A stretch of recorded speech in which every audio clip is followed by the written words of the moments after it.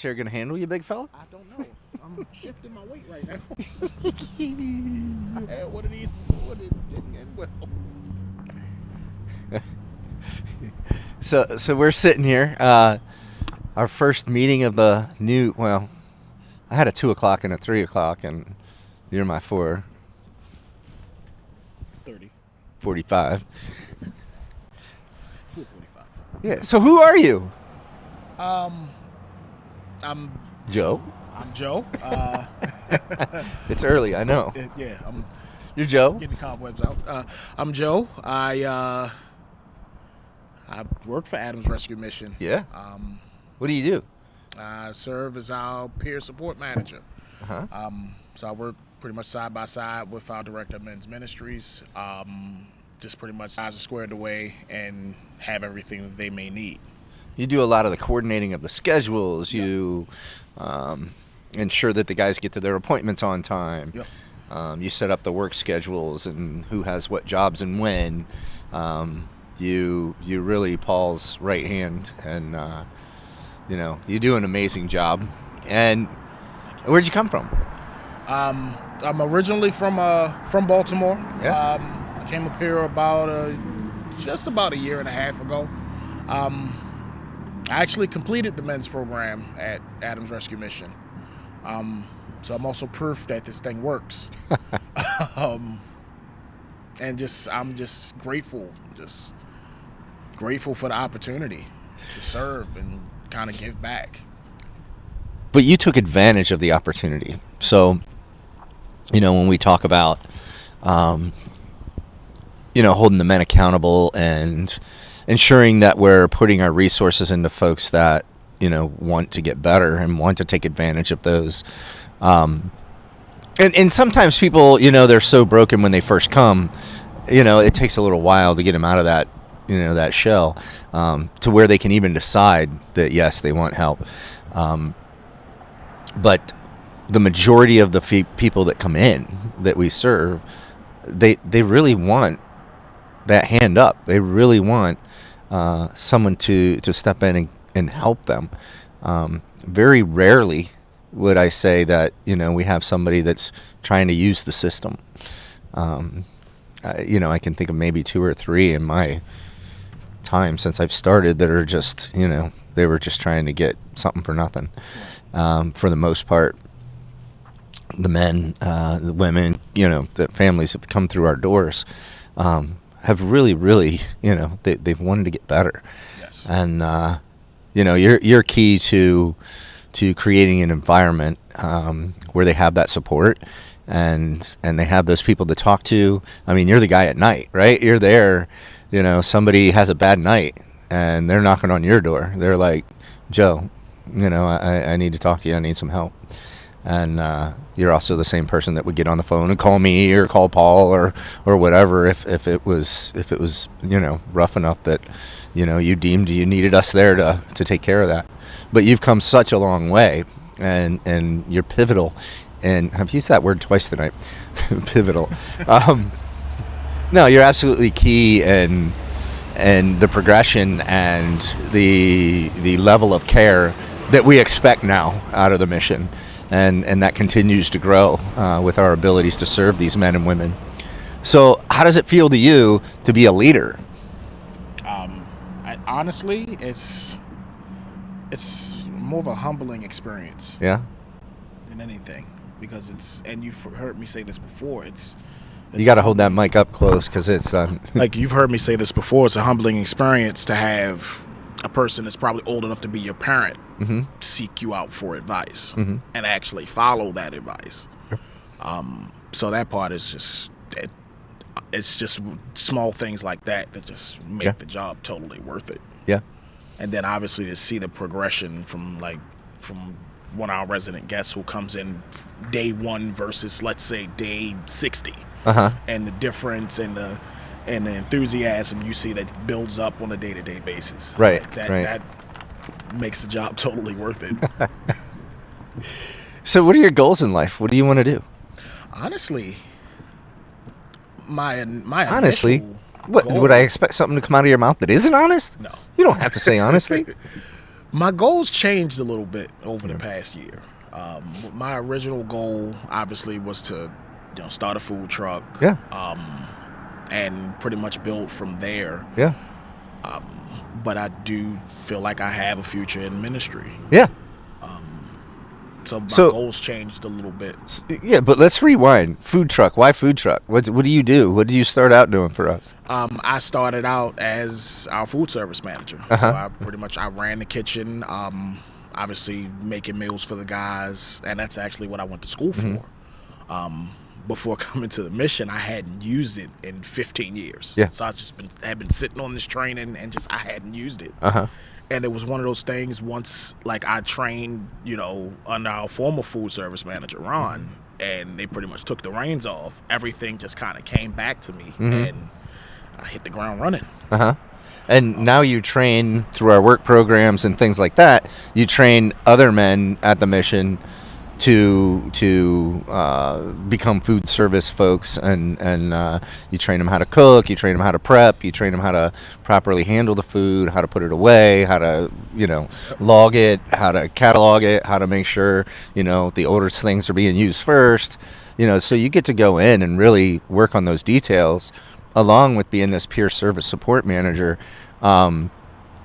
which is a relatively new kind of position that we have there, but we need that liaison of somebody who's been there and been through it, and come across the finish line here, where they can see that it's very possible that if they follow the program and they stick with us, that they can then restore whatever situation they're in.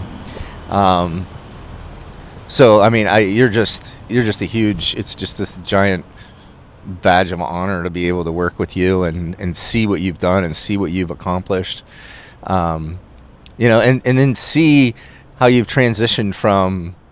And again, I think having a food truck and stuff is an amazing career and would be awesome. It'd be fun, and I think you'd be great at it. And then to see you pivoting and thinking, you know what? I think I might want to get into ministry.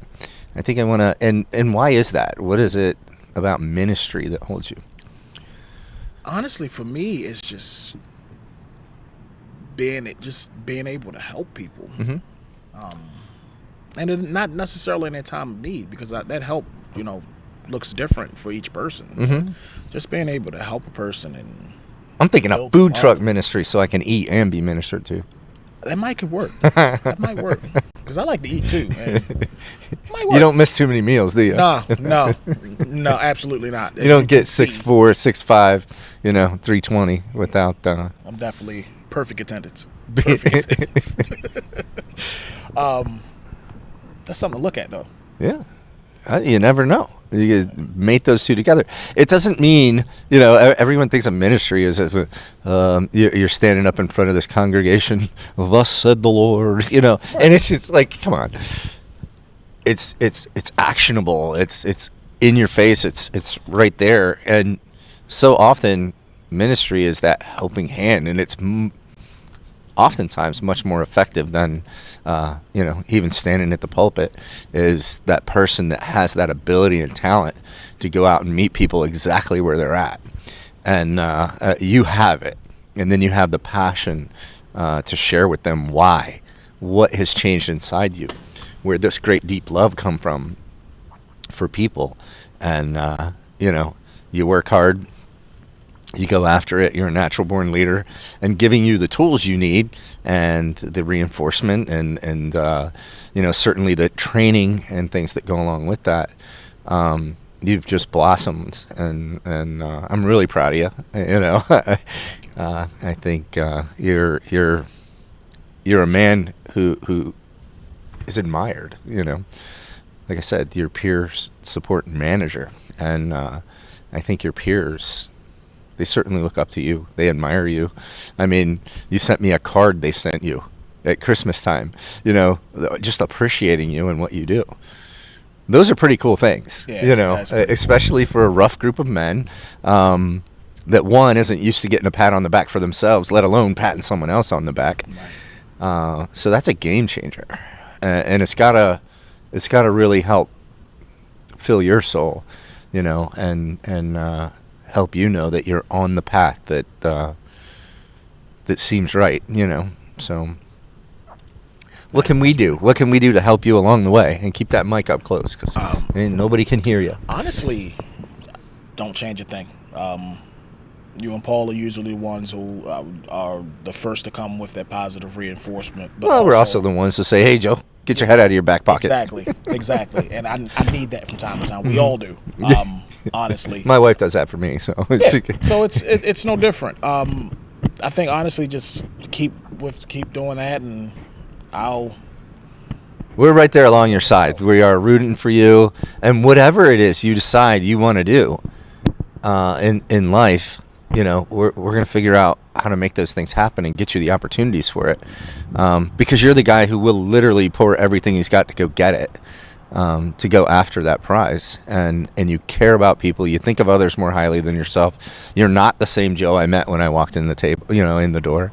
You had a lot of those basics getting ready, and you could see, you know, but you still had a lot of anger stuff. You had a lot of I think you had a lot of trouble with leadership, you know, taking, you know, authority and, you know, authority figures and those kinds of things. That was me. So, you know, and you're a big dude, man. So, you know, it's like most people probably back down to you. But, you know, and you never did it really disrespectfully. It just came to a point where, you know, you fought those issues your entire life, where, you know, you worked different jobs and you get to a certain point and somebody would have to correct one of your actions, and just because of the environment you grew up in, and I think the lack of tools that you had, you know, you came off with, okay, well, if I can't do it my way, then I'm leaving. I'm going to the next thing, you know. And it was just destructive behavior, instead of now taking constructive criticism and working with that and adjusting and learning and you know, we just did a book study called Closing the Trust Gap. Yep. And Corey Shearer, I think it's, anyway, I met the author at a conference I was at, and just a really, really great book. But we got to do that training together. Mm-hmm. And just to see how, you know, you led training, you led classes to an executive staff, and you did a wonderful job of it, you know. And I've been in tons of meetings with high-level executives in, you know, the business world, you know, leaders of Abbott and those guys, and like they would have been impressed with how you handled yourself and how you taught. So it was great to see, and it was great to see that level of professionalism, and it's amazing to see your progression as a leader. And not only that, you know when to follow, and you know when to kind of check yourself and lift other people up. And that's an absolute key trait in leadership, is when you can put yourself in the back burner, on the background, and lift those up around you, and not in a fake way. Like, it's legit. Like, you lift them up because of something they did amazing, and you don't take credit for their work. You don't, you know. So you're learning all these things, and I'm really proud of you and your progression. I'm proud of your maturity, and certainly we're thankful for all the hard work you put in. And, you know, you started out as somebody might see out here sitting on a park bench with no place to go. Yep. And it's not that you didn't work hard. It's that you got into a really bad situation and had to leave where you were. You ended up in the mountains in Blue Ridge Summit, you know, and they brought you down here. And you've been making a difference in your life ever since. And we're certainly proud and happy that Adams Rescue Mission was able to walk alongside you and help you along with that progression. But the work's been yours. This is what we're here for, you know, so you have something to be proud of. The next steps are, you know, getting that son of yours and you know, getting him stabilized, get him here, and I want to see that. I think it's going to be just amazing. So yeah, I'm looking forward to it. Yeah. Just kind of showing them a new way of life. Uh-huh. Out here in the country. Yeah. But you're still a Ravens fan, right? Oh, yeah, no question. When they playing? We play, I think, tomorrow? Who they playing? We play the Bills. I thought you were a Ravens fan. You don't even know when they play. play. It's either tonight or tomorrow. Today's Saturday. It's tomorrow, 6:30. Sunday. You're the Sunday game. Yep. Okay. Gotcha. 6:30, we play the Bills. We're going to beat the Bills. Okay. That's a good thing, I guess. I don't know. I'm rooting for the Bills. I can't stand the I don't know Ravens. why, though. Just because you like the Ravens, That and I is- have to be against you. That is so. upsetting. I have to drive you crazy somehow. Yeah, I mean. Now, our cameraman, he's an Ohio State fan. And of Intentionally? Course, intentionally. Do you believe that? No, not intentionally. All my life. He's all his life. He was just born in Ohio State. Oh, wow. Yeah. I don't know how that happened. I thought I had it rough growing up. I know. Jeez. Ohio State in Penn State at territory. I'm a Michigan fan, so I'm above you all, so it doesn't matter. But in this game, I'm rooting for the Fighting Irish. I mean, come on, the home of Joe Montana, Rudy, Tim Brown. Rudy is not real. Rudy's real. No, he's not. Yes, he is. Yeah, he is. Wait, he is. He is. He's real. Edit that out. This ain't edited. This is live. You're done. Whatever you said is said. Lou Holtz, those guys, golden helmets. I remember the golden helmets. Yeah. Yeah.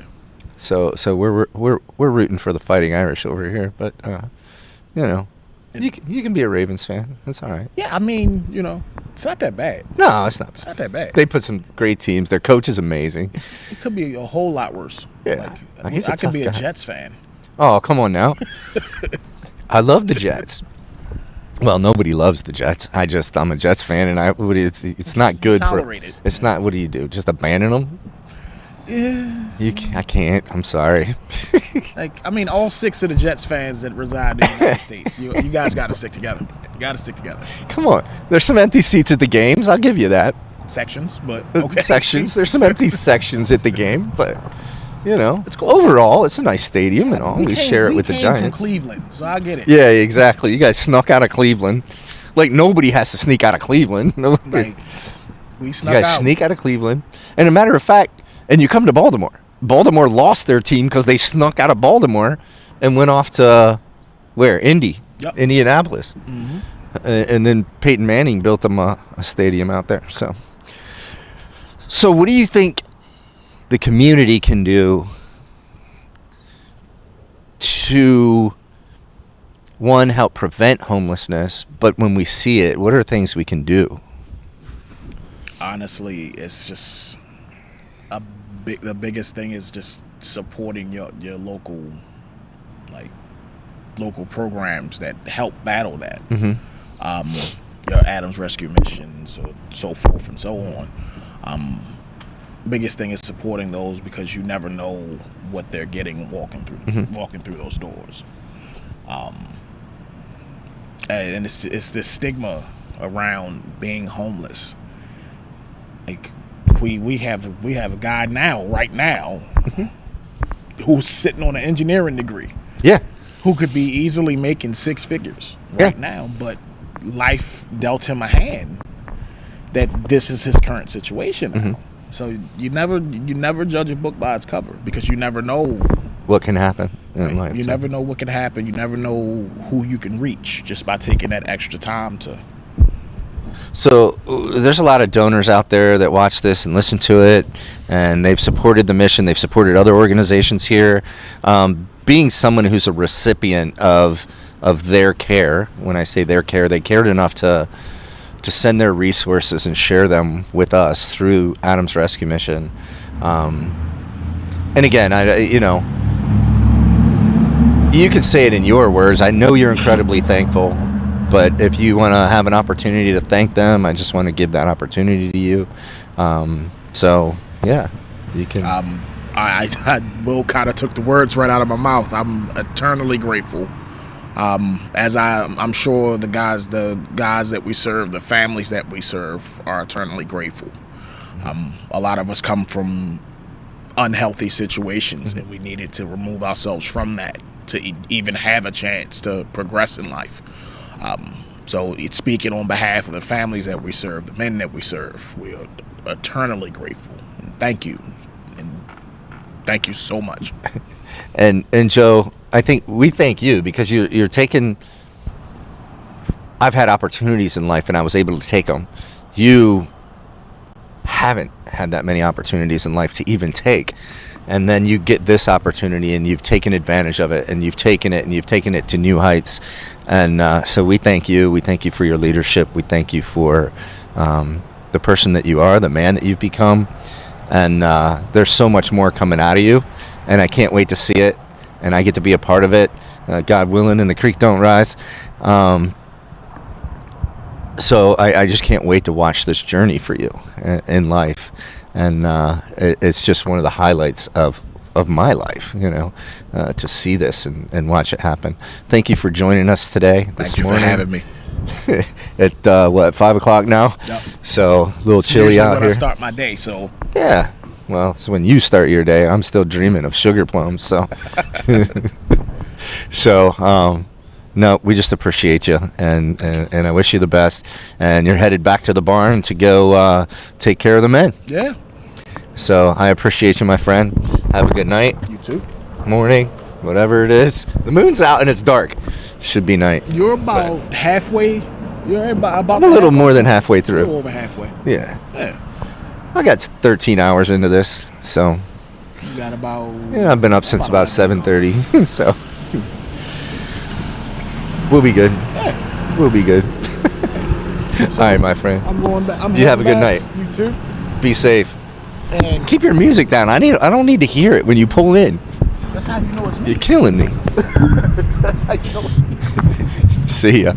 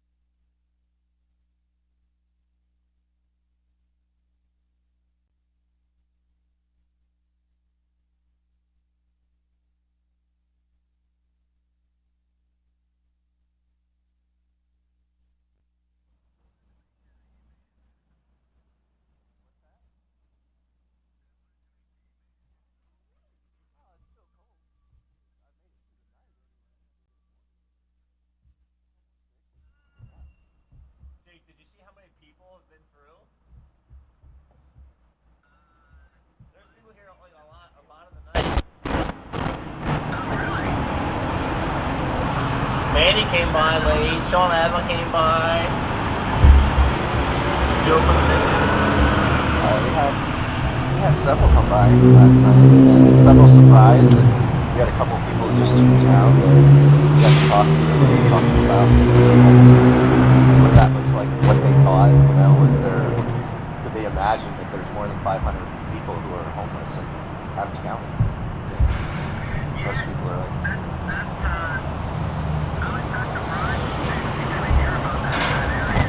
Gettysburg is similar in the sense that it's kind of a small town. Yeah. But if you look through there, Yeah. they just may not be as apparent as if you're walking through the city or something. Right.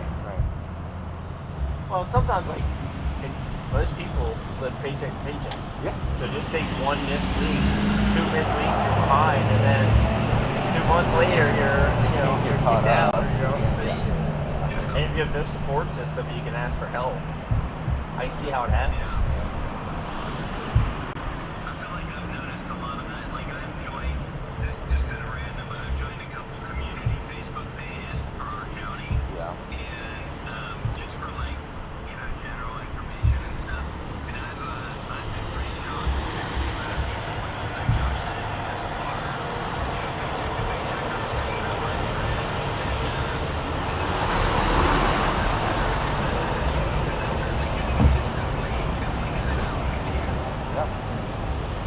Well, think about it, if you're living paycheck to paycheck, and a couple hundred on medical bill hits you.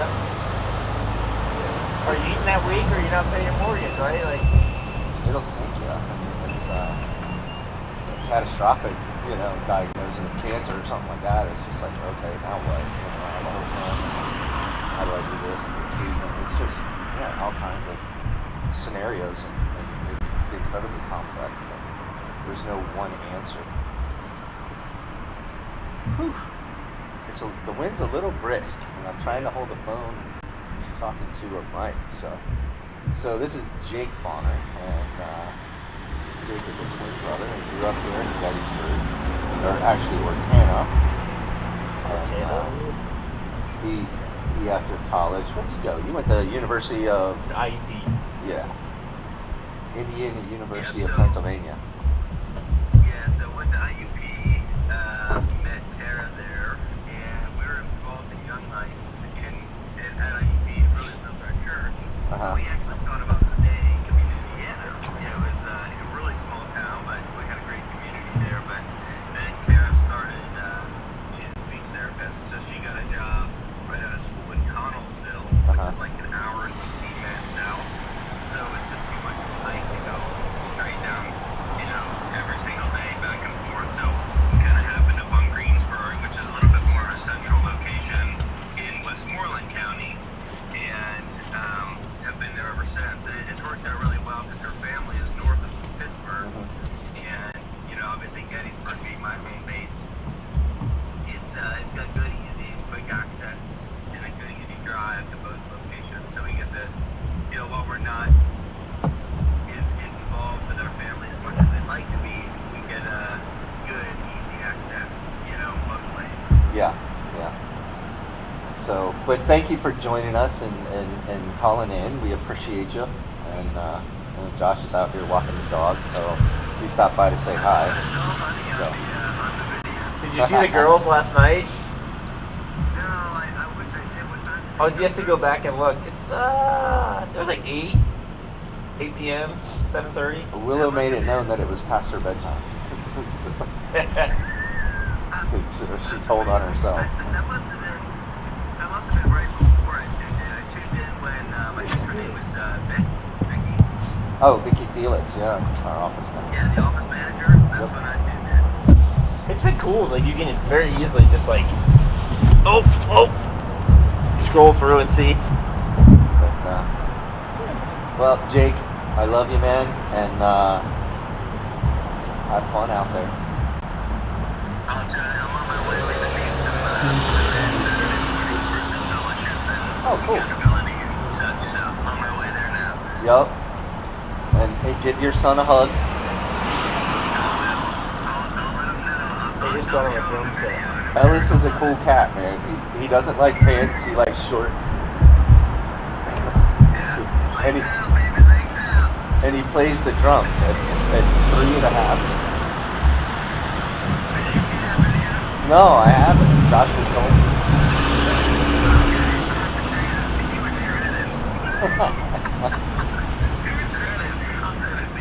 Okay. I look forward to it. You have a good day. All right, love you too. See ya.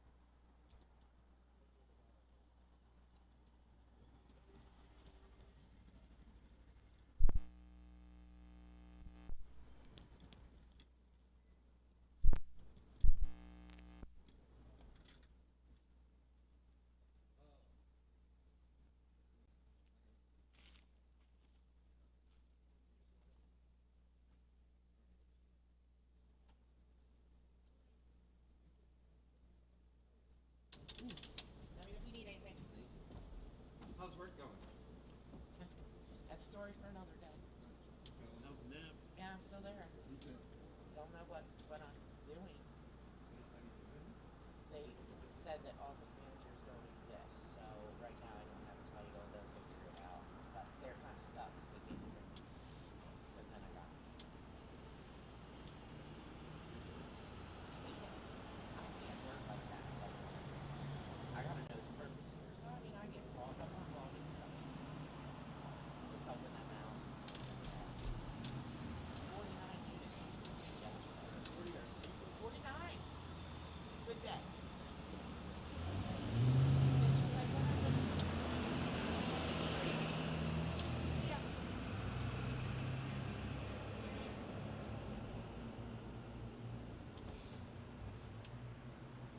Now 6:15 is late. Yep. Just like the 4:30.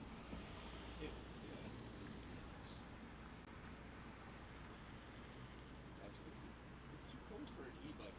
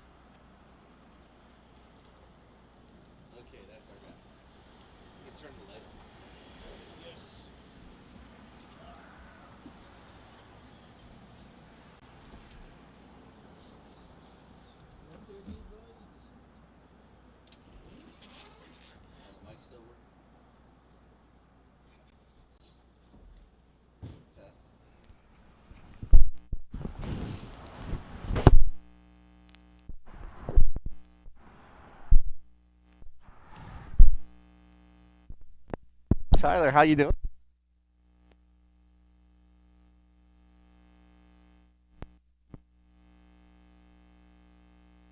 I can't eat one of these fellas, Will. Okay. It's got gluten in it, and I'm Oh, sure boy, I'm they'll be sorry. happy to eat it. They'll fight over it. We can watch and bet Yeah. who's going to win. That might be not Christian of us. Yeah, well, I've had it, guys. Oh, wow, I'm sorry I'm late. I got hung up. Didn't realize how long it would take to get in. Here's a microphone for you. Okay. It's probably cold. When did you come out here? So 4 o'clock yesterday afternoon, Okay. and we'll be here until 4 o'clock this afternoon. And is trying to raise awareness to the homelessness problem in Adams County. Our senior pastor.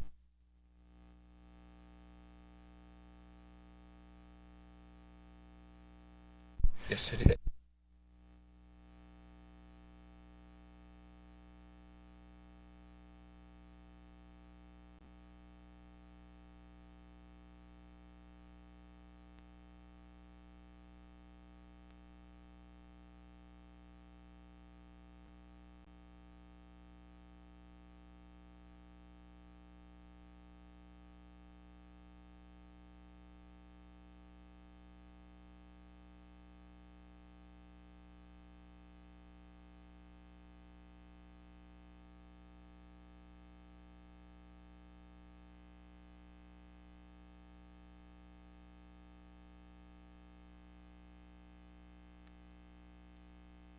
Dropped him off in front of our church.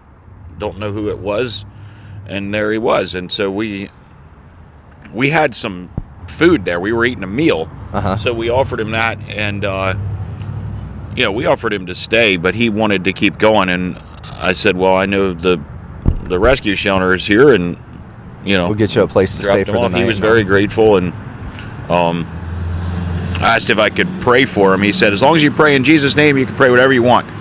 So, okay, sounds good. All right, buddy. Yeah. Sure thing. We'll get that done. That's how I pray. So, So when he came to the mission, then we got him and got him some new clothes and got him a shower and food, and he really didn't want to stay. He was a transient and was on the move, but we were able to do that. And sometimes there are people out there that this is just their lifestyle. This is just what they choose and decide they want to do. It's rare, but there are some out there. And it doesn't mean we don't help them. It doesn't mean we don't give them a fresh set of clothes and some food and a shower. But, I think a lot of people are surprised to know that we do have a decent-sized homeless population right here in Adams County. What do you think of that when you think of it? I mean, you see it. You saw this particular incident, but yeah, I don't see it typically. When I lived in Gettysburg, I would occasionally see it, but we live in the middle of nowhere, surrounded by farms, and you don't see it. The town of York Springs, where I pastor, has a lot of people in it who will take somebody in, and you'll find out, oh, there's somebody living in your house now. They're homeless, but they have a roof over their head because someone else has taken them in. Right. So I do occasionally see stuff like that. But just a standing population of homeless. They're invisible where I'm at. I don't see them. Right. So, what your congregation do you think is a paycheck or two or a catastrophe, a family catastrophe away from having to face that type of issue. There's several that, off the top of my head that I'd be aware of. I remember when you first started pastoring, you were a teacher and you did those things, and you were struggling to make ends meet. Sure. Yeah. You could have easily been that person. There was definitely a time, I remember talking to Jennifer 10 years ago or so, where it was like, let's keep showing up at work every day and keep trusting the Lord. But we're in a really tight spot. I was working 2 jobs, and it was trying to make ends meet. God is good, and we got through that and came out the other side. But it could have been some sort of injury or some sort of problem. Could very easily have sank us. A bout of depression or something like that. We're all susceptible to those types of things.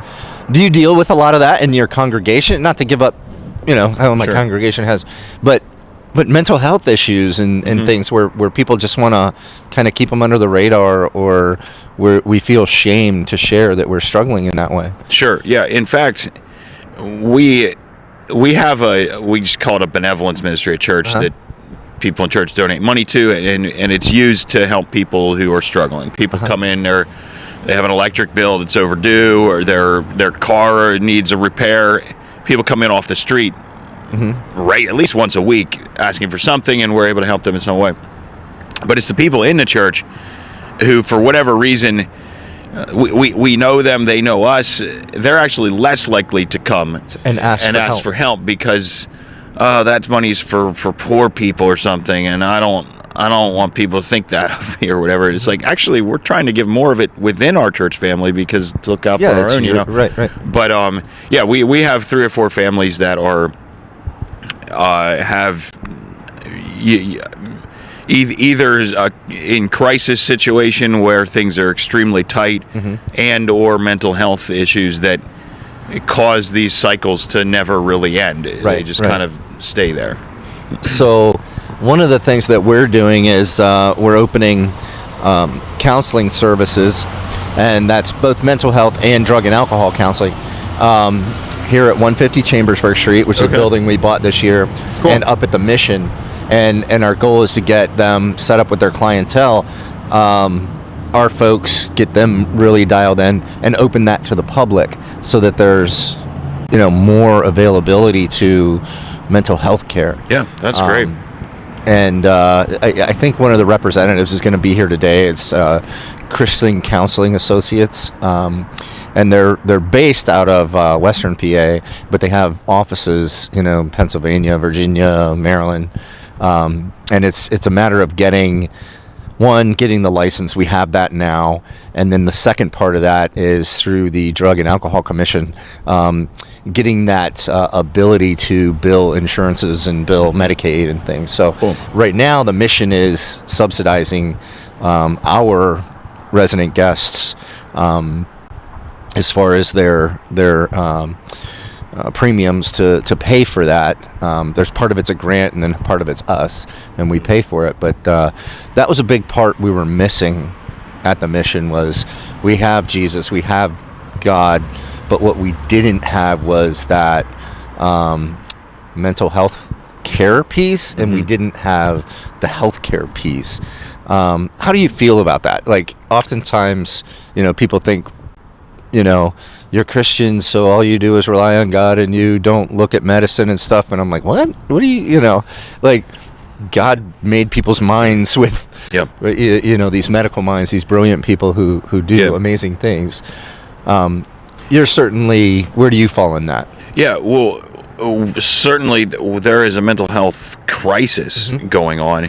I think in the church, out of the church, whatever, Christians ought to have the joy of the Lord as our daily sustaining grace, as our strength. That's a thing. But for whatever reason, that's a struggle for a lot. And whatever it takes, like if the body of Christ, the broad body of Christ, not just our church or just a single church, our church is limited. Every church is.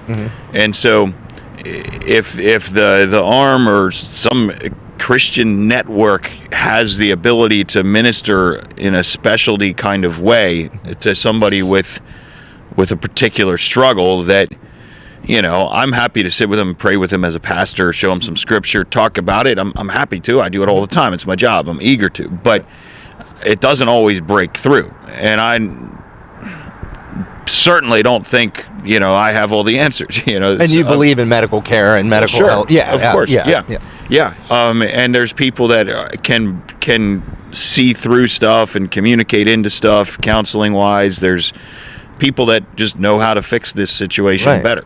And absolutely refer you to the next guy that can help better, you know? Yeah. I have a huge amount of faith, but I also, if my tonsils need out, I know that I need to go to the hospital and have a surgeon go in here and take my tonsils out. That needs to be part of your faith, you know?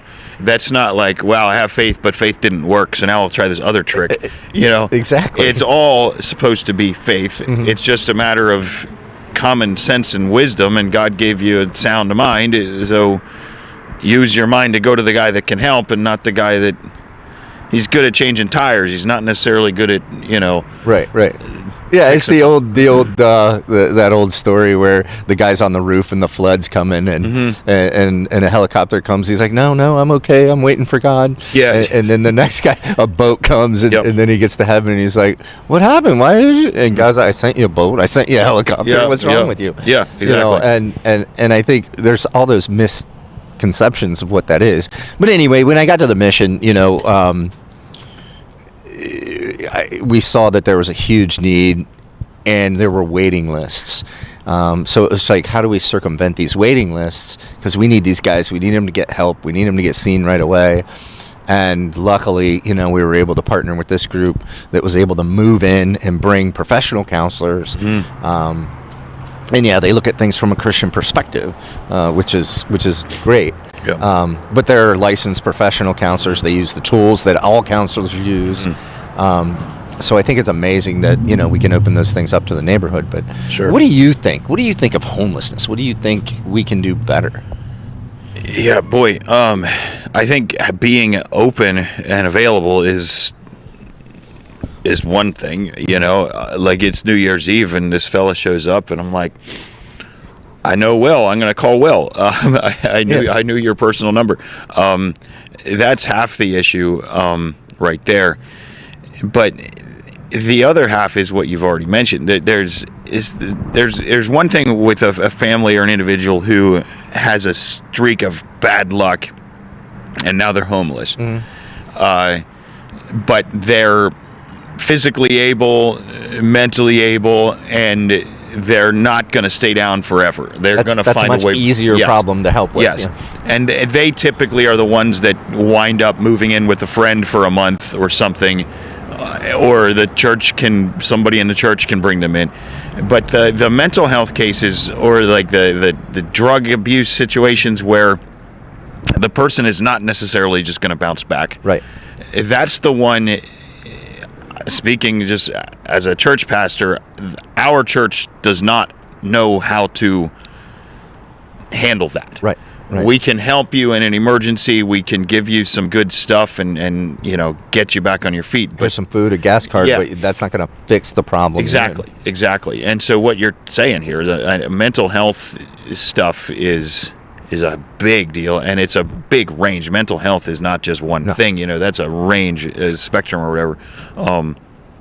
But the more resources like that people have available, combined with people being aware that it's available, you know,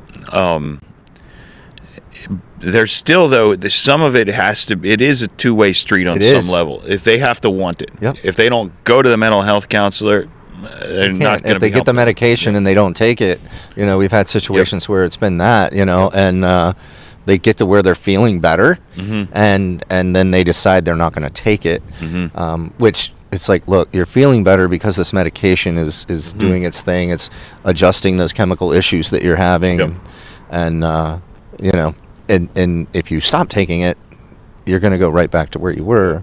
And we've seen those situations, and it's heartbreaking. And then, you know, one of the things that we're doing now and working with the counselors on is working with these folks to where they are aware enough that they can understand what's their mental health issue and what is not. So, you know, when these guys are like, oh my gosh, you know, I feel like, you know, everybody's out to get me and everybody's talking about me. It's getting them to recognize that, okay, that's your mental illness, that's not you. And you know, working with these counselors is really helping that. But for your church, I would say, you know, in a lot of places, look, if it's something like that where you can't handle, call us. We may not be able to, again, take that person in. We may not be able to, but we want to be able to get them to the right place. We want to be able to be that advocate to get them into the places where they need to go. And we're happy to do that. So it's we're not just a shelter. We're not just, you know, those things. We're advocates, and we're really pushing towards restoration for these folks that we're serving. That's fantastic. So, what are you guys doing up there in York Springs at York Springs Foursquare? What do you have going on? Well, we got all kinds of stuff going on. You know, there's tons of children. We have an Awana program. It's an evening Bible group for ages 3 through 18. That's got 60-something, 50-something kids showing up every week. Oh my goodness! Yeah, it's just huge. The children, that seems to be the thing God's sending us. And we're just trying to keep up. You know, I see it as, like I always say this, like, God makes the waves, we just have to ride them. You know, God's the motor, we just have to hitch to it. And hold on tight, because it's always a ride, you know. Yeah, we got that. We do encounter a lot of the poor and the needy and stuff. We have a food drive once a month that, for whatever reason, it brings out a lot of people. How are you doing with that? Are you able to sustain that and you get enough food to take care of the folks that are? So far, yeah. I mean, it's based on donations from mostly from within the church. People give money, and then we use the money to buy whatever. Now we opened that during COVID in 2020 when everybody was unemployed, and at that point we were running it every single Saturday for about a year. And now we're at once a month. It was a budget issue, and it was a volunteer issue. Right. But the need is lower now too. I mean, there's still people in need, but that first year we did it. Right, whenever all the businesses were shut down. Everybody was coming, yeah. Now you work in an area where a lot of those folks are working in the service industry, where when it shut down, like they didn't have 401ks they could pull from. They didn't have savings they could pull from. These folks were the folks living from paycheck to paycheck. And when those things shut down, I mean, they were essentially, you know. Now it's the elderly. At that point, it was every age range. Everybody who was working one of those hour-to-hour jobs was non-essential or whatever. But now it's the elderly on the fixed income, because inflation is just eating you. You know, if you had a big nest egg for retirement, well, good. But inflation's just eroding that so fast. And if you didn't have a big nest egg, well, then you know. All the worse. So it's a lot of that right now. So one of the things, a lady named Kathy Fissel had reached out to me. There's a program up there through the Office of the Aging, I believe, and they were getting fruits and vegetables, fresh fruits and vegetables and stuff here from the Gleaning Project and getting them up there to them, but somewhere in the budget they've lost some funding to be able to transport this stuff. So I'm digging into that now, and it's up in your area. I'm digging into that now so that we have trucks on the road going to different municipalities and stuff, picking up recycling. And why can't we, you know, stop by and pick up some vegetables and take them up there? It's not a big deal. We've had Gleaning Project drop-offs many times. You're right, it has stopped now that I think of it. There's a Christian farm down in Hampstead called First Fruits Farm, and we send a truck and a trailer there every month, and they load us up with all kinds of stuff. It's usually fresh stuff. Sometimes they have bread. We've found networks of all sorts of stuff like that we're able to get from as well. Now you have a fairly decent-sized minority community up there, right? Our Hispanic community up there. Do you have bilingual capabilities for them at your church? Or? We have at times in the past at our food drive. We have a few bilingual folks that can communicate, but we other than that particular the food drive, the actual church services, stuff like that. We have tried a lot of different moves or whatever, and none of them have gained traction. So what we've wound up doing is we partnered with a Spanish church a mile down the road on the other end of York Springs, and they speak Spanish. They have a Spanish service. We partner with them, and they're doing something that, for whatever reason, we haven't been able to crack the code for that yet. So we'll just partner with somebody else who does and help them out. That's one of the things you mentioned, that it's one of the things we do at Adams Rescue Mission is look, we're not experts at everything, so why not partner with the people who are? Exactly. We don't have to go reinvent the wheel, and we don't have to be the end all be all when we can partner with folks right down the road. The big thing is for us is ensuring the simplicity of the movement and stuff between those organizations. A lot of the people we get, they have cognitive issues and things like that. So it's very hard to maneuver all the different agencies and systems and things they need to get the support they need to get back on their feet.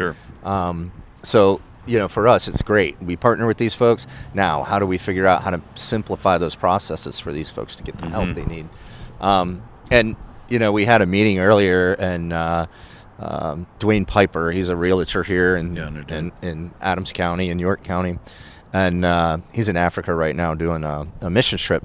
But he said, in Africa as well, he said, just handing somebody something, it's a quick temporary fix, and it doesn't help the problem. It's do they have what they need to start sustaining themselves? So we're getting ready to do a study with our staff, and we're going over when helping hurts. And our big goal and one of my big pushes is, look, as we're moving through this, the immediate need has to be met. We're giving them what they need to sustain life. The next phases, when they get into those last phases of our program, it's very important for us that they're at a level that they're doing things as close to on their own as possible. So, when we talk about rent, let's say somebody's renting an apartment when they first get in here, rent might be $200 a month. And by the time you get out, as you go through this thing, it may go up to $700 a month, because guess what? When you get out of here, the truth of the matter is you're going to be paying, $9,000, something like that. So it's like, if I kept your rent at $200 and then you finish the project, you're done in 18 months and you're out on the street, you're nowhere near able to budget and have that money. So, I think it's important for us to train those things. And like you said at the beginning, it's a two-way street. And at first, it's much more of a one-way street. And then as you get moving, yes, it has to have that switch that flips into that two-way street with accountability. Anything new you want to talk about? Anything going on that really on your heart? God is good, that's for sure. And I believe that we are living in very uncertain times. I'll just put it that way. And uncertain on 100 levels. And the church, the Christian church, has got to stand strong. And I would say stand strong, but even advance. If we have a mental health crisis in our country, our community, which we do, there's a few in the church. We need to minister there, but love your neighbor as yourself. And they say to Jesus, well, who is my neighbor? He tells them the Good Samaritan story. Your neighbor's anybody you happen to bump into. Like, I don't know everybody in Gettysburg or even everybody in York Springs, but on some level, the Christian church has an obligation under God to minister to the community. Out of the pews. And okay, well, I didn't know that the guy a mile down the road was struggling. I didn't either. It's not necessarily anybody's fault, but now that we do know, Let's be proactive and go what can after we it. do? Or maybe even we should have known. Maybe we should know our neighbors' names and connect with them and Invite them over for dinner. Invite them. Yeah. Maybe we just ought to be a little more involved. It was several years ago, but a house catty corner to our church had a big arrest. They found like $20,000 worth of drugs in this house. It was a dealer house or something. It was visible from my office window. Yeah. And when I first heard about it, I rolled my eyes. Drugs. What are you gonna do? And the Lord just kind of brought more conviction to me. He's like, Tyler, that house is right beside your office. You're a church. Not that our church, it wasn't our church's fault. We weren't buying drugs from them. We weren't doing anything like that. But it's like, if we're the light of the world and the salt of the earth, we ought to have some impact on our community, and I'm not sure the best way to do that. And I'm not one of those that, blames the church for every problem or whatever. But I do think we can do better. We can do better. I think there's people gifted for it. I think there's the church itself has a calling there that if we can embrace it, the neighborhood ought to be a better place because a bunch of Christians live there, Yeah. A rising tide should float all the boats on some level. And I think that's, we pray for revival a lot in our church, and I think a lot of people do. We're ripe for revival, but I think that's part of what a revival would have to look like. It would look like the church repenting of just living a sheltered existence. I think that's a big thing we need to move into. That's pretty awesome. One of the things we talked about earlier, and certainly one of the things that had turned me off to church as a young man and stuff was the church really focusing on what they don't stand for. And when I first came to Foursquare, 14 years ago, whatever it was, 2011, 12, when I walked in the door, the pastor was preaching about how much God cared for me, how much God loved me, and it totally changed my concept of what Jesus was and who he was, and it's something I didn't have to live up to because it was his righteous right hand that was holding me, not mine.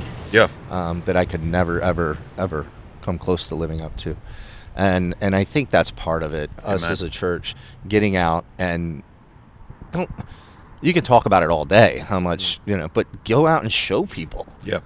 Show people, do something, make a difference. This is what you're called to. And I have two neighbors, one on each side of me, and I barely talk to them, barely see them. I'm at work all the time. I'm this and that, and I get home. I don't have enough time. They're wonderful people. And it's like, make the time. I love what you said. Sure. And I thank you for coming up here and talking with us in the cold and getting up early in the morning. We just really appreciate it. And again, we're raising support and awareness for homelessness. Pastor Tyler runs the York Springs Foursquare Church, and check them out. So thank you for Praise coming. the Lord, man. Great to see you, Will. You too, man. Thank you. Yeah, thank you. Have a good one. You can just set it down. How many bookings or whatever do you have here? So I got about maybe the 15 or so more. Oh, wow. So, Okay. You got a good turnout then. Good response.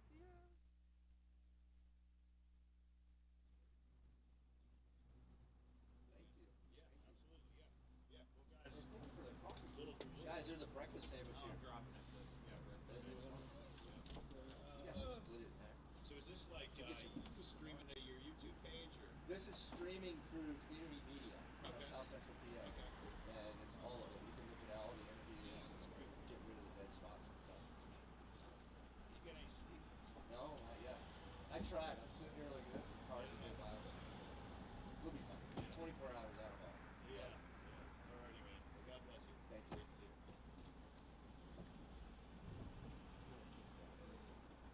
What you got? Oh, Pastor Martin.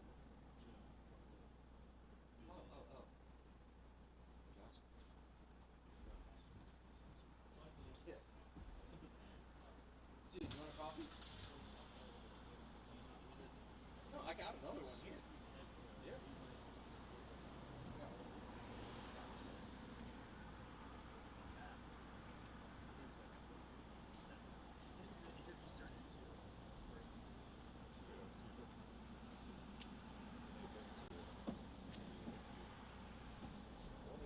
What's going on, man?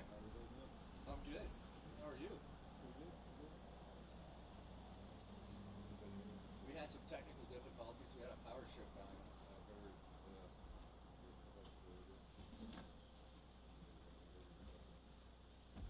took us a little while to bump it.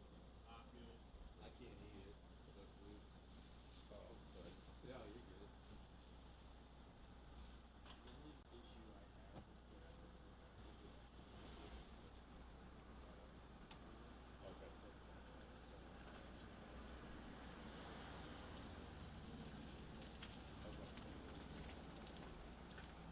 Cool.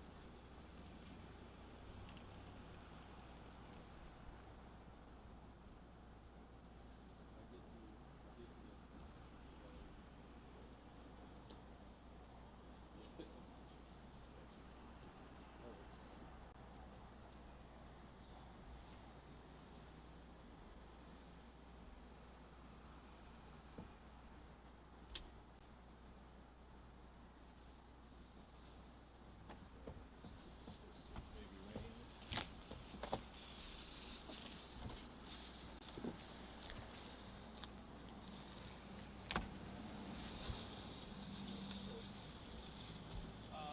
You can have it.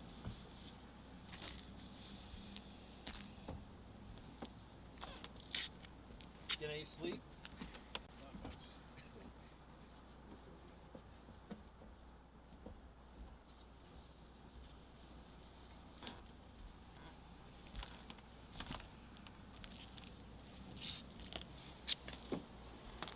how's the forecast look? This is supposed to rain, snow for a couple hours. I don't think we're gonna get some mist through, right? That's what they say. Like around 10, I think. So 10 to 11, they're calling for a little bit of wintry mix.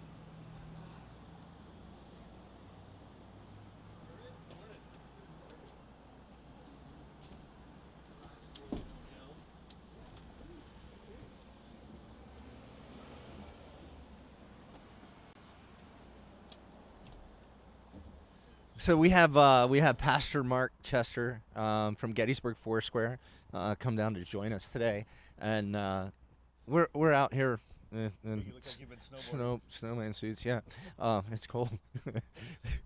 When you're not moving around, it's freezing. Thinking to do this Tuesday or Monday. Yeah, no kidding. Yeah, 4 degrees or whatever it's gonna be. Ugh. We just got lucky. We picked this date back in like October or November. It was like, we'll do that one. Yeah. No, but we're out raising awareness about homelessness here in Adams County. And I think a lot of people, like myself included, we had no idea what that looked like. Right now, you have cares at your church. You're hosting them. And so you get, I don't know how many people are down there, I think it's not, we shifted last 2 years ago. Mhm. So it all happens at St. James. Right. And then all the churches in town provide volunteers for 2 Oh, weeks. so that's what you're doing. 2 weeks at a time. Gotcha. Yeah, it made it easier because along with homelessness is oftentimes other issues like transportation, just the ability to have resource to get around. So it was difficult to move to other churches, so they stay right there. But yeah, our church just got done with their 2 weeks. So and they're doing averaging. Foursquare's doing the overnights and stuff with them. Yeah, we just finished that, and they averaged 30 to 35 a night. Yeah. just in that one location. Yeah. And that's just temporary sheltering. That's wintertime, and it's during the day, and they go out during the day, or Yeah, except for because of how cold.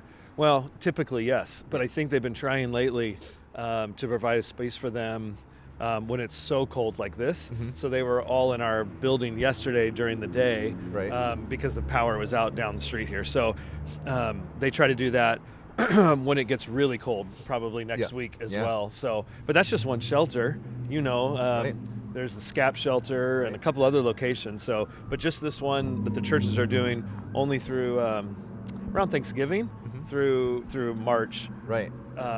That runs 30, 35, lots of, several kids, elementary, middle school, and some high school. It's got to be heartbreaking. Yeah, it's full families. When we see, we have the facilities for families to be in when they're available, and they're full. And there's waiting lists. But what's interesting too, I was just there when they served breakfast a week ago, or Monday, this last Monday, just to meet everyone, and a good chunk of them, I don't know the percentage, maybe a quarter, all had jobs. Yeah. Which is an interesting paradigm shift for some people. Many of them almost like full-time jobs. They just have either medical issues that have created issues, or they're just in between being able to afford something, or just even availability. Right. And so it's not just, sometimes we think traditionally these people just they're not doing anything, or they don't have any means at all. Right. Some of them do, but it's not enough to Right. get them somewhere to Right. protect them. We were talking about the working poor with several different people, and then the Alice population. These asset limited. What's that acronym? Where it goes. Income constrained employed. And it just keeps getting bigger. Fuel prices go up. Those things happen. This happens, and daycare prices, and the availability of those things. And it just keeps broadening that gap. So we have these people who are out there working, they're working 2 jobs at McDonald's, and I say that, but okay, so you're getting, you're working 2 jobs and you're making $20 an hour. You're still not going to make it. Like, you still are not going to have a place to rent. You can't afford it. Mom and dad split up. Now what happens? It took 2 incomes just to get by. And now that happens, Right. and what do you do? I don't know what all the answers are. Yeah. We're trying to do our little part, but especially when you see kids. We work with John's Meals up in Upper Adams, and I had no idea. that kids are still going hungry. Like, kids, there's so many programs, WIC, and all these things. It's like kids. So you have a large congregation, and 600 or so in total, like Over 1,000. over 1,000. Yeah. Oh wow, my apologies. So yeah, so over 1,000. So out of your congregation, and again, it's not putting anyone down, but how many of them, what percentage would you say are a paycheck or two away from like catastrophe? I wish I knew that statistic, but it's oftentimes, you don't know that people are like that until they give you a call And say, I'm in trouble. I missed a paycheck, or I had a bill that I had to pay, and now everything's cascading. And so, without a doubt, that number is a lot higher than what I realize, because you just learn over time that there's a lot of people living paycheck to paycheck. I'd hate to even guess, but I would assume that it's around 20%. Yeah. But it could be higher. Debt is rampant, and so people are held hostage just even by their own credit card debt because of what they've had to turn to. Interest payments are, I think if I'm saying this right, I think it's just over $1 trillion now in credit card debt in the United States. So some of that is superfluous spending for sure. People just spending that they don't need to. But there's a good chunk of that are people that are just trying to sustain. Right. And so they get one medical bill they didn't plan for, or they have one issue that comes up in life, and because you're paycheck to paycheck, it just cascades. And then to get out of that, as we probably all know, that you miss an circular interest debt, payment on a credit card, and then boom, then the that interest just- goes crazy, Yep. and you never catch up. Yep. And I'm not blaming anybody, businesses and things for that, but it's what can we do? I just talked to a family in our church the other day. You would think solidly middle class family, like not wealthy, but no signs of struggle. Right. And they met with me, and they got baited into the. I don't think it was wrong. I don't think the intentions were wrong, but they got baited into the loan forgiveness that still is kind of residual since COVID. Right. And so you had kind of a tight month. You know what? The bank says here, I don't have to make my payment.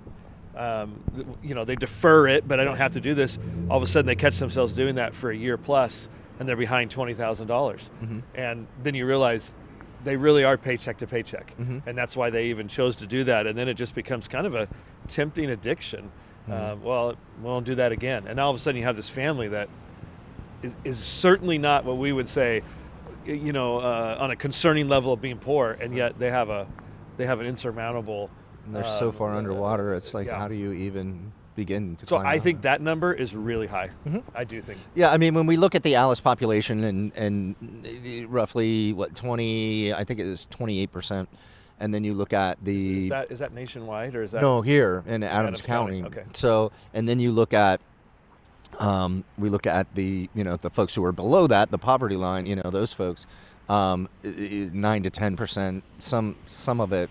Some statistics say 12, but let's just say that's in addition to the roughly 28%. 30, right? Yeah. So you have this line, and then those people, because the Alice population is set at a certain number, which is the working poor, which is above the line of what the national poverty line is. It's above that, but below what it takes to live here in Adams County. Now, then you have those borderline people that are above that. So you're looking at almost 60% of our population in Adams County that an incident with a health issue, an incident with, like you're talking about, credit card debt, something like that getting out of hand, a divorce, whatever. And next thing you know, they're needing a service that the nonprofits and churches and things provide here. Yeah. Well, that's sobering, because I bet if you're saying 28% is at an Alice level, and then 10 or so, 12% is below that. Yeah. That's 40%. I would venture to say that my church would probably reflect that, since I would almost think, everybody in our because it's a church comes demographic from thing. Adams County. Yeah. So I said 20%. That's probably really low. Right. Yeah. So one of the things that we're working on, and we partnered with you on, which has been amazing, and I say Gettysburg Foursquare, is childcare and going after affordable childcare, attainable childcare. Yeah. And so we talked with Rachel Greathouse yesterday on this, and your church and you and you guys have raised $57,000 towards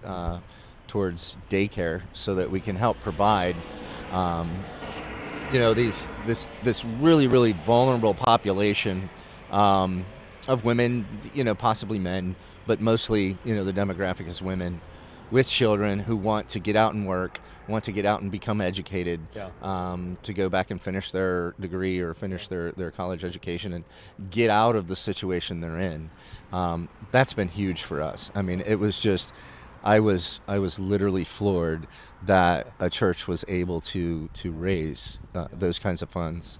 Adams County is amazing with the giving that we have here. Yeah, I heard it. I hear it's really high nationally with the giving spree, and I mean, we it's kind of unbelievable, especially when you think about the statistics. They say per capita, like we've been at the top. I think this year we were at the top as well, but I'd have to get with Ralph Serpy and find out. But our church is generous in general, but it makes me wonder when people, because our goal was 20,000. I mean, we gave some other things, so 25 initially, but 20 for the daycares, and to almost triple that. I just wonder, like, there's generosity there, but maybe there's also a certain understanding. Maybe some people have been there before or just know, and maybe that inspired some of the giving as well. Just, I can relate.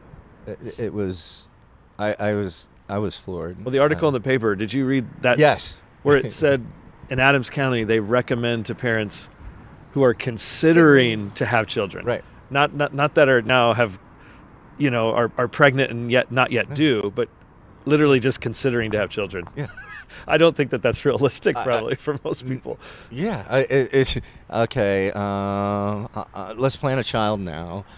For 2 years, let's get on the list. We're gonna have that. We're gonna make this happen. Yeah. It's not very realistic at all. What's cool to me is, though, God can make a kid in 9 months, and we can't fix a problem in years. So it's like, how does this happen? We can't choose a name in 9 months, but we're not going to be able to find daycare before that. But you guys have been absolutely monumental in helping us provide this service. We're hoping to open our first daycare up at Chapel Hill Church there in York Springs. Okay, awesome. When is that? And we're looking to open that up in March. Awesome. Now, there's a period that it takes after we get our LLC. We're working with the attorneys on that. It can take up to 100 days, but it could, so we're putting come on, guys, you want to help solve a problem? Let's solve it. I think you file that paperwork with the front page article in the Gettysburg Times that says this is a need. Let's expedite this. Even in that story, they were talking about coming up with out-of-the-box ideas and something like that. What's this look like? Let's think differently and come up with solutions. So we are just so proud and happy to partner with you, and amazed by how God's moved your congregation to support us and help us. Our privilege and joy, for sure. So what do you think we can do better? What do you think we can do better in this fight we have against homelessness? It's never going to go away. There's a certain population that does, this is a lifestyle for them, and it's very, very small out of the total homeless population. I think I've had 2 people, like I talked about this, over 300 and some people who've come through the doors this year. 2 of them that's what they really wanted to do. One we got the other night. And, so you have that, but what can we do better to help serve these folks and get them the help that they need? I'm not really a hopeless person. I just always think optimistically and positively. So I say that needs to be true when I say, even Jesus himself said, the poor you will have with you always. Yeah. There's a reality that like this is going to exist. And I think sometimes when I hear people talk about eliminating things, I don't know that that's ever the goal, is elimination, because there's just so many things that create the issues in our world that we're never going to stop those things. But what I think we can do is just continue to work with what we see and what we notice, and we do that best when we do it together. So I'm always hopeful, because the goal isn't, we eradicated it, because if we did, we would have new homeless people tomorrow. Right. We'd have new poor people tomorrow. So I think awareness and partnership, as you do things like this, which which is good, but it's the awareness that comes out of it, right? I think that's the point of why you're doing it, letting people know about the Alice stats. When I was at the CARES homeless shelter this week, Deb Little was talking about her partnership with you in securing another location for some families. And so that's Deb Little, who is the director of CARES, working with the director of Adams Rescue Mission, which she's employed because all the churches decided to come together to do CARES. And so I think as we find these partnerships all together, you wanted to start daycares, our church helped raise money for it.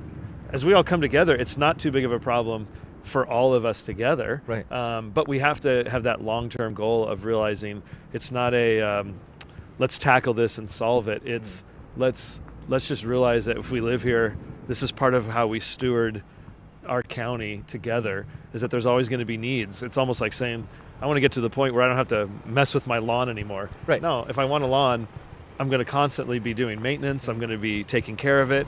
And that's what we have to do if we live here. Yeah. What can we do to steward this place of Adams County well that God has placed each of us at, Right. So, Right. yeah. No, thank you so much. And you were talking about the churches and the ministerium. Yeah. We have a housing housing assistance. I think is that sort of Jeremiah's calling it, right?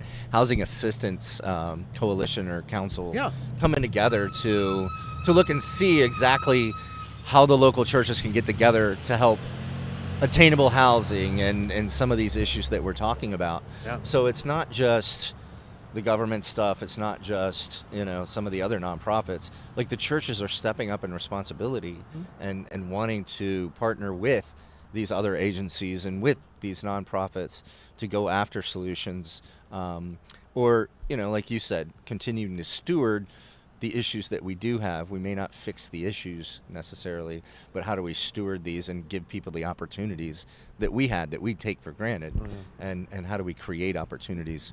And again, I was just talking to Tyler from York Springs, Foursquare, and we said, at some point in this process, there's a switch that has to flip, that this becomes a two-way street with the people we're trying to help. Yeah. And so that's one of the things that we have on our murals on our wall at the mission, is the verse, talking about when Jesus says, do you want to get well?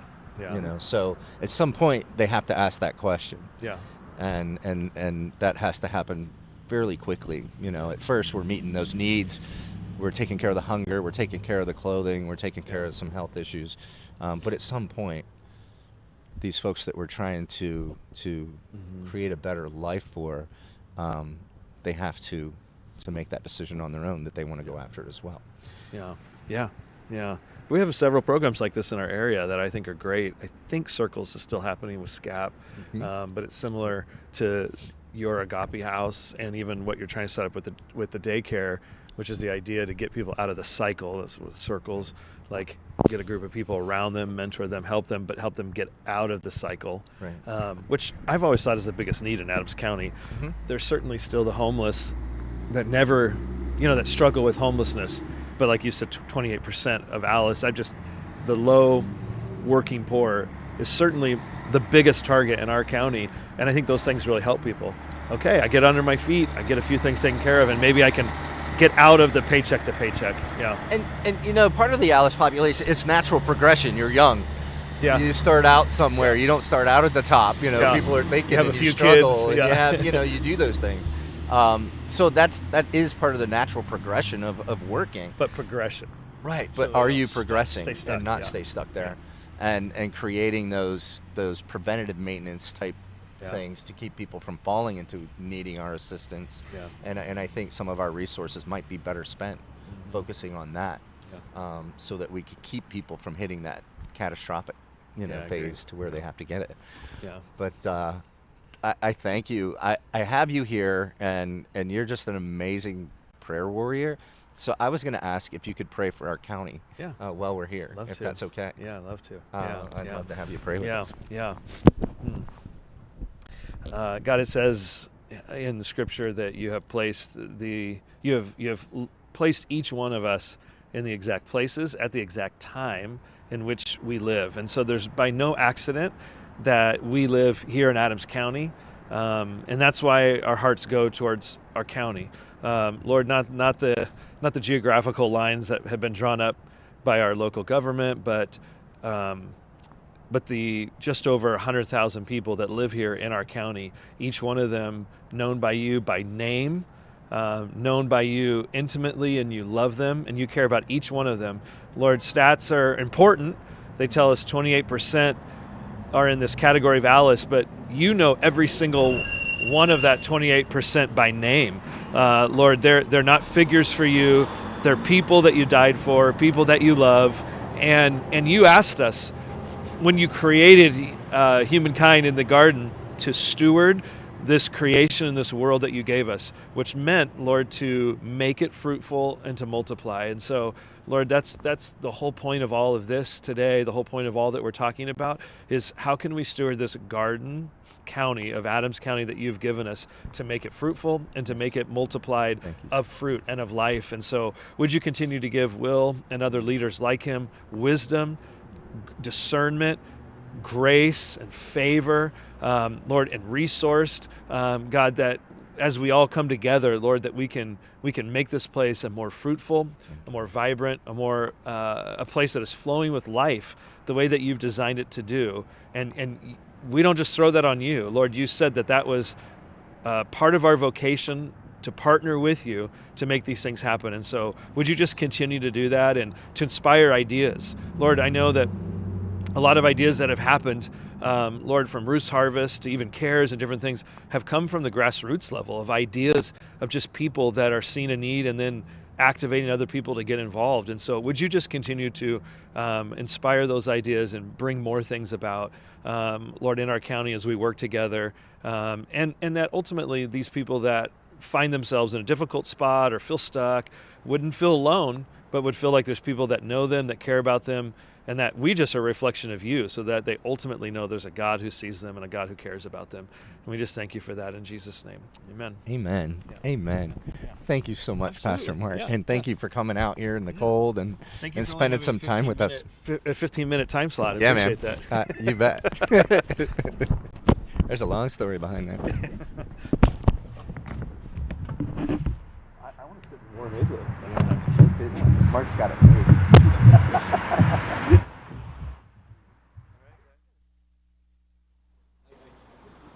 What's your name, sir? Sean Wayburn. Sean. So,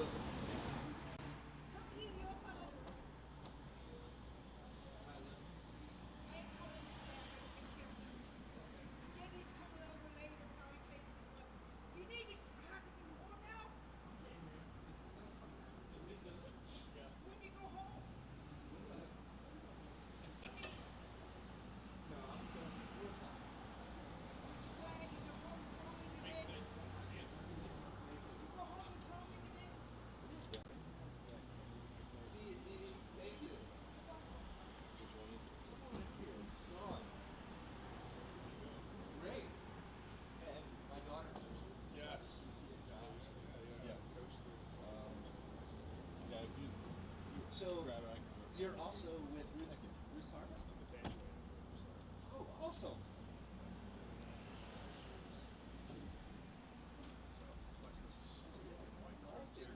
And you got to keep it close. Tell us your name and tell us what brought you here. My name is Sean Waybrant, and I am the pantry manager at Ruth's Harvest, and I came to talk to you. Awesome. So Ruth's Harvest.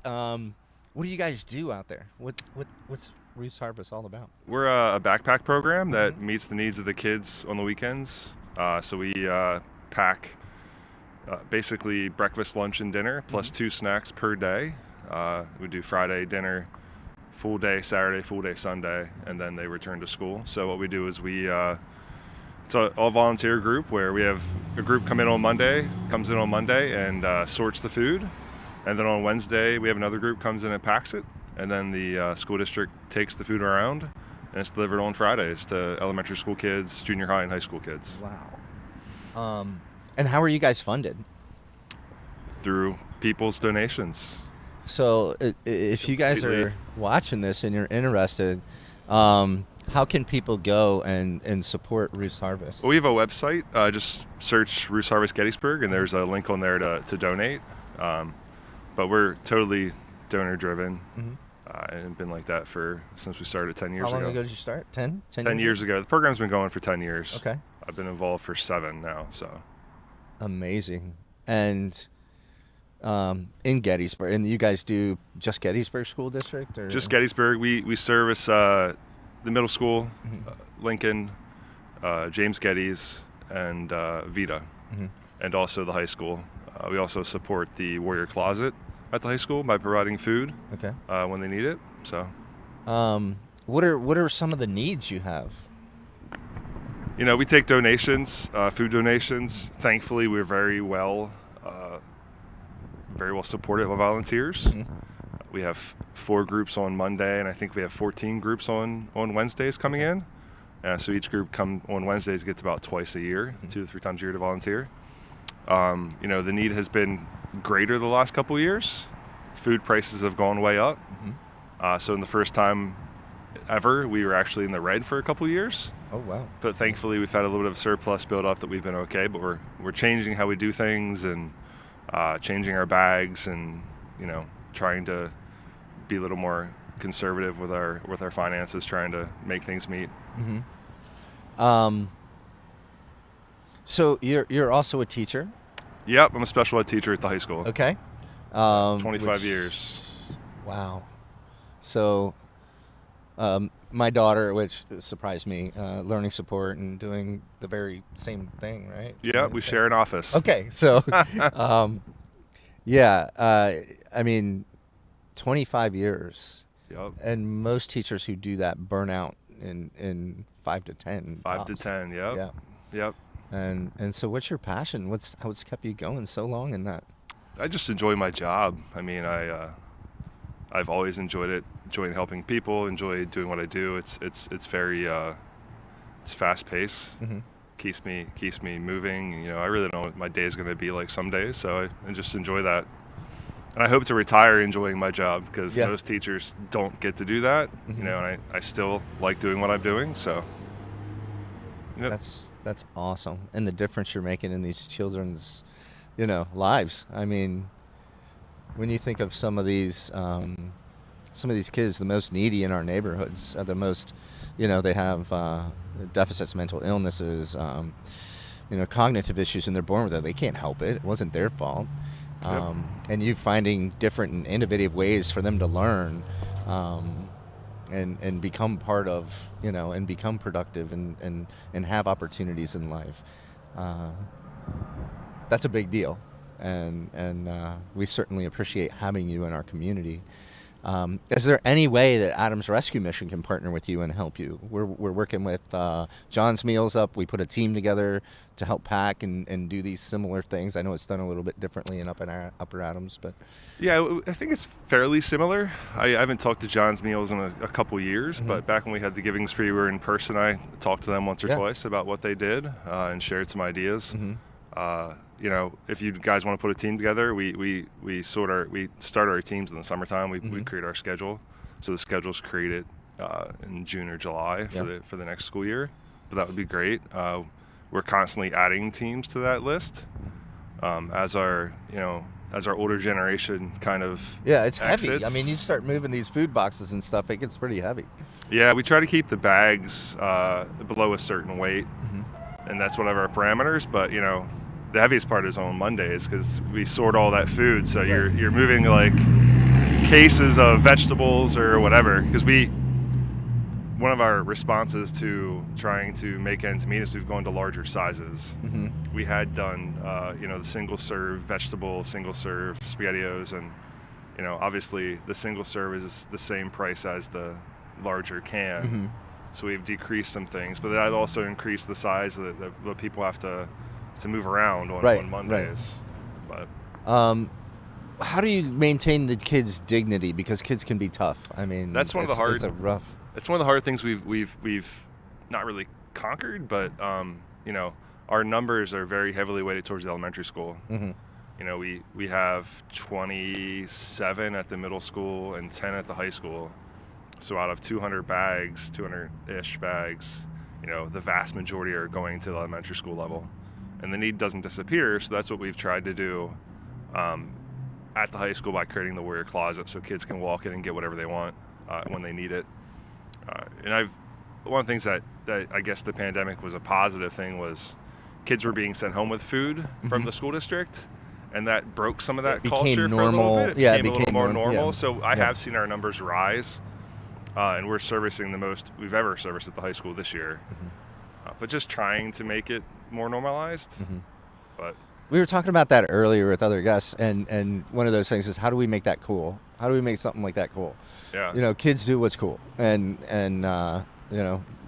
like I said, back in my day, smoking was cool, but it's terrible, Yeah. But how do we make kids being able to get food okay, that other kids understand it without, Well, the easiest answer is education. Yeah. And honestly, these kids are so saturated with so much nowadays that I feel like a lot less bothers them than bothers us. We're not used to seeing all the things they're seeing, and it's more normalized. I mean, I stand out front of the school every day and say hello and greet people. And some days I feel like I could wear a pink suit with bunnies and the kids wouldn't even notice me. They don't even care. They're just walking in the front door. Yeah. So for Christmas I had a baby blue suit with candy canes. It was lighting up and no one even looked at me twice. So I'm not sure there's a huge problem with that, but I don't know if the need decreases. I'm not sure what happens, but it's one of the things that I probably will try to talk to some of our groups, that some of the kids that take the bags. It's always very educational because if you ask a 7-year-old a question, they're going to give you an answer that you may or may not like, but it's going to be the truth. For instance, a couple years ago, I guess last year, we met with them and we were giving out the small cans of tuna and ham and chicken, which you and I would probably see something to make tuna salad. Right. Well, the kids saw cat food. Oh, yeah. So they were feeding their animals with the food we were providing. No. Yeah. And I love animals, but that wasn't our mission. So we then pivoted to other things. So it's just one of those funny things that we saw last year. So. And it's funny because I was talking with another similar program, that John's Meals there, and when I said, what can we get, and they were talking soups and showed me a quick picture of things we could raise support for to collect. So then we were getting all kinds of giant boxes of cereal and stuff, and she's like, oh my gosh, these kids can't carry this home. It's wonderful and thank you, but when we get those, when we do those food drives, we have a large food drive in September. I think last year we around 3,700 pounds of food we collected from the community, and anything we get that we can't use, we take to SCAP. Right. And it's like, cream of corn or something like that. It's like, these kids don't eat canned squid. Just random stuff we get. Yeah. But honestly, I can tell you that over the course of my being involved with the program, the amount of food that we get that we can't use has decreased tremendously. And that's educating the public. Exactly. And we've adapted too, since we give out bigger sizes. Yeah. And that's made things a little easier. But how heavy is a backpack? I mean, you say bigger sizes, it's like...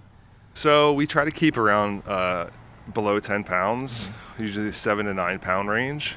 So most of our bags have around 20 items, but some of those items are a packet of oatmeal. And do you have like where there's multiple kids in the home? They just get multiple bags. Okay, so you send, each kid gets a bag. Our elementary schools, they send out a Google form. We don't have any qualifications. We have always said that if they need it and they ask for it, we give it to them. Okay. So we don't have to follow free and reduced lunches. We just do what we do. Yeah. We don't have any guidelines to follow. So. Wow. It's an amazing program. And again, folks, if you want to give Ruth's Harvest, check them out. And Sean just does amazing work, an amazing human being in our community, and there's so many more like him who are doing amazing things in our community. And Sean, is there any questions you have for us? We're trying to raise awareness to homelessness and the issues that we're facing in Adams County, because most people don't see it. Correct. Most people go through life and think, we're in this little snow globe, county here, and everything's peachy, and it is. A lot of things are great. I love living here. I enjoy Yeah, it. I mean, I was born and raised here, and I've always lived in this community, and it's here if you want to look at it. But I think it's increased throughout my lifespan. I'm 47 years old, so I think it's become more prevalent in the community. People have less and less.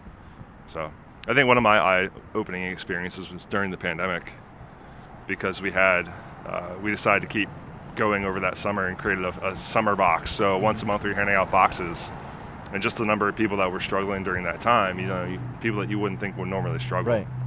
So it just was kind of eye-opening. And a lot of it, businesses shut down and those types of things. Shut down, restaurants, and our community is so dependent upon tourism that there was no tourism. Right. So if you worked at the Blue and the Gray or you worked at the pub, you had no job. Right. And if you were waiting tables or something, there's nobody to give you tips. There's nothing. Yeah, and even now, the downturn in the economy and the tourism has been less and less the last couple of years. I think that has had a big effect on people that do work in those places. Yeah, I wish the Economic Alliance was here. They had some numbers that were pretty staggering, and I'm not going to say them because I can't remember them exactly, but how many people actually work outside of the county who are from the county. Okay. So and it's a pretty big amount, it's quite a bit. And I'm sure There's that's not a getting lot more here. and more as we've had more and more larger communities being built. Yeah. The Amble Brooks and other big developments being moved in. So then, it's service industry folks, and they're not making, living wages. So it's tough to get by, and their children and those things. So, no, I thank you for helping making Adams County better. Thank I you. Thank you for doing your part, and it's just awesome to see citizens come in, and you volunteer to come down here and talk about it and share what you do, and hopefully we get some support for you, and certainly happy to do that. But Sean, you're an amazing human being, and thank you. Cece's talked about you several times, but no, I just thank you for what you do and your dedication. Thank you too. And, So thank you. Yeah, we're going after it and trying to make a difference. It's great sitting out here in the cold. I couldn't do it, so. It gets a little chilly when you're not moving around a lot. You got to move around. It's the sun's coming up, so it's getting warm. My feet are cold, and it's 70 degrees in my house. So. Yeah, my wife doesn't let the thermostat go above 68, so I'm always, you're conditioned a little bit. Yeah, so. she's climatizing me, so it's good. But thank you for coming. Thank you. Great to meet you. Nice to meet you. I appreciate you coming down for us. Yep. You have a great day and enjoy too. your weekend. Do you have hot coffee? I do. Okay, I brought some one coffee right here. in case you didn't have Oh, any, well, so. thank you. I appreciate that. No problem. Yeah, I got one right there.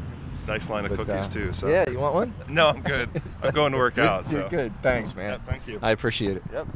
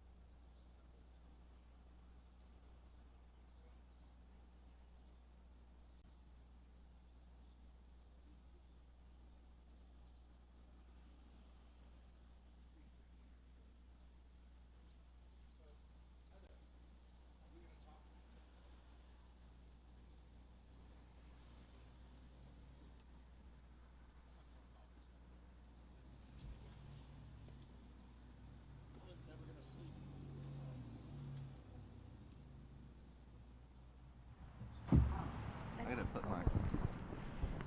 gotta put my other glove on.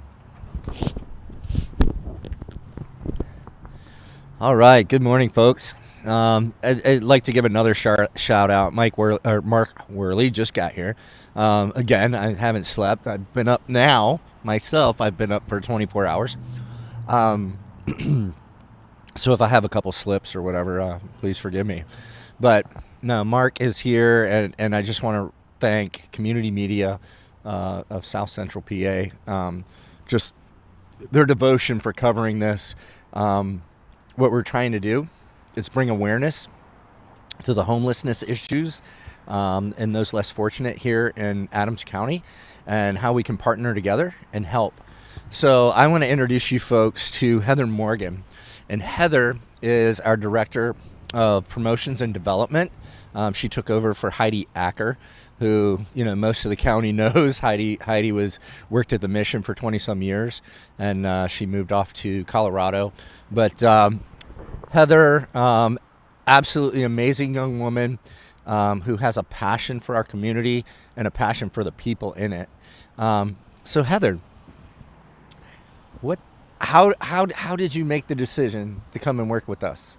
Well, I've always had a passion to help anyone in need. Mm-hmm. Anyone who needs anything, I go out of my way, or try to when I can, to just help them with the basics or anything else that they really need. It all started with missions trips to anywhere in the U.S. And then we did a few international. So just seeing not only internationally, but also the homelessness and the poverty here just really opened my eyes, and I wanted to do something. So why not start in my hometown? No, so when Heather came to me, I hadn't even posted the job yet, and I put some feelers out to some people that I knew, from my other life there, and started kind of testing the waters. And Heather reaches out to me, and she's like, "Look, this is my dream job. I have to be the person for this job." And so I was like, "Okay, well, that was pretty bold. So we'll get her in here and interview her." And she's just an amazing young talent, and she really fits well with the team.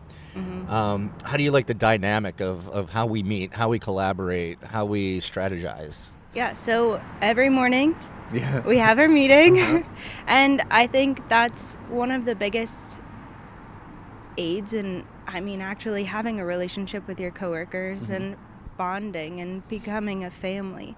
I started in August, and I was like, who are these people at first? But now I feel like we're all a family. And we're going after the same things. No, I just think, we can have arguments, we can have, disagreements, we can, circle around those things, and people can bring things to the table. And they can bring silly and crazy ideas to the table, and ones that we'll never use. But what we don't allow is somebody not bringing anything to the table. And I think you fit in well with it. I think you've been an amazing, fresh spirit, coming in here to us. And I look forward to what you're going to do in the future here with us.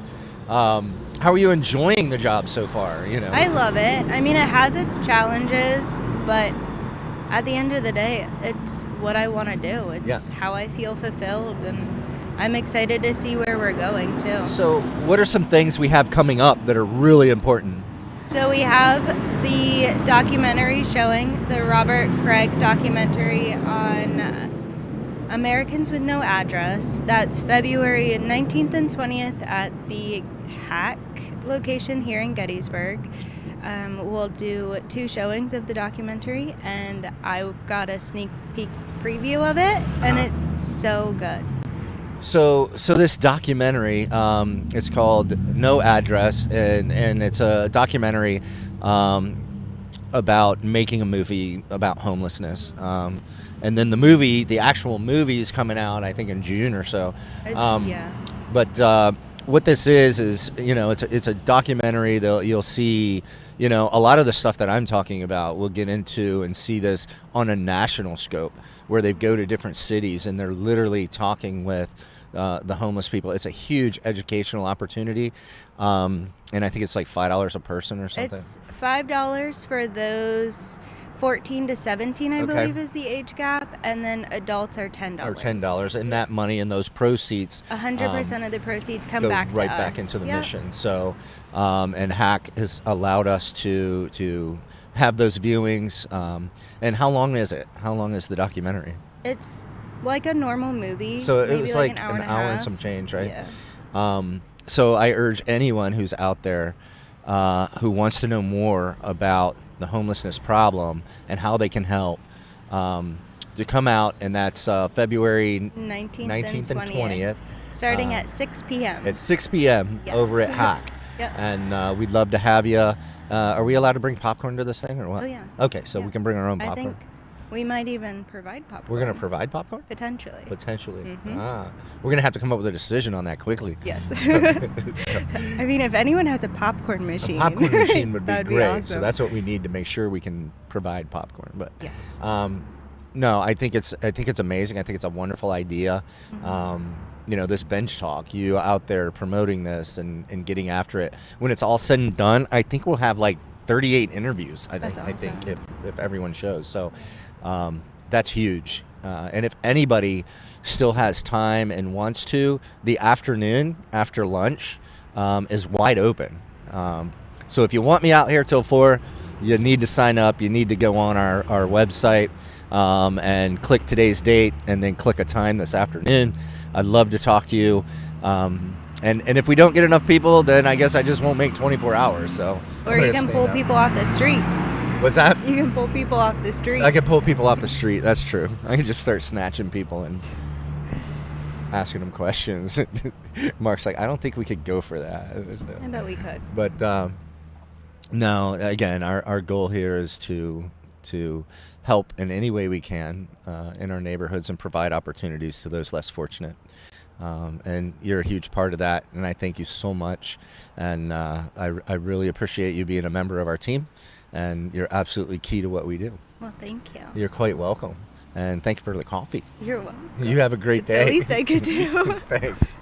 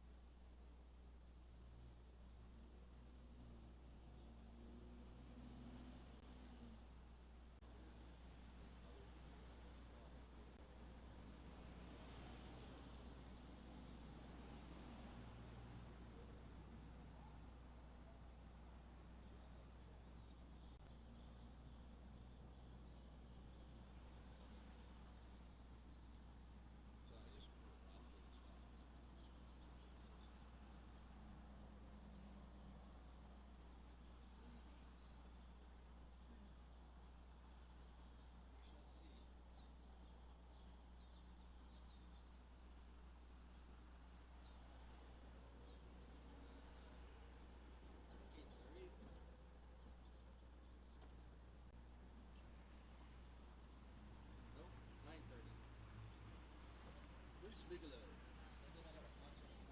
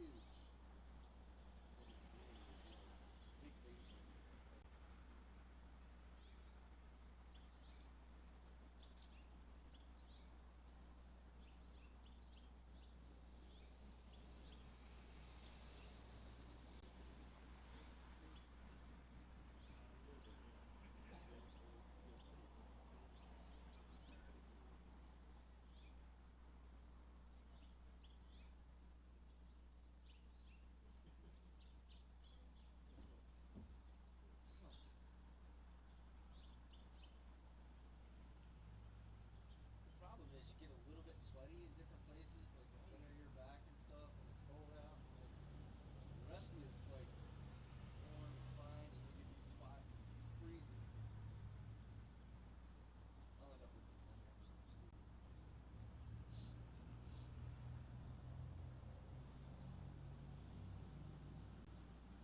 So Mark, you know, part of this is if I don't get interviews for the afternoon, I don't want to make you sit out. I'm happy, like,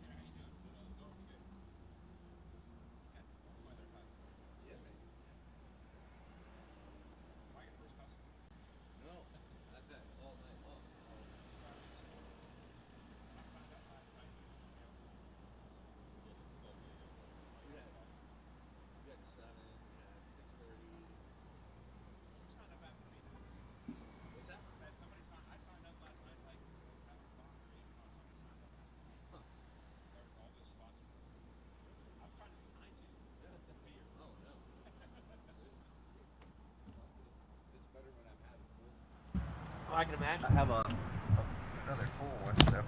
Am I supposed to sit? Yeah, have a seat. I have no idea what I'm doing. I just want Have you a to know seat. that. You're good. I'll get you I there. tell my wife all the time, don't expect me to do something that I don't know what I'm doing. You're good. Have a seat. Yeah, if I'm told what to do, it's different. It's all right to have coffee on set? Yeah, you're perfect. You're perfect. I got like 30 different coffees. Everyone keeps bringing me I was coffee. going to bring you something, but I'm like, No, I'm golden. I actually thought, as far as like homelessness, people always give people like to go to Burger King and get them a breakfast sandwich or I something. thought I'll bring you a breakfast sandwich. Uh, But I wasn't sure if you wanted that or not. I'm gluten. I can't eat gluten, I know, so yeah, but that wouldn't be good for me. Well, you tell somebody that if you're homeless, you're like, No. I can't take your food. Sorry. Sorry, But can't have that. No worries. So we're here with Pastor Dan Creel. Dan Creel's the pastor of Swift Run Foursquare Church out off of New Chester Road, New Oxford, Gettysburg. It's right in between New Oxford and Gettysburg there. Is it a New Oxford address we got? Yeah. So, Dan, we're out here and we're doing this 24 hours of awareness thing here where community media of South Central PA is filming us, live streaming, and talking about homelessness and how it exists in Adams County and what can we do about it. So we have a pastor of a church here. You certainly see, people in need. So when you think of homelessness in Adams County, what do you think of? Do you think it's a problem? Do you think there's a lot of it, a little bit, what do you think? Yeah, well, I definitely think homelessness is a problem. I think homelessness is a pervasive problem throughout our country and actually throughout our world. I've seen homelessness I've traveled throughout Europe and I've seen homelessness everywhere. It's not Unique to. It's not unique to a location, for sure. I think in places like Adams County, there's probably more homelessness than anybody would guess. I know, having lived here almost all of my life, except for a handful of years, I've seen homelessness as a kind of not come and go as far as a fact, but I've seen the perception of homelessness come and go. I remember, several years ago, there was known geographic places where homeless people were trying to, put their roots down without a home, And I even remember as a teenager growing up in Biglerville that we had some homelessness in Biglerville that was very evident and kind of unique to that town, because who would think that there'd be homelessness in a small rural agricultural community? You think of it more of as an urban metropolitan issue, not so much in small town America. Right. Yeah. Right. How about parishioners? If you were to look at your congregation, how many of those folks do you think are a paycheck or two away from being in this very situation? Oh yeah, no doubt. I think probably, I don't know I can't put a finger on the percentage, but I think the percentage of probably more Americans than we would want to guess would be way off that are living paycheck to paycheck, and it just takes one medical crisis, one relationship crisis, one job loss. Yeah. Just anything that could happen to any single one of us overnight.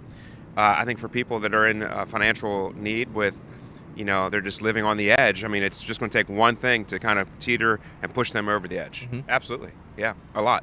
And you've counseled people, you've worked with, the congregation and different folks, and how open do you think people are to sharing those problems that they have? Oh, I don't think they are. I think a lot of people, there's a lot of shame in our culture with financial need, especially for people who have never really been in a position where they've had to express financial need.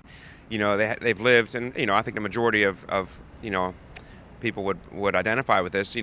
We've lived a comfortable life, and then until we actually get that crisis moment, and now it's almost like, okay, like, do I admit this? Do I share this?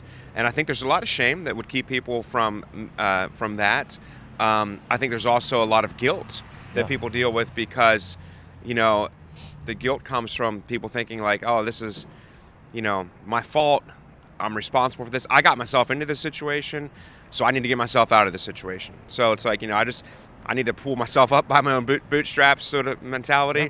So shame is more like other people, the perception of thinking that other people see this and think something's wrong with me, and guilt is more internal by saying, I did something wrong. Right. I'm at fault. Right. Yeah. So both of those things would keep people from admitting any kind of financial need. Yeah. Yeah. Have you ever? Sorry, truck's going That's by. But we've had the thrills of the square of Gettysburg. But one of the things that used to run through my mind, and I've talked to several other guests, when you see somebody who's homeless, you're like, okay, what'd they do wrong? How did they mess up in life? It's their fault, when you think of their story. Yeah. I think that's very stereotypical of us, as we kind of look at this. Foursquare Church, your church, Swift Run, you guys help support the Adams Rescue Mission. Yes. It's an important part of your outreach. Absolutely. You've built that into your system. Yes. And it's kind of one of those things that you stand on. Yes. So I just want to say thank you, and we certainly appreciate that. We're blessed to be part of it. It's just amazing what you guys do for us. Thank you. And how you help us. And then in turn, what we can show you that we've done with the resources you've given us. Yeah. We have several of the men that come to your church and get fed at that at your services and things. So spiritually fed. Yeah, definitely. Yeah, that's what I mean. Yeah. We feed them there at our place, but they come and we get love those guys. fed. I mean, it's always awesome to have them with us for sure. And I think the congregation, puts their arms around them, and it's been very accommodating. Yes. What do you think some things that we could do a little bit better? At the mission, community, or in the community? Well, I'd love to hear if you have something at the mission. I'm like, wait a minute. No, I think do everything right. Yeah, I just think I'll just speak very generalities here. I just think there's a lot of stigma that those who have never been in a crisis put on people who are in a crisis. And having been someone who, our family wore my Hopkins sweatshirt this morning because, 3 years ago, December of 2021, we entered a crisis with our family, a health crisis with my daughter. And it happened overnight. Right. And it was one of those things where all of a sudden, bills started coming in, and they still are coming in. And, I've had to make hours and hours literally of phone calls to health insurance and to doctors to try to figure out, why are we being charged this? It's just all these conversations. And it's not about that, but it's like one of those things is where I think there's a stigma that we put on people who have a need. Uh-huh. And honestly, I think the big part for church-going people is sometimes we just don't know what to do. Right. We don't know what is the answer. And so giving obviously is an important factor of trying to help anybody in a need. And we were blessed by so many friends and family who gave into our need, and it was wonderful to have that support immediately around us. But that we are blessed only because of our social network of that.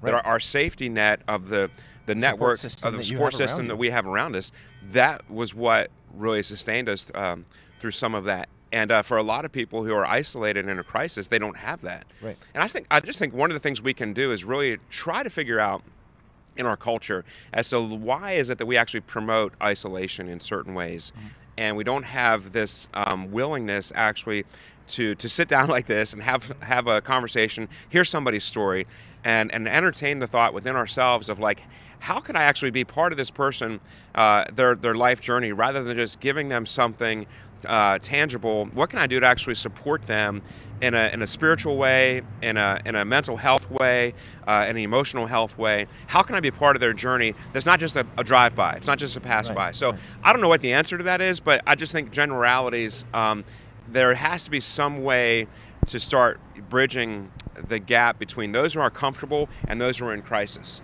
And if we can figure out how to build those bridges, and there's certainly, we have a wealth of resources in our community. Yeah. So many different organizations and churches and individuals are doing just exactly those things. And a lot of it is that I think the common, ordinary person doesn't necessarily know how to help somebody. And we often just kind of leave the scene, quote unquote, by saying, well, somebody else will help them.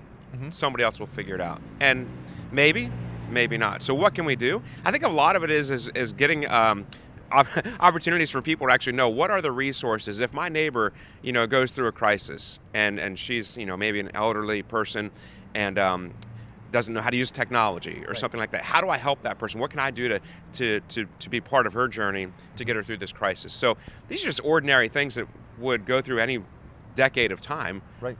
It's not relevant necessarily just to 2025, but it's certainly part of our culture that we have become in the last several years, we've become just a lot more of an isolated culture and community, and part of that's technology driven, part of it's ideologies of people, part of it is just the feeling of helplessness of like, I don't know what to do. I don't know how to break that. I wish I did. That's why I came this morning. Thank you. Well, absolutely. And part of that is like you said, Yeah. it's getting the awareness out there, Yeah. and it's letting people know, how do you help? Become part of that network. Part of the things that we do at the mission is we have the men and women that we serve back in the communities. Right. And one, it gives them a sense of pride serving back, giving back to the community that's giving to them. But it also creates this network around them, the same one we have. Yeah. When you think of the opportunities in your life, how many of them were Dan made, and how many were because of the network of friends and family and people that you knew? Absolutely. And so many opportunities that we get Yeah. are because of that network Yeah. that we have, and these folks don't have it. Yeah. And whether it was because of something they did, addictions or mental health or lack of mental health is Right. typically what it is. It's not mental health, it's lack of mental health care. Right. We all have, a certain level of mental health. Absolutely. And issues that go through that. Yeah. But really, I think you hit part of the nail on the head there. Is it takes community, it takes relationships. And the more we gravitate towards social media, the more we gravitate towards, technology and stuff, it's pushing us into our own little silos. Absolutely, yeah. And we can sit back and criticize without any Yeah. having to face you about it. You don't even know who criticized you. I don't like Dan's haircut Right. today. Yeah. And there's nothing there, and it's just very, very limited, and it's even isolating us within our own families. Yeah. Oh yeah. Yeah. I think part of it is too, like, just generally, like, speaking physical location type stuff. Having been in Gettysburg, like I said, most of my life, and I was serving in another church, and I had to drive through the square every Sunday morning. Like 6 o'clock in the morning. Town's very quiet at 6 o'clock in the morning, and yet there'd be homelessness evident around the square for a period of time several years ago, and I just thought, how, the irony of it all, and I'm, again, not judgment or anything, but just the irony of all. Here's people within need, and people are on their way to church and driving right past this, and so, like, I would certainly, get these nudges of like, hey, I need to stop and offer something, take something to that person, and I would, not every week, but occasionally I would stop and just say, hey, like, is there anything you need, like, what can I get you something, and most of those interactions were very pleasant. They were very ordinary. Just I wasn't threatened or anything like that. And I think that's another stigma with homelessness, is like the distance between those who are comfortable and those who are in crisis, is that there's like, I don't want to get involved because maybe I'll be threatened. Right. There's a stigma with that as well. And certainly, I would say there are certain people who are vulnerable and maybe shouldn't be involved in trying to be on the front lines of it. But I don't think that's the majority. That's just a few very rare exceptions. So yeah. So I was talking with another pastor earlier this morning, and one of the things when we talked about what's a possible and again, solution as far as eradicating homelessness and stuff, I don't know that's we're gonna do everything we can working towards it, but I don't but what can we do to improve these statistics, improve these things? And what he said about church and his church, and that he goes, we need to get out of the pews. Absolutely. We need to get out of the pews. We need to get involved in the community and stop being afraid of whatever. If it's political mess, if it's division, whatever that is, stop being afraid of it and get out in the community and start making a difference, because that's what we're called to do. I think one of those things too is just like, again, having grown up in this area, and I really just feel like, most people are truly connected to some sort of a social network. Some people have family, they have friends, coworkers, whatever it might be, and there are people in their life. But I do find like in this area specifically, and having been from this area, I don't necessarily see it. But those who transition into our area, I've heard said that like this is a hard area for outsiders to kind of break into.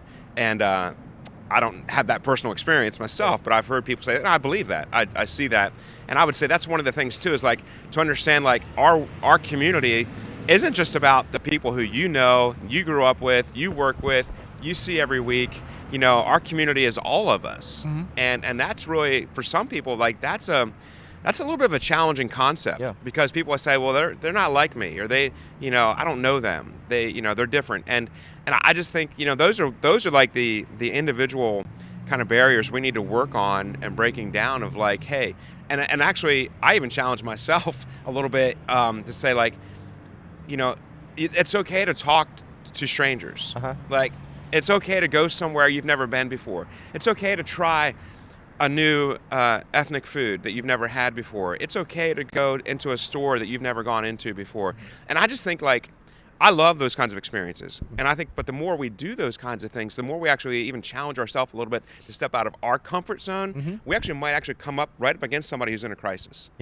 And I was in a restaurant a few weeks ago here in Gettysburg, and it was late at night, and the place was getting ready to close down, but I needed some food. And so I went in, and there was some conversation taking place between the employees, and I could tell it wasn't healthy. Like something was going on, something was wrong. And I didn't interject myself, you know, which is hard for me sometimes. I didn't go over and just start conversation, but I could just tell like there's something here, and I need to like actually be aware of things like this a little bit more often. Like to step into places that you wouldn't ordinarily go. And I just challenge people, like I just think that's where you start sometimes, is like step out of your comfort zone, and you might come up against somebody who's in a crisis that you wouldn't even have ever guessed had been in that situation. So, and you can make a big difference in their lives. Absolutely.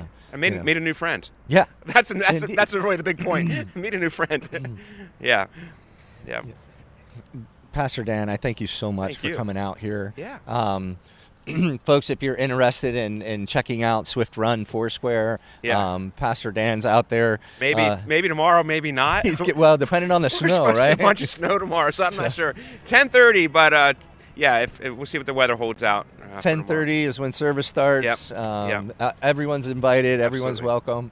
Love to have you out there. Absolutely. And hear the word of God. And we're great to have you, Will, and you involved in our church and leading our men's ministry, and grateful to have you bringing some of the mission men to our church and residents. Fun. Our resident guests. Yeah, they're so much fun, and they're actually one of the residents at the mission. We had a chili cook-off in September, and I'm telling you, I wasn't one of the judges, but in my opinion, he brought the best chili. Because he brought some heat. Hands down. You got to play to the crowd, though. I told him. You have to play to the crowd. Yeah, not a lot of spice lovers, but for those of us who did, he definitely double blue ribbon champion. So he was here. We had a meeting with him at 4:30 this morning. Oh, nice. And so he got to talk to us. He should have brought some of that chili with him. Yeah, and he's actually, his name's Joe, and he moved into... he's in our peer support manager now. So he's that liaison. Awesome. And really has become an amazing leader and cares for these men that he works with. I can see so it's that. amazing to see. Yeah, I love watching his development. Seeing these opportunities for him to grow and cool. creating those opportunities has been a blessing to me. Yeah, so. he's a great guy for sure, hands down. But you have a good guy there. Pastor Dan, thank you for your wisdom. Brother. Thank man. you for coming out here Stay and warm. sharing with us. I didn't want to wear any gloves or anything. I wasn't sure what your get-up was going to be. Oh, my get-up is trying to stay warm. So it's actually above freezing, so we're all good. We're good now. It's like 33 right now. Fine. So, but that temperature's going to drop. So, well, hey, man, I hope you have a great day, and I'll be watching later on, okay? I appreciate it. God bless Thank you, friend. You too. All right, Take care. See ya.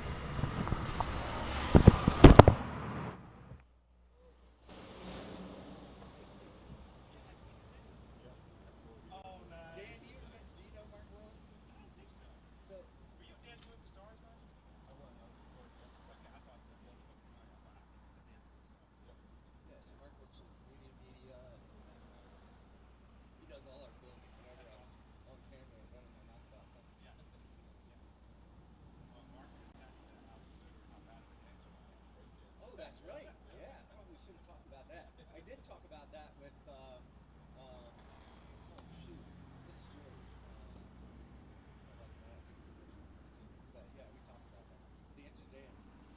was kind of one. I said he was up there. I don't know. No, I didn't go into it thinking I was going to. I said, but we were all very proud of him. I said I had tickets but couldn't go. There was no chance I'd go up there. I knew what I was up against. I knew the competition. So I saw, and so here's a funny thing. Like, we started rehearsal in September, early September, and it wasn't until the week of the show on, actually, so we had dress rehearsal Tuesday night,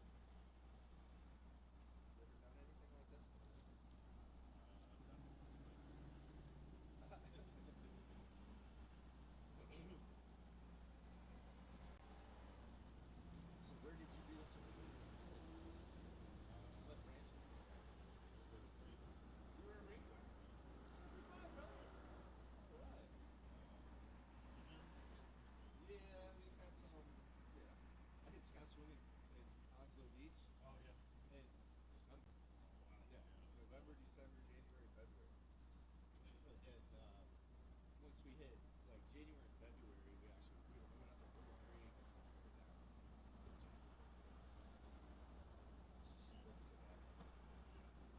it was nasty. Anyway, so yeah, I've been to Bridgeport, been mountain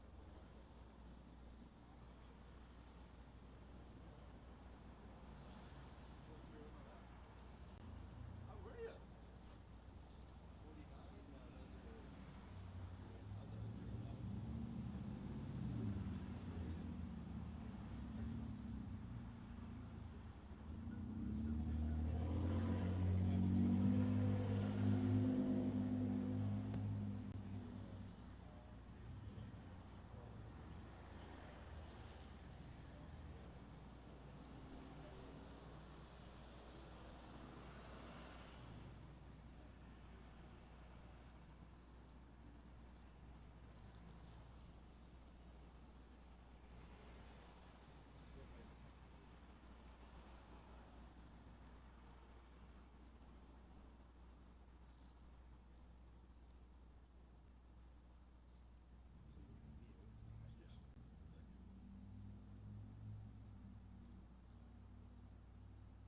Out of the shoe, so I was with 3-2.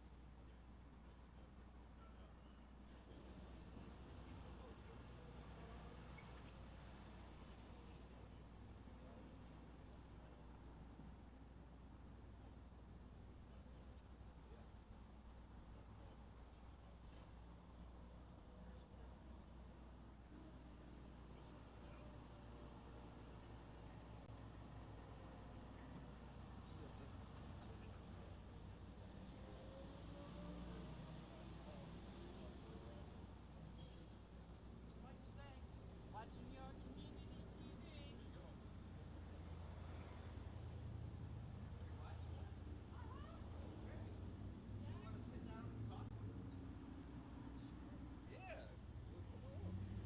What years? Watching your community TV. Tell us who you are. Good morning, and can you tell us who you are? You just walked by and said you've been watching us, and I've have never been. met you. So. Hello, my name is Kim Gable. I live here in Gettysburg for about 5 years. Okay, and you've been watching us on community media. Community media, that's correct. Okay, awesome. And so we're here talking about the homeless problem here in Adams County. And how can we partner together with the community and the services that we have here to do a better job of taking care of that problem and working with these folks and getting them back out on the street. Exactly. Yes. It's one of those. Didn't really know about your organization because I'm trying to learn about the local community here and how I can be able to help and be part of that community as well. Awesome. So, that's great. Well, we're glad to have you, and it's awesome to meet you, and thank you for stopping and watching. I hope you enjoy what we're doing, and I hope it's meaningful to you. And oh, most definitely, because we're all, most of us, or Yeah. some of us are at least on the edge. Right. So, Right. and Would you count yourself as one of those people? Oh, like most definitely. if you were to miss a pay or something, a health issue or something happened, like that would Exactly. be very difficult for you to pay your bills exactly. and make things Sure. happen. So there's a lot of services here, and it's trying to find where they're at, how to get to them, what are the right ones for me.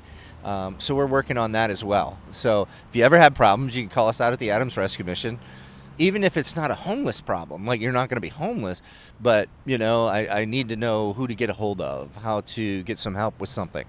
We'll do our best to try to help you and put you in the right place, to get that help, and we're happy to do that. So That's greatly appreciated. yeah. So very nice meeting you. Nice And meeting you. I know your puppy wants to get back on her I walk. know she loves so- her walk. Exactly. So And I will let you treats. get to that, and thank you so much for taking Thank some you. time and saying hi. All right, I'll be watching you. You have a great day. Thank you. Mr. Bigelow, come on down.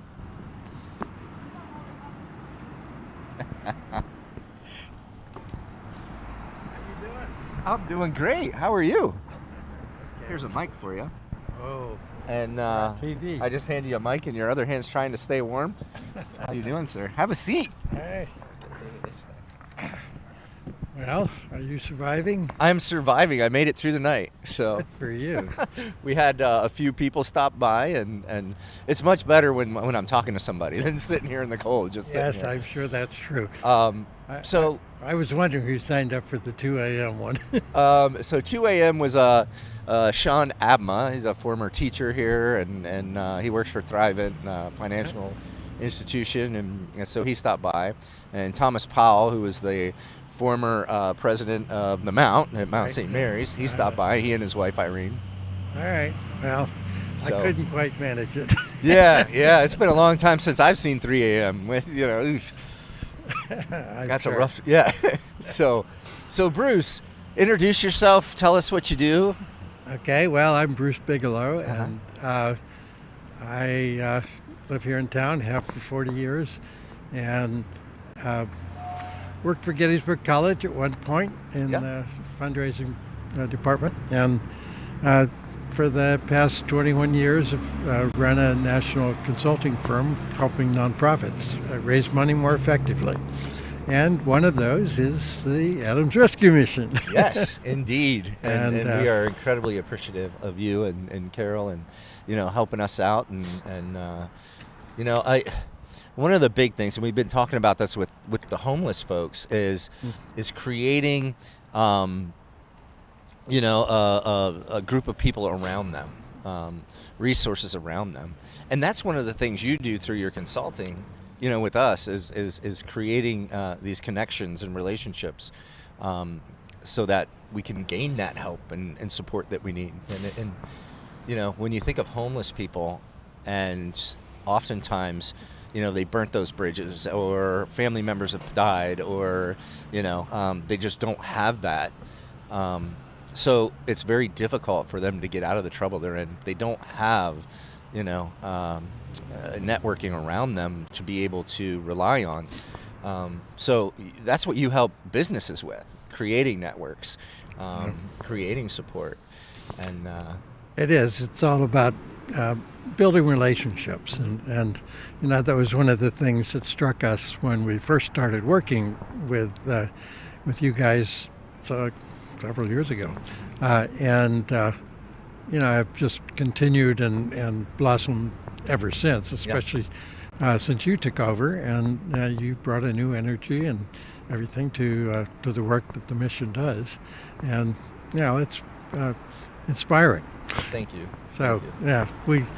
we've really come to appreciate the relationship that we have with you, with Heather, with your staff, with the mission of the mission, if you will. Well, we thoroughly enjoy your wisdom and guidance. It's invaluable to us. It certainly helped us with purchasing the Hope House, which is affordable living and offices, and it's going to be a counseling center downstairs. So you helped us raise the funds for that, introduce us to the people who had the resources to do that. So, I mean, just invaluable, the relationship that we've created with you. Now, you've been here in Adams County for years. You have 40 years, right? Right.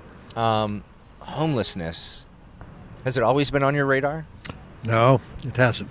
Unlike we lived in D.C. before coming to Gettysburg, and it's a lot more visible there. And I expect that's true for any large city. Right. But you don't think about homelessness as an issue for a small town like Gettysburg. So no, it's not been part of my consciousness, and flew under my radar, as I expect it has for an awful lot of residents of this community. But I was on the Community Foundation Board for 6 years, and in the course of that time, the foundation did some studies about community needs, and I'm sure you're aware of these studies. And one of the things that jumped out of that was affordable housing.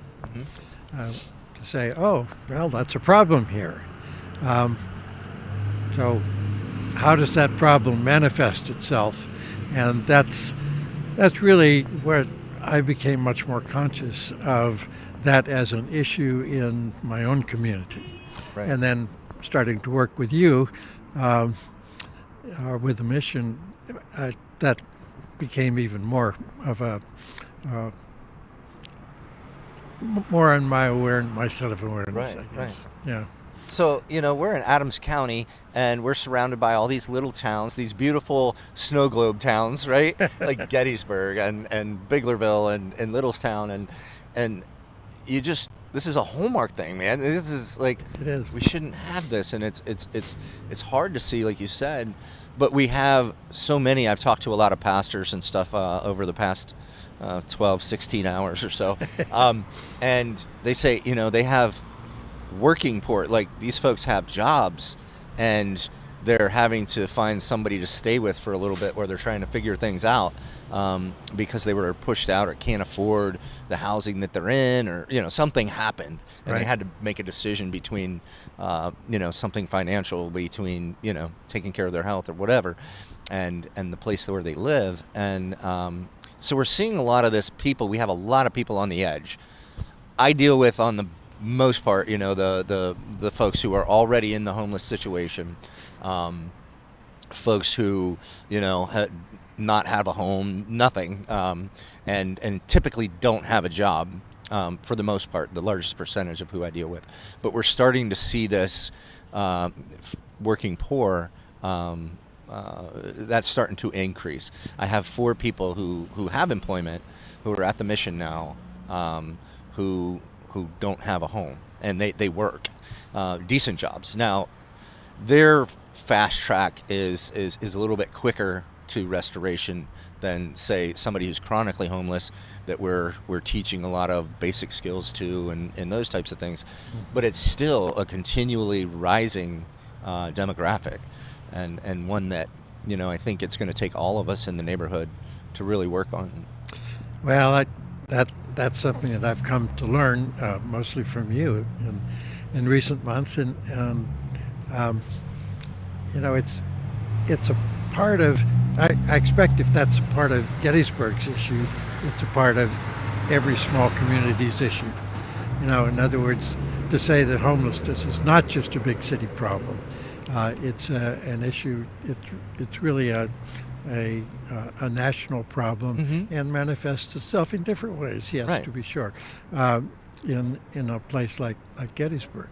So you don't walk down the street and find people sleeping on grates, but they're sleeping somewhere. They're sleeping somewhere, and oftentimes those are in cars. They're in somebody's basement.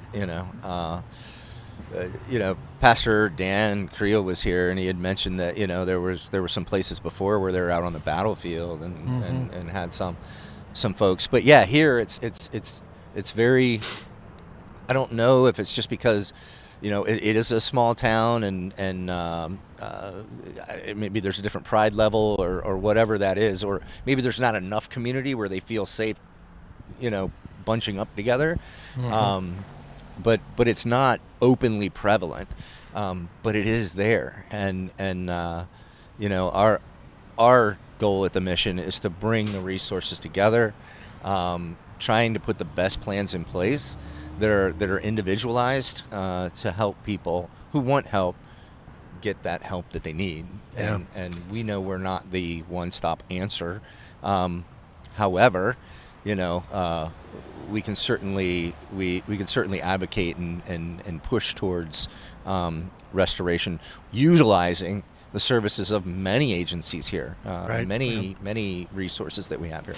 And that's one of the pleasant surprises that I've had in working with you, is to be aware of how of the coalitions that are being built, and you're partly responsible for that, and to say, we're not working in silos here. We're individuals, and some of us are connected with this organization or that organization, but we're all trying to address the same issue. Right.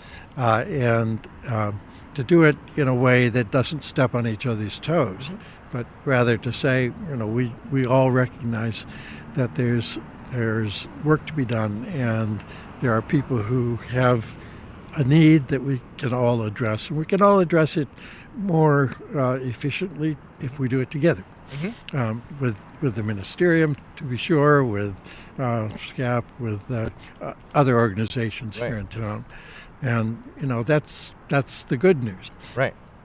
So we hope that we continue to do that, but I expect that there are an awful lot of people like me who don't see the issue. Because it doesn't hit us every day when we walk down the street like it did in Washington when I lived there.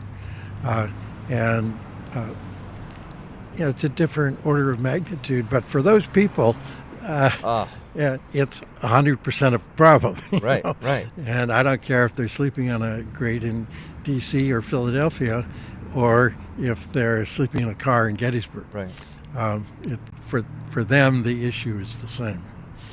And there's a lot of fear and shame and those things that go along with it. And to be sure. And my plea to you, if you're out there and you're on that or in that situation where you're fighting homelessness and you're sleeping in a car and those things, reach out to us at ARM, Adams Rescue Mission. Reach out to us. We will do everything we can to get you the resources you need. And if we're not the right spot for you, we will find the right spot for you. So please, please reach out to us. It's totally confidential. We're not sharing your stuff with anyone or your situation, and we're happy to help. That's what we're here for. Good. Do you have another person? I do. Coming? We have another couple coming up here, but Bruce, I just want to thank you. I thank you for your wisdom. Your friendship has been invaluable to me, and I look up to you as a mentor as you're working with us in this, year and some change. I've been working with you before I started working here. That's right. Yeah. Before I took the job of executive director, I was on the board. So, been working with you for a little bit, a couple years now. So, we appreciate you. And thanks. And you're vice versa. A gem of a human being. You really are. You just have this big, caring heart.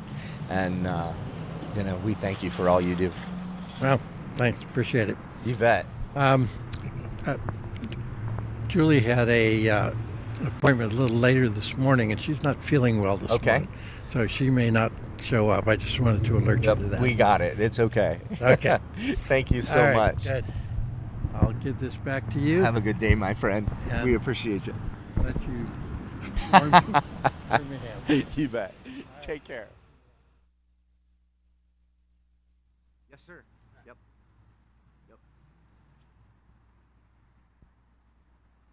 Tim and Heather on. Come on down.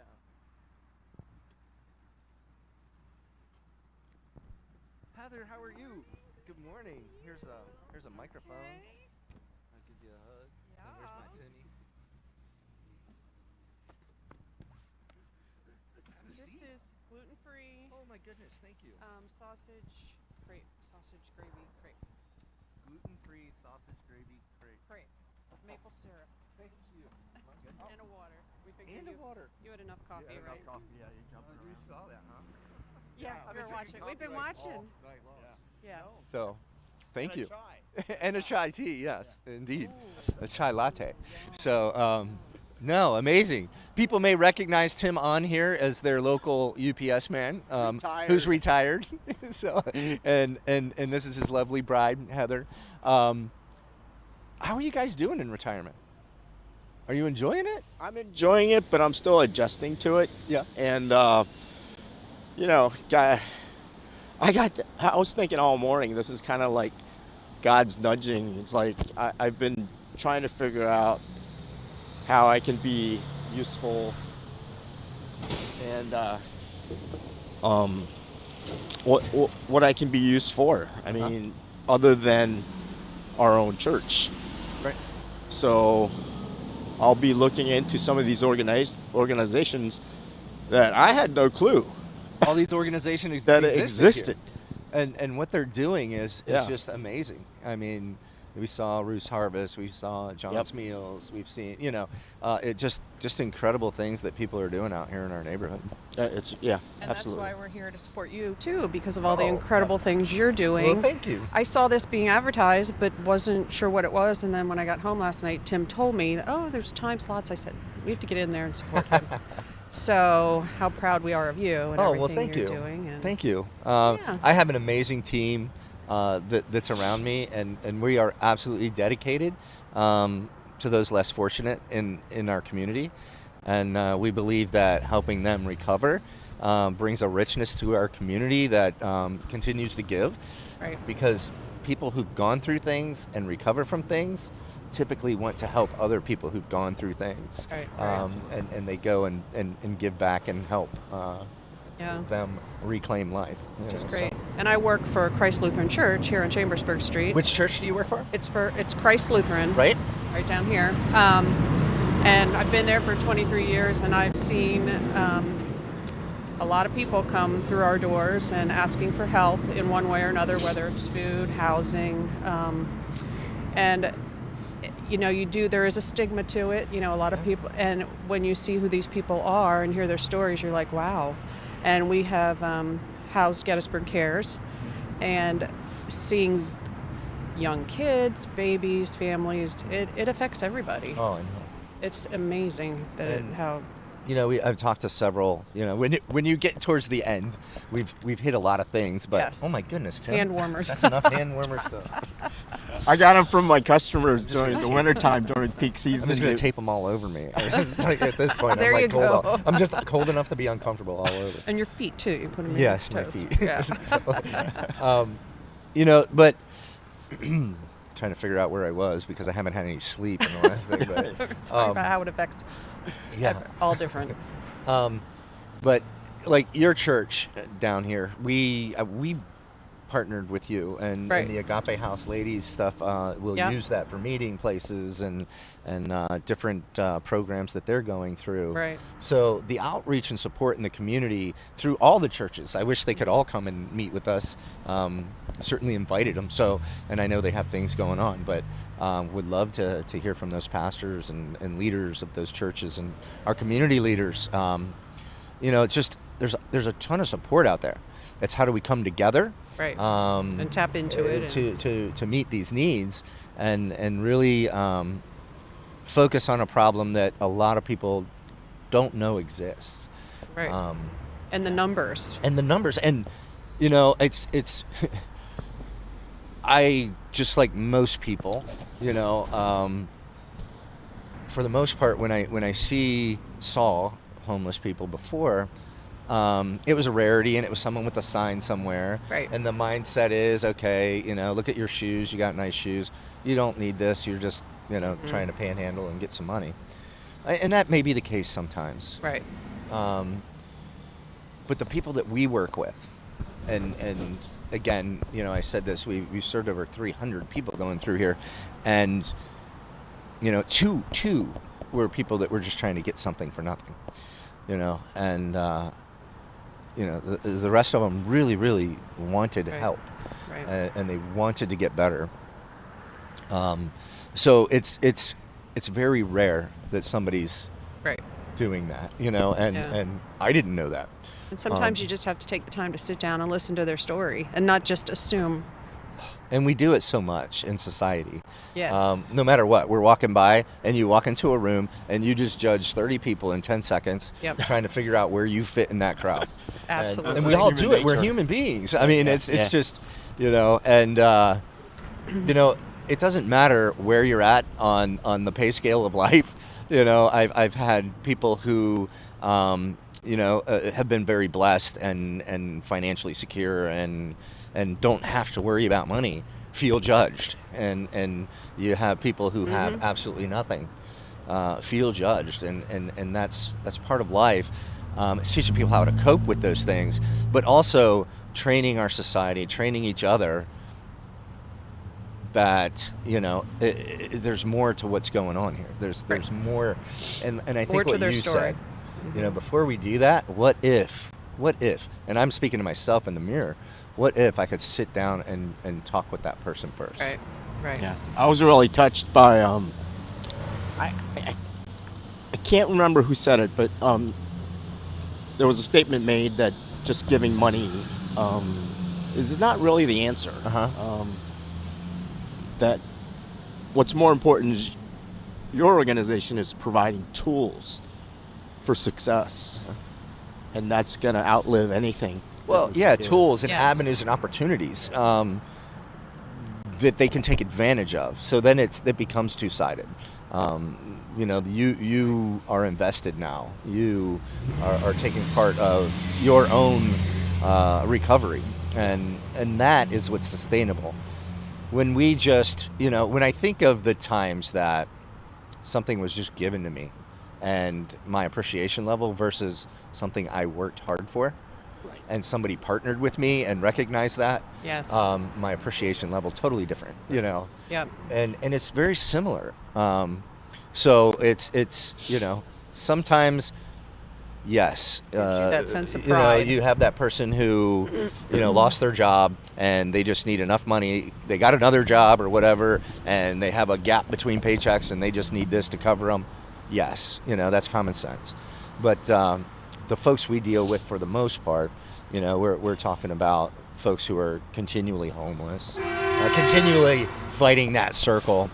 It's a little bit different process, and we almost have to break everything down and start from scratch, and reassure them who they are, and share with them, you know, expectations and those types of things. So, that's our goals. Our goals is for restoration. Our goal is to help people get out there and sustain their own life while we partner with them and continue to walk with them to help them through those, you know, roadblocks in life. Yeah. So, And you're doing awesome. we're again, it's a passion and it's a joy for me to do it, me personally. But this is way bigger than me, you know. Well, we have a God that has called us to this. Yes. You know, and again, I think sometimes us as Christians have really misrepresented Jesus. And shame on us for doing that, because Very true. Jesus meets people where they're at. Yes. And then there's a sense of responsibility that goes with it as he's growing inside you, as you're allowing him to have that influence within you. And I think us as Christians have unfortunately disqualified people, and that's not our job. Right. Ever. You know, when I've heard things, you know, somebody because of their sexual orientation or whatever, you know, well, they can't go to heaven. What? Who are you to make that decision? Right. We are not that, you know, and how is that sin any different than my sin and anybody else's sin, you know? And it's only through the blood of Jesus that those things are covered, so that we can. And it's not because Jesus is pounding his chest saying he's the way. It's because he went out and made that sacrifice. And that's what I believe in. You know, and I'm not going to hold it against somebody who doesn't believe that. If they need my help, that's what I'm there for. And you know, that's what we're there for, and that's what our organization's there for, and that's what we stand for. And that's the team that we put around us and the expectation that we have. And it's partnering with all the different organizations here in Adams County to make that happen, and those who want to partner with us. And I we're didn't happy to work with. actually know how much Agape did until, you know, they Yeah. started having the meetings at the church. I'm like, wow. Yeah. They Yeah. have Celebrate Recovery meetings, they Yeah. have counseling Bible meetings, study. they have Bible studies, they have, you know, just empowerment, meetings, they have domestic abuse, groups and things like that, to continue to help them move past some of the hurts and hang-ups and things that they have. Right. It's kind of weird because the male population of homeless folks, the majority that we deal with, and I can't speak for anybody, but our statistics have to do with lack of mental health care, addiction, typically caused by lack of mental health care and self-medicating. So then they get into addictive, those things. And then the women oftentimes is some type of abuse. And following that trend of human beings that they decide to pair up with and have children with and those things, and it's sad. And like when I raise my daughters, it's you ladies are princesses, and that's what you expect, or this is what you expect out of somebody that you're gonna bring home, right? And they need to treat you right always, and they need to respect you, and you need to respect them, and whatever that looks like, and I think having that support system that says you're worth it and this is what you need to demand changes the game. Mm-hmm. Yeah. Absolutely. So anyway, you two met later in life, yes, and you guys got a second chance at marriage and love and all those things. Yeah. How's it going? Great. And as did you, by the I way. did, That's yeah. right. That's right. And I don't know how, but I don't either. I don't know how she does it. No, my favorite thing, we bicker Guys are about both stupid things awesome. that don't matter, and it's just it's fun. It's wonderful. It's like, Yeah. no. But I tell you, us getting together, it's just we both know that we have servants' hearts. Uh-huh. We've always had them. We're gonna have them, and it's a joy. So I think we're preparing to be more useful. Yeah. In many ways. We have to put our money where our mouth is and Oh, start yeah. actually doing Well, it. it is because Finding the time, making the I time. do it. It's. No, I think I'd rather just sit home and watch some TV. You're right. It's Do they really need me? They got other people too doing easy it. to do that. Yeah. I've been doing that, and I've been going through some guilt trips, I guess. But everybody has their own phase. But How it's like fulfilling is it when you do take that step? exactly. I mean, how yeah. it's a game changer. It's a life changer. Yep. We've had some people really invest in us, and they're like, "Oh, it was the least I could do," and I'm like, "You just changed the life of blah blah blah people, and here's how you changed it." It's a big deal, and it doesn't matter what your means are. It's, are you getting out there? Are you engaging Right. with what within your means? Right. To help people out there and put them before ourselves, and Right. Exactly. I don't know where we are in time, but I can't leave without saying to the community how much value you bring to our community. Because if anyone doesn't know, and I don't know that he minds or doesn't mind, I'm going to do it anyway. But he will turn down a very lucrative position to go into this ministry. I've witnessed his growth, and he was the right man for the job. He initiates things, he creates things, he troubleshoots things. He's an organizer. He is like boom, boom, boom, boom, boom, encompassed by a huge heart. So, Yep. thank you for that. Absolutely. And all I can say is, the team. I'm from Michigan. That's what it's all about. The Bull and Bo Schembechler. Sorry, I had one of the young men who was a cameraman earlier as Ohio State fan. So I heard that like one. I missed that one. This kid's a mess. So, anyway, it really is, and that's where I get my joy is putting teams together, and I Yes. I don't know. Again, I've Seeing said, some of your team as we've been watching, I'm not the they're brightest great. bulb on the tree, so I'm not afraid to think that things are possible. So that's where it comes from. I don't believe in the impossible. Yeah. I just believe it's a matter of There's a way. what tool we need to apply to it. Right. And oftentimes that tool is financial, and we welcome your support. We need your support. And if you feel so moved, you can go to adamsrescuemission.org. We have a little QR code there. You can click on that and support us. And if it's not us that you want to support, there's many other organizations around here that you can get involved in that help the homeless. You have the Housing Authority, you have SCAP, you have CARES, you have the YMCA now that's moved in, and lots of people who are surrounding these at-risk and most vulnerable in our community. So please check them out, educate yourself on them, and get behind one that really means something to you. So we love you, and we thank you so much for your support. Okay. Well, kudos to guys. you Thank and your you team. both. Yeah. Yeah. Thank you both for coming out and taking Sure. your time on this Saturday when you could be watching cartoons and eating Lucky Cereal. Charms or whatever. Yeah. That's what we did in my day, right? Yeah. Couldn't get up in the morning for school, but cartoons would come on. And Oh yeah, good times, good times. Yeah. Yep. And before Mom could catch you, you had a popcorn bowl full of Rice Krispies or whatever. But thank you guys so much Right. for coming out. Well, You have a thank you great for day. everything you do, You just Will. said it right there. Thank you. Okay. Okay. You just said it right there. Perfect.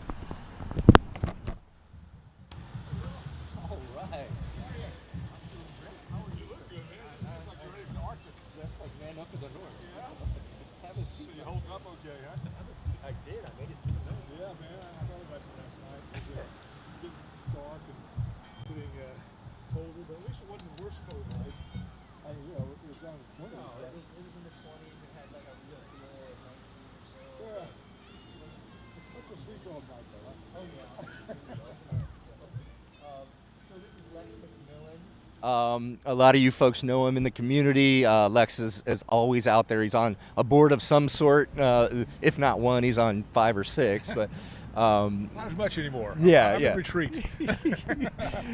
When I retired 7 years ago, I said I was redeploying my forces. Uh-huh. I wasn't retiring. I was redeploying my forces. Redeploying your forces. And I really did focus on community engagement, some travel, and some writing, and all these different projects and stuff. But now, when I turned 75, it's like, I think it's actually time to retreat. I'm sort of in a gradual retreat mode. So are you and your wife starting to enjoy this time as you're retreating? Well, life is quieter. I Yeah. mean, we enjoy our grandkids. At least 7 of the 8 live within a reasonable striking distance, so we Mm-hmm. can see them with some regularity. We have an 8th out in California, Orange County. Fortunately, not in the fire zone. Yeah, there, just But, south of there. I have a brother down there. Yeah. It's incredible. Oh, I dude, mean, it's devastation. absolutely, like end time stuff. Oh, It really yeah, is. It's like a war it's, zone. It's just incredible. And here's a whole community that you would think has everything. Yeah. And just lost. Oh yeah. everything. And then that little community that's mixed race and sort of more middle class socioeconomically, and sounded like a really charming, pleasant sense of community there. Totally wiped out. It'll be really interesting to see. I mean, this is where the human spirit does rise. Right. Both in the immediate heroic efforts of first responders, and also just people making Their will to contributions and their will to rebuild. survive, and people wanting to help, and contributions, and the Red Cross, and I always see when I see these appeals regularly, and I've been there myself. It's people want to give clothing. That's great, but money's a lot more helpful.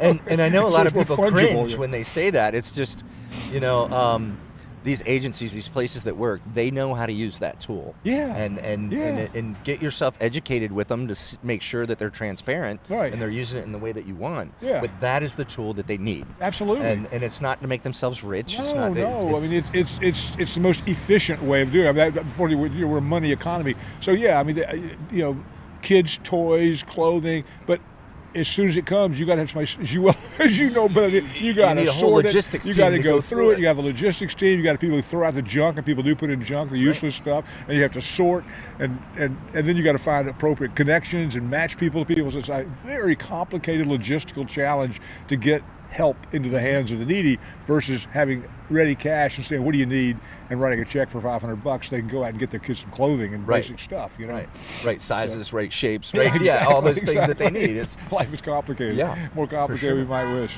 So Lex, you have this huge passion for the mission. I do, and yeah. a passion for the homeless community. Yeah, I do. Where's that come from? That's a great question, Will. And I'm not sure. I mean, obviously, my Christian faith is central to my sort of sense of values. I mean, I've been raised to believe that Jesus is my boss. I had a good friend who was a wonderful guy. He was a carpenter, died way too young, but he was Australian. Great big guy, Paul Moriarty. And Paul had a bumper sticker on his pickup truck that said, "My boss is a Jewish carpenter." And I always loved that. It's like so Jesus is the model. I've been watching that wonderful film, The Chosen, Uh-huh. and oh my gosh, it's so well done. You've probably seen some of it. I have. For me, more than anything, it just made Jesus as a human being more real and tangible and sort of balanced, you know? I mean, a lot of times you get these images of Jesus that are just sort of saccharine, you know, are serious, always serious. You know? Unapproachable. Yeah, absolutely unapproachable. Yeah. But I mean, this is a Jesus who loves people, obviously, is moved by people. That scene, which I actually read in the gospel recently, about the healing of the leper. You know, if you wish, you can make me clean. You know, moved by compassion, I do wish it. You know, I do will it. I've heard of different translations, but so I mean, to answer your question, I mean, I think my sense of trying to follow Jesus as my boss is pretty central to that. But and of course, then that traces back to my mother and my dad to a lesser degree. But both were faithful people, and they tried to pass the faith on to us. But Mom particularly, she was the daughter of a Methodist minister, and so there was a deep faith tradition there, and the sense of being sensitive to, aware of the less fortunate. Growing up in Georgia, in a completely segregated society, right? But her teaching me that the black people around us, or the colored people, as you used to say Back in the day, right, back in the day, which I better never hear you say that other word, right? You know, white trash. Is what you said. It's also a pejorative, but she taught me to have compassion for people who were less fortunate, right. And so I've always looked for ways to express that, and I don't know, when I retired, I was certainly aware of the mission for a long time. I think I'd been a periodic contributor, but not regularly. I was aware of the recycling, and it was a convenience, because we've been recyclers forever. And so when I was looking around for something useful to do, I went out and met with your predecessor and said, you know, here's my kind of experience. I've had a lot of senior administrative experience, and I know something about running organizations. What would be good? He said, well, we need help on the financial side. I go, that's my least favorite part. And plus, I was like, I was an English major. That was really, you know, but I'm a word guy, you know. So we got into this thing. Well, he not long after invited me to serve on the board. I think that may have come before I started writing the columns. And oh my, writing, I just did, you know, as you know, I just turned in my 60th one. You did, yes. 5 years. Turned my 60th 60 one. columns 60 in 5 columns years. in 5 years, one a month. And boy, has that been a blessing. You talk about deepening my sense of appreciation for the different meanings of poverty. You know, a lot of people think so simplistic about poverty. And there's a large temptation I have found among people, particularly affluent people, not all, but some, to blame the victim, if you will. And so many of these people are victims in so many different ways. Sometimes victims of bad choices, their own bad choices, but those bad choices come out of bad environments and bad support and bad structure. As you well know, it's a rare thing when I interview one of the clients, either the Agape House or at the men's shelter, that they don't come out of some kind of painful, broken family situation. So there are rare occasions, and then sometimes I think they're just not telling the truth. Right. Oh no, my mom and dad were great. You go, really? And they stayed. They 50 years. Rare, really rare. And so often there are various kinds of abuse, certainly sexual abuse with young women. So all too common. Yes. Either by fathers or stepfathers, or uncles, you know, trusted others. People who are supposed to love them. That are supposed to care. It's supposed to be the safe place. Yeah. It's supposed to be the safe place. So anyway, it certainly has deepened my appreciation for the varied ways in which people are poor, if you will, because we're all poor. And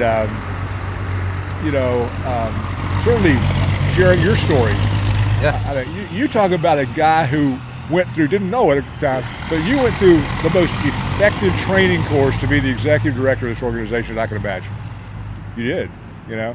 You didn't know it, but God has these things in mind that we don't know. Yep. And because it prepares you to be compassionate, and tough. I think, well, both of those are needed. Yeah, absolutely, I think the biggest thing for me is there's nothing really that surprises me, Yeah. with this. So, Yeah. so I can walk in the trash and it doesn't bother me. It does. I don't want to say it doesn't bother me, but it doesn't make me cringe and walk away from it. So, I can thank God for those things. Yeah.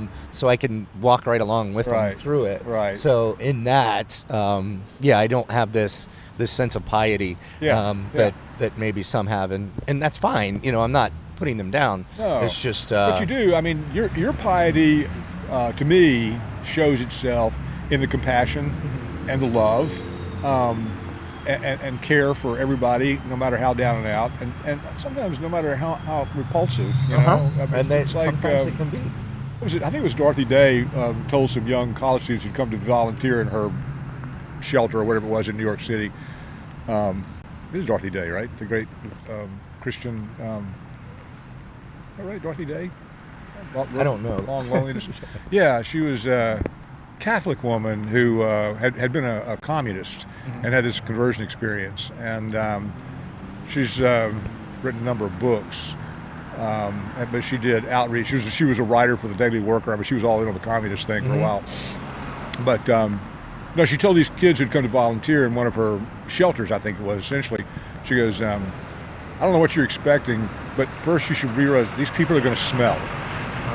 And they're not going to appreciate you. Right. They're not going to be grateful for your efforts. So just get ready. Yep. Be prepared for that. Yeah. So that's part of the game. It is part of the task, part of the mission, if you will. But it's a great mission. And the other thing about writing the columns, of course, is being able to be a witness to the powerful transformational impact that the mission has on people, the Agape House and the men's shelter, in so many different ways. So many people have told me that they don't know where they'd be if it weren't for the mission. Yeah. That it saved their lives. So many conversions, but not. And one of the things I like about the mission too is there's not a sense of heavy-handedness about the faith. And so you don't have to meet some kind of criteria. You don't have to be one of us. You don't have to profess faith in Jesus Christ in order to get a meal. If you do, that's great, and we'll help you along the way. But there's not a them versus us. It's just, and to me, it just is absolutely reflective of the way I see Jesus' love for humanity. Gosh, I mean, he talk about a motley crew. Oh my goodness! That comes home in watching The Chosen. These people, it appears random. It's like Matthew. You're going to recruit Matthew? Everybody hates Matthew. He's just he's kind of despicable, And his little twitch his head. He's a great character, It's a wonderful thing to see the way in which God can work with all kind of people. He has a whole lot more faith in us than any of us have in him. Oh my goodness. Yeah. Thankfully. Square of Gettysburg. Oh yeah. Well, it is a square. The circle. We figured out a circle to square, or square the circle, or something. So Lex, you have just finished 6 years Yeah. of service at the mission as a board member. You served as our secretary for 4 of those years, and you're going to continue to work with us and write these wonderful articles as you're telling the until stories. my brain runs out or whatever. Telling the stories of our staff, our resident guests, and being that advocate for them. I mean, being that voice for them. Yeah. Because it's you just have this way of truthfully putting that story out there and allowing it to really sink in and have impact on people's lives. So. Yeah, I feel like it's a great gift I have. I would say you talk about using your gifts, and I mean I've been a wordsmith since I was in high school and been attracted to writing. In fact, one time I thought I could be the great American novelist. Well, that ship sailed. That's not in me. But I've done a lot of writing over the years, persuasive writing, marketing type writing, fundraising writing, that kind of stuff. And all kind of communication stuff. But when I got to doing this job, I kind of stumbled in to a kind of a voice that works for me for this thing. I've been really gratified by the feedback. I mean, I get fan mail. There are 2 or 3 readers that I get a fan mail from every month. It's like, you've done it again, kind of thing. And just that little bit of feedback is really, I'm grateful for it. I hope others read it. I mean, I get people comment and compliment me and stuff. And sometimes people are moved to do something. You and I know one of our local citizens who was really moved by this young woman's plight. This catch-22 on daycare. She couldn't get a job because she didn't have child care. She couldn't have child care because she didn't have a job. Right. This is a catch-22 thing, which I know. And then you had a gentleman that was willing to give her a scholarship. But there was a waiting list. Yeah, exactly. You wait 7 months to be able to. He stepped up and said, pick up a spot that she got lucky. Somebody canceled. Has she got a job yet? She has. Oh, yeah, good, yeah. good, So, good. yep, she's working. Has her child doing those good. things. Her child goes to the daycare. Well, she's It's a just- lovely young woman. Oh yeah. Who had a tough story, but boy, you talk about resilience. Oh yeah. Just she's capable, and her love for her little boy is so touching, and he's so cute, and so that was one of the more fun ones. And I was moved by it. I wanted to see if I could do something, and then out of the blue, this guy reaches out to you, who's an old friend of mine, really, and a very prominent member of this community. People would know, but I think he wants to remain anonymous. How much does child care cost? Yeah. I was like, we could do that. We could do that for a while. And it's costly. It's just we have a crisis in terms of child care. Yeah. And somebody's working minimum wage, or almost nobody makes minimum wage anymore. Like $10, $12 an hour. Start doing the math on that. 40 hours in a week, and think. Well, anyway, it looks like it's raining. It is. I should have brought an umbrella. We're getting a little I thought rain. about bringing an umbrella. You're getting wet. I'm sorry I've got a about little that. bit. Well, everything's pretty good except my jeans, and they'll dry out. But otherwise, I'm pretty waterproof. You're properly dressed for the occasion. I think I'm good. I did think about bringing it because I saw that it might rain about mid-morning. I go, that's my time. So anyway, so it goes. No, so folks, if you're interested in what Lex is talking about, these articles and columns that he writes, if you go to Gettysburg Times and Google Lex McMillan, there's 60 different stories, and he's telling the stories of our resident guests, of our staff, of supporters. He's telling the story of Adam's Rescue Mission and Agape House, and I urge you to go in, check these out. They're amazing stories, and just like we talked about before with other guests, this is how you get to know the real face of homelessness. Yeah. Understand their story, listen to it, read it. Yeah. They're much deeper than what you would think, and homelessness much more complex than just somebody who decided to check out of life and become lazy and want to live off of the system. It's so much more than that. One of the things that comes home to me, and so you're very familiar with this, is so many people and some unexpected living on the edge. And just a couple little boo-boos. Sometimes they're mistakes, sometimes they have nothing. You have an automobile accident, and you got a kind of a jalopy of a car anyway, and the minimal insurance, or maybe you let your insurance lapse, and all of a sudden you don't have transportation. And very shortly thereafter, you're trying to get to work, and not easy with no public transportation to speak of around here. And all of a sudden you've lost your job. And then you're looking for another job, but also you can't afford a car. I mean, and these people who live around, and then all of a sudden and all of a sudden you're homeless because you missed the rent, then you miss it again, and then all of a sudden you get evicted, and it's like, now what? Yeah. And this happens way more easily. Way more than you think. Like, whoa, just hardworking, diligent people, and all of a sudden they don't even have a car to live out of. You know? So, yeah, it's been a great education for me. Well, God bless you, my friend, and God thank bless you you so much for what you do and the my support pleasure. you give. It's been a And thank you privilege. for caring for this community. You're just an absolute amazing part of it, just like everyone we've spoken to, all these folks who've come in. It'll be over 30 interviews that we get to do through this little Now, who's filming us? project. So this is Mark Worley from Community Media of good. South Central PA. Oh, excellent. And they're amazing. They've done it 24 hours of So a live friend of mine coverage. was telling me you did an interview with, I guess, their director or one of their guys. Who's that? It's the Adams County Television or the public. Oh, yeah. You With did an interview. Ray Gallagher. Ray, yeah. And I guess it was Carolyn George was telling me.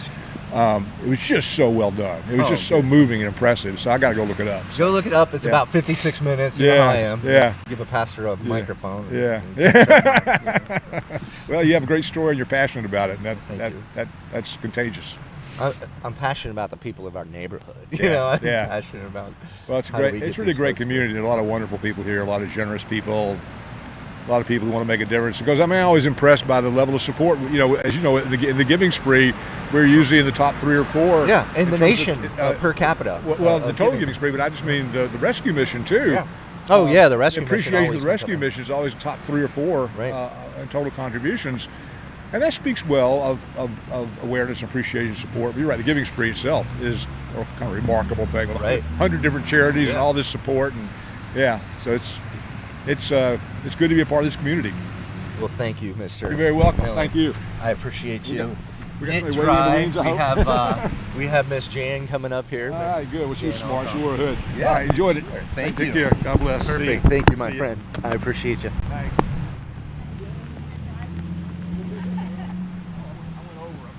Miss Jan, you're fine. We'll get there. I got a bunch back to back, so we'll be good. There you go. And you get rained on. You came out here in the rain. I'm used to being in the rain. So tell us who you are. Jan Althoff. Yeah, and how do we know each other? You guys invited me to the board a little over 2 years ago. Yeah, and you are, like, you're that person that rolls up your sleeves and gets in there. Like, Absolutely. I mean, I think you and your husband used to own Countryside Gardens. Countryside Gardens, and you sold that and moved on. You've helped with the Gleaning Project. You help with SCAP, and you help all over the place. I do get around. Yeah. So you just have a passion for Adams County. Yes, born and raised here. Uh-huh. Left for a while, but came back. And you always seem to put your energy into those less fortunate. That's where your time goes. So where's that passion come from? Well, I grew up on a local dairy farm, so, learned the work ethics really early. Went through a divorce. Yeah. And I think that kind of helped open my eyes, but my husband just helped grow that compassion. Your second husband. Yes, my second husband, sorry. Yeah, no. My late husband. Yeah, your late husband. And he was your best friend. Oh, absolutely. Yeah. And that's you have this big heart, and I'm not gonna make you cry. So I know he's just an amazing guy. But when you think of that first divorce, have you ever been in your life a situation where, my gosh, if an accident would have happened or if I'd have lost my job? Oh, absolutely. Because I would after have the lost divorce, I everything. was left with the mortgage and, had some credit card debt. And I had to call them and say, can you help me out? And in fact, when I left Tennessee and came back here, I still had a small debt. So I lived with my parents on the weekend, and I had a job in D.C., so I lived with my twin during the week. And then I come home, weekends, help on the farm. My parents were aging, so. So if you didn't have that support system of family, your parents and those two, I don't know give where you a I would place have to been. stay, it could have been a real different outcome. Oh, than what absolutely. you had in life. So I guess because of all of that, You have I this try to, appreciation. I do, of people trying to struggle to better themselves, to give back to the community. I mean, they supported Jerry and I for over 33 years. Wow. And you guys were workers. I mean, what's it like owning your own vegetable and fruit and flowers and, all that horticulture? I mean, that's a lot of work. It is. I've had various people tell me afterwards they don't know anybody that's worked as hard. There were a lot of weeks, 80 and 90 hours. But the satisfaction of watching things grow. And maybe that's the thing. I'm now watching people grow. And you're a huge part of that. I call you Eagle Eye because you catch any kind of thing that is not right. If it's a decimal point was off place, and decimal points are a big deal. But no, you just have this sense for detail, and I think that comes from your work ethic. I think that comes from your expectation on yourself. Yes. Yes, I do have a lot of expectations. But you never come across that. You're always so patient with everyone else around you. Didn't used to be. You might point it out, but you're very patient with those around you. I try. And, I think we have a lot of people that trust you and look up to you. And, I think you have this opportunity to really, I don't know, I just see you helping widows, and because you just have this heart for folks who've gone through what you've gone through, Just this morning, I reached out to a relative who recently lost her husband, looking for somebody between the ages of 20 and 40 that have also lost their spouse, that they can be a comfort to each other. You know, when you lose your spouse, you still have all that love. It has nowhere to go. You know, so the average person that's married has no clue. I remember a friend, you know, a lot of them have passed, and you always say, well, I'm sorry for your loss. But you don't realize what you're saying. You don't realize the life that they now have. You know, they lost their best friend. They have nobody to talk to communicate with. You know, those deep down conversations, the trust, meals. yeah, somebody that, yeah. You know, many people, nighttime is the absolute worst. Because stop and think about it. You work all day, and then you come home to your loved one at night, and they're not there. Yeah, and it's just silence. Yes, deadly silence. So, you know, we've been talking about relationships and creating relationships and things like that in the community to make it more healthy. I think this thing with widows and the poor, like, Jesus calls us to help the widows and the poor, and I just think you are uniquely placed to really reach out to the widows in our community and help them. You know, I just think, you know, and it's so important. And I know we're talking about homelessness, but man, some of those do, I think, become homeless.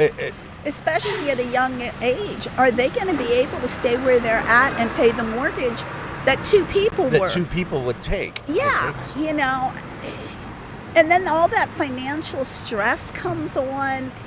It's a hard place to be. Right. I was just fortunate enough that our property was paid for. So what do you think we can do better? What do you think we can do better as a community to help serve those in need? Well, I'm sitting here in the rain thinking, where do the homeless go to get out of the rain, to get out of the snow? And thinking, oh, I'll bet you can't wait for 4 o'clock to come so you can go get a hot shower. Exactly. I mean, I get to get out of this. I mean, I'm doing this for a fact, I know. And I'm not doing it to say, look, I'm homeless for a day. It's to draw awareness, and this is the typical stereotype that we have of homelessness, but you're absolutely right. Where do they go? What are they doing? This is cold and uncomfortable. You know, all the shelters are full, Arms basically full, Agape's full, Cares. Do they have more places? You know. No, not right now. We're working on a single woman shelter. It's one of the fastest growing demographics. And again, we have to call all over to try to find a placement for these folks. Right now, thankfully, Cares is open, you know, so they can take some. But again, in the springtime, you know, Cares will, you know, shut down, and Cares has come a long way. They're just so amazing. I remember at what when they Mike do. Allwine came to us and talked to us. What can we do in the community? Yeah. And Debbie Little over there, she's just amazing. So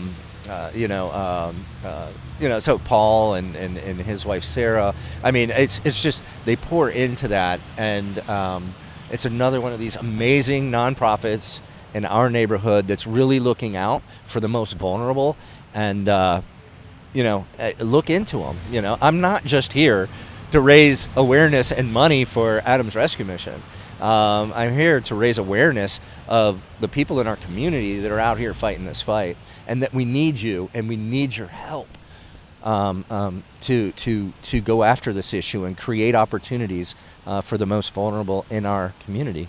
And Jan Altoff, one of our board members for ARM and Agape, and she's a powerhouse. She's an incredibly strong and proud woman, and I call her a piece of glass. She's super hard on the outside, but don't drop her because she'll shatter. And she's just a wonderful human being, and I thank you for all you do. Thank you. And I appreciate you. And get out of the rain and get warm, and thank you for all you do, and servant. You have this big servant's heart, and appreciate it. And you're always giving, always giving, always giving. I mean, you came yesterday. It wasn't your time to talk or anything, just to give me a thumbs up and say, encouragement. So, yes. I mean, that's the kind of person you are. So that's a special person. I do know the word no, though, as well. Because some things it's just you have to. You get overwhelming. You know, I've been thinking about having just a dinner group with the widowers for a couple years now, but just have not been able to pull it together to make that commitment, you know, because mostly for the social aspect, but also a friend that understands. We're created for relationship. Yes. You know, and it's important to us as human beings. Yes. And when we get siloed, when we get, you know, isolated, it's dangerous and it's sad. So easy to do. It is. So easy to become that couch potato. Yep. But I know that would not what my husband would want. So I'm, as long as I still have my health and I can get out there, I plan to. Well, good. We're So. going to keep you to it. Thank you. And thank you for all you do for us. Please get out of the rain. All right. Have a good day. I appreciate you, sweet lady. You're amazing. A few more hours.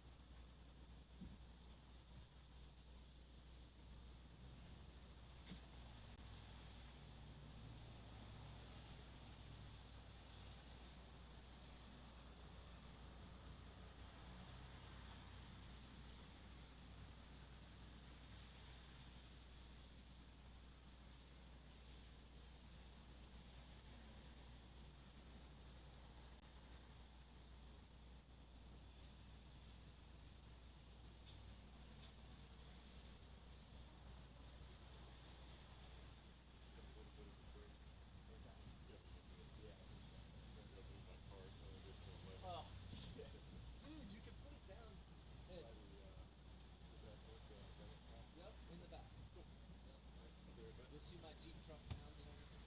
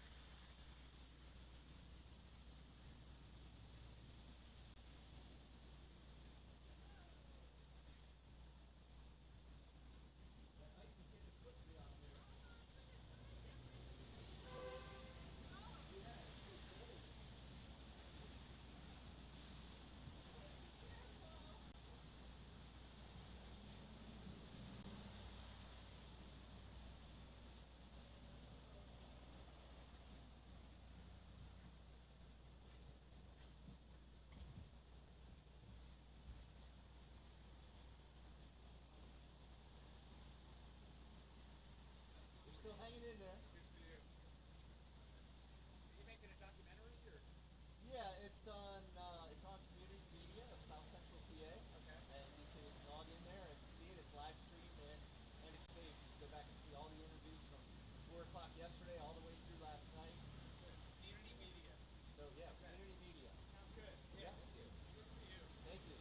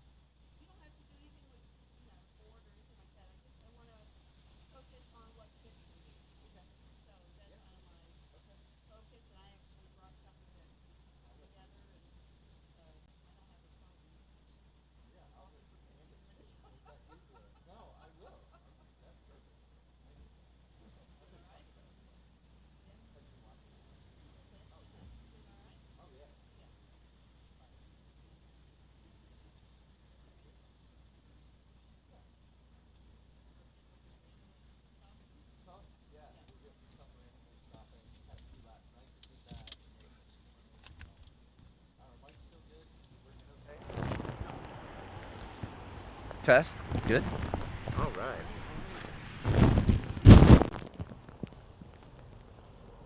All right. Whenever you're ready. Here you go. All right. Good morning, Will Hudson. I'm Ruth Flynn. I've been a resident of Adams County since 1996 and have noticed over the years just a lot of good things and hard things with homelessness, and so have always wanted to plug in and see where I can help, and have been able to find ways to do that. Okay. I really appreciate the men's ministry out on 30, as well as the women and children's ministry just down the road. It's something that has been on my heart also as a teacher, because I have the opportunity to share with children, whether in my church or in my community, and just even my own grandchildren now, you know. As a mom, I don't know that I always was as focused and taught my children about homelessness and what that meant. And but in spite of that, they all grew up to have a heart for other people and compassionate and kind, and are all exposed to homelessness in different ways. One's in California right now, and one's in Oregon, and they see some of that right there. Yeah, right. And so, and how much more so now in California. Right. So it leads me to, as a teacher, to want to share with kids what they can do. Okay. Because what happens, the first thing that happens is when you talk about wildfire or a hurricane in North Carolina, they go, well, what can we do? We're kids. Yeah. We don't know what to do. And so I've kind of, over the years, have gotten some ready answers. And part of it is just being thankful. Look around your own life. What needs are being met today? So this is through the eyes of a child. What can they So do? They're yeah, looking so at I'm this, sharing like, with what the can I child. do? Look around and say, what are you thankful for? And it doesn't take them long to come up with things that they're thankful for. They're pretty quick. Adults, we tend to have a little bit more hard time. We think about material things.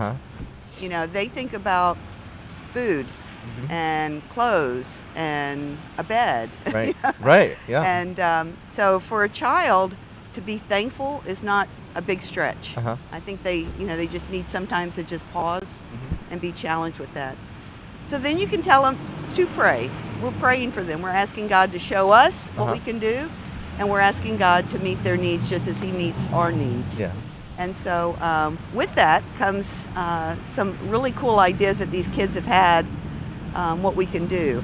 And one is just taking a Ziploc bag and filling it with things that someone who is homeless could use immediately, and just keep it in your car. So I'm going to use my hands here a little bit. Okay. Yeah, sure. You want me to hold this for you? That would be great. Okay. All right. So the children all took ideas that they had, and they thought about, well, what do I need? I need to be warm. I need to be dry. So hand warmers and a rain poncho. That came off, that's today's thing. But also some of the healthy things. So in here are wipes, Q-tips, fingernail things, tissues, toothbrush, toothpaste, all those little things that they think of. But also they thought of food.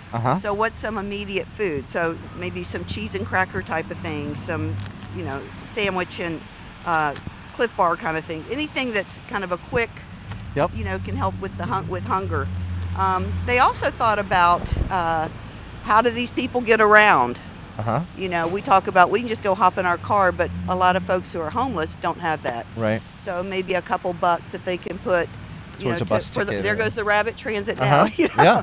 So something they can use just to get the bus, and maybe a gift card to Walmart or someplace that will give them an opportunity to purchase food or things that they might need, immediate needs. Also in here, it was really sweet. Kids want to use their words to tell people. They love to make things for other people. All right. So give them what they need to make a card. And what do you want to put in that card? What do you want to hear? What would you want to know? Well, first of all, God loves me. And put in there, God loves you. Yeah. And the other one is God sees you. That's a huge one. We want to be seen by God, don't we? Yeah. Yeah, and we want to know that He loves us. That we He sees matter us, in this big giant mess of a universe, right? and that someone else, that they can share that message that just as God provides for me, God can provide for you. And so just a simple thing is a card in there that's a person, they love to draw pictures, they love to write things. Give them those tools, give them those, and make it fun. Yeah. And then ask them to pray for that bag that they make. Oh, wow. And say, who's this going to go to, God? I don't know. But you know. You already know. You know that person. And to pray for how that bag might get used and who's going to use it. And at the same time, you're teaching these kids about homelessness. Yes. Without scaring them to death, Yes. without, Yep. traumatizing them. Right, right. But let's take a little bit of time away from their tablet, a little bit of time away from their video game, and do something like this. Right. And it starts teaching them to take care of their community and think of something bigger than themselves. Ruth, this is amazing. Well, I'm glad you enjoy it. It's just- something that you can do, think age appropriate. Yeah. But a 3, 4, 5-year-old can do this yeah. and can think about people who don't have a home. And they would have. can start very basic. And as they grow older, they'll want to maybe plug into a soup kitchen or help out with something else that's going on. Even keeping in the car a blanket a little $5 blanket that you pick up somewhere and just can keep in the car to hand out. Or, as they get older, they start to learn more. And it's not a far stretch to say that those are the ones who, have that compassionate heart and want to help others and are looking for opportunities. Right. I think sometimes we, as adults especially, we close our eyes or we don't see. We walk around with a little bit of a blinder. That was me for sure. Yeah, That's me how too. Me too. And I, in my own little life, doing my own little thing, not realizing all that was going on around. Well, for so long, I thought they just need a job. Yep. That was me. And get to work. Get them a house. And there's so many. It's such a bigger thing. And as they grow into that, they become the ones who are more compassionate and kinder. And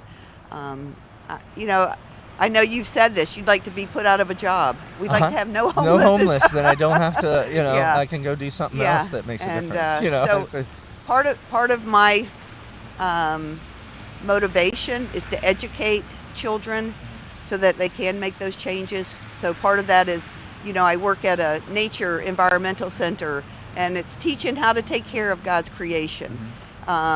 Whether it's at church or wherever, you're teaching being children. good stewards of the earth. And you're growing up. Yeah. You're growing up people who care and who make a difference. So I'm going to take this one home and put it in my car actually, and it's ready to go if I see somebody. Also, I would like to include in here maybe the rescue mission address, some information, contact information. Yes. Again, we're not just a place to house people. We can help you get to the resources that you need. Right. And we're happy to do that. And I know there's a place right there when you walk into the thrift store offices on 30. There's a table there that you could just drop these bags off. Yeah. And maybe someone comes by that needs that immediate help. Come right in, grab a bag, save their dignity, whatever that, and they don't have to talk to anyone. They can just grab one and go. And if they feel like they want to ask for help, We're go here. for it. Yeah. Absolutely. So there's ways to get these bags into people's hands that would use them. And you can even make them women and children if you want. Put a little stuffed toy in there. Wouldn't this be a neat thing to do in our daycares when we get our daycares going? Oh yeah, I mean, what a cool thing. And allowing these kids to start thinking of and putting things to action. Sure.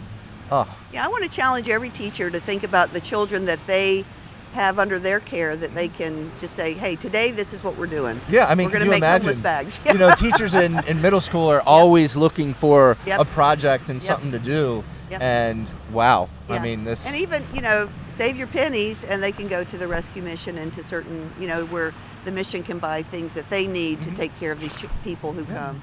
So it's a win-win. And I just am encouraged to see children care. And I think that comes a lot from parents and teachers who want to be involved in their lives. Well, you're building the next generation. Well, that's what it's all about, right? Wow. Yeah. We start here. We start with the little ones, Yeah. and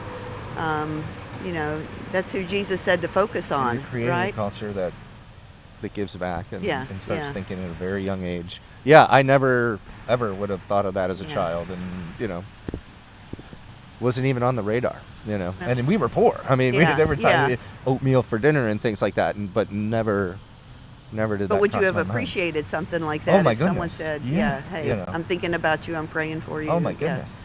Yeah, and you know, churches have that opportunity too to just have something available Yeah. if somebody stops by. So That's and I know amazing. that there's a lot in the community that a You lot are of such people a that care. teacher. You are amazing. Really. Well, Yeah. I just keep passing on what God's showing me. Uh-huh. You know, He continues to remind me that I have my daily needs met. Yeah. And how am I paying that forward? Uh-huh. And you know, if we lose that grateful, thankful heart, then we just miss everything. Yeah. And if we can pass that on to others, Well, bigger. So yeah. Ruth, we Yeah. thank you. I thank thank you so you. much. I'm glad Say to hi be to your here. husband for us. I sure will. I sure he's will. just, Thank you. he's- Thank you for doing this, for just bringing an awareness to our community. It's something. Yeah. I've had a blast talking to all the different people in the community Okay. Who've been able to come out. It really has been amazing. You know, Yeah. it's really cool. Yeah. I don't want to do it tomorrow, but you know, I know, it's I know. good. But it's good. it puts kind of a face to things a little bit, you know, and makes it real. And, This is uncomfortable, and I get to go home and get a shower. I get to Yeah. go home and Yeah. get a meal, and Yeah. I don't have to do this again until I want to do it again. Right. These folks have no choice. Yeah, You know? yeah. And this could be where they decide where they're going to come tomorrow and the next Right, day. You know, right. It's just you know. Well, you know, and just a reminder that Jesus tells us to love our neighbor as ourselves, and think about how what you have that you're blessed with, what Yeah. you have to be thankful for, and how can you Share that with share others that. and Yeah. So share my resources and that's those right. things. So That's right. Well, thank you. Thank you. I so appreciate you coming out here. I know it's rainy and yucky, and This is all and, good. Nope. For a Florida girl, I've Yeah. become very acclimated to this over the years. Well, we certainly appreciate Still don't want to you. drive in it, but I enjoy it.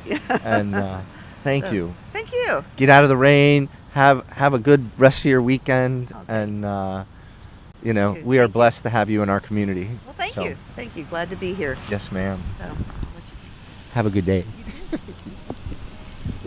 all good?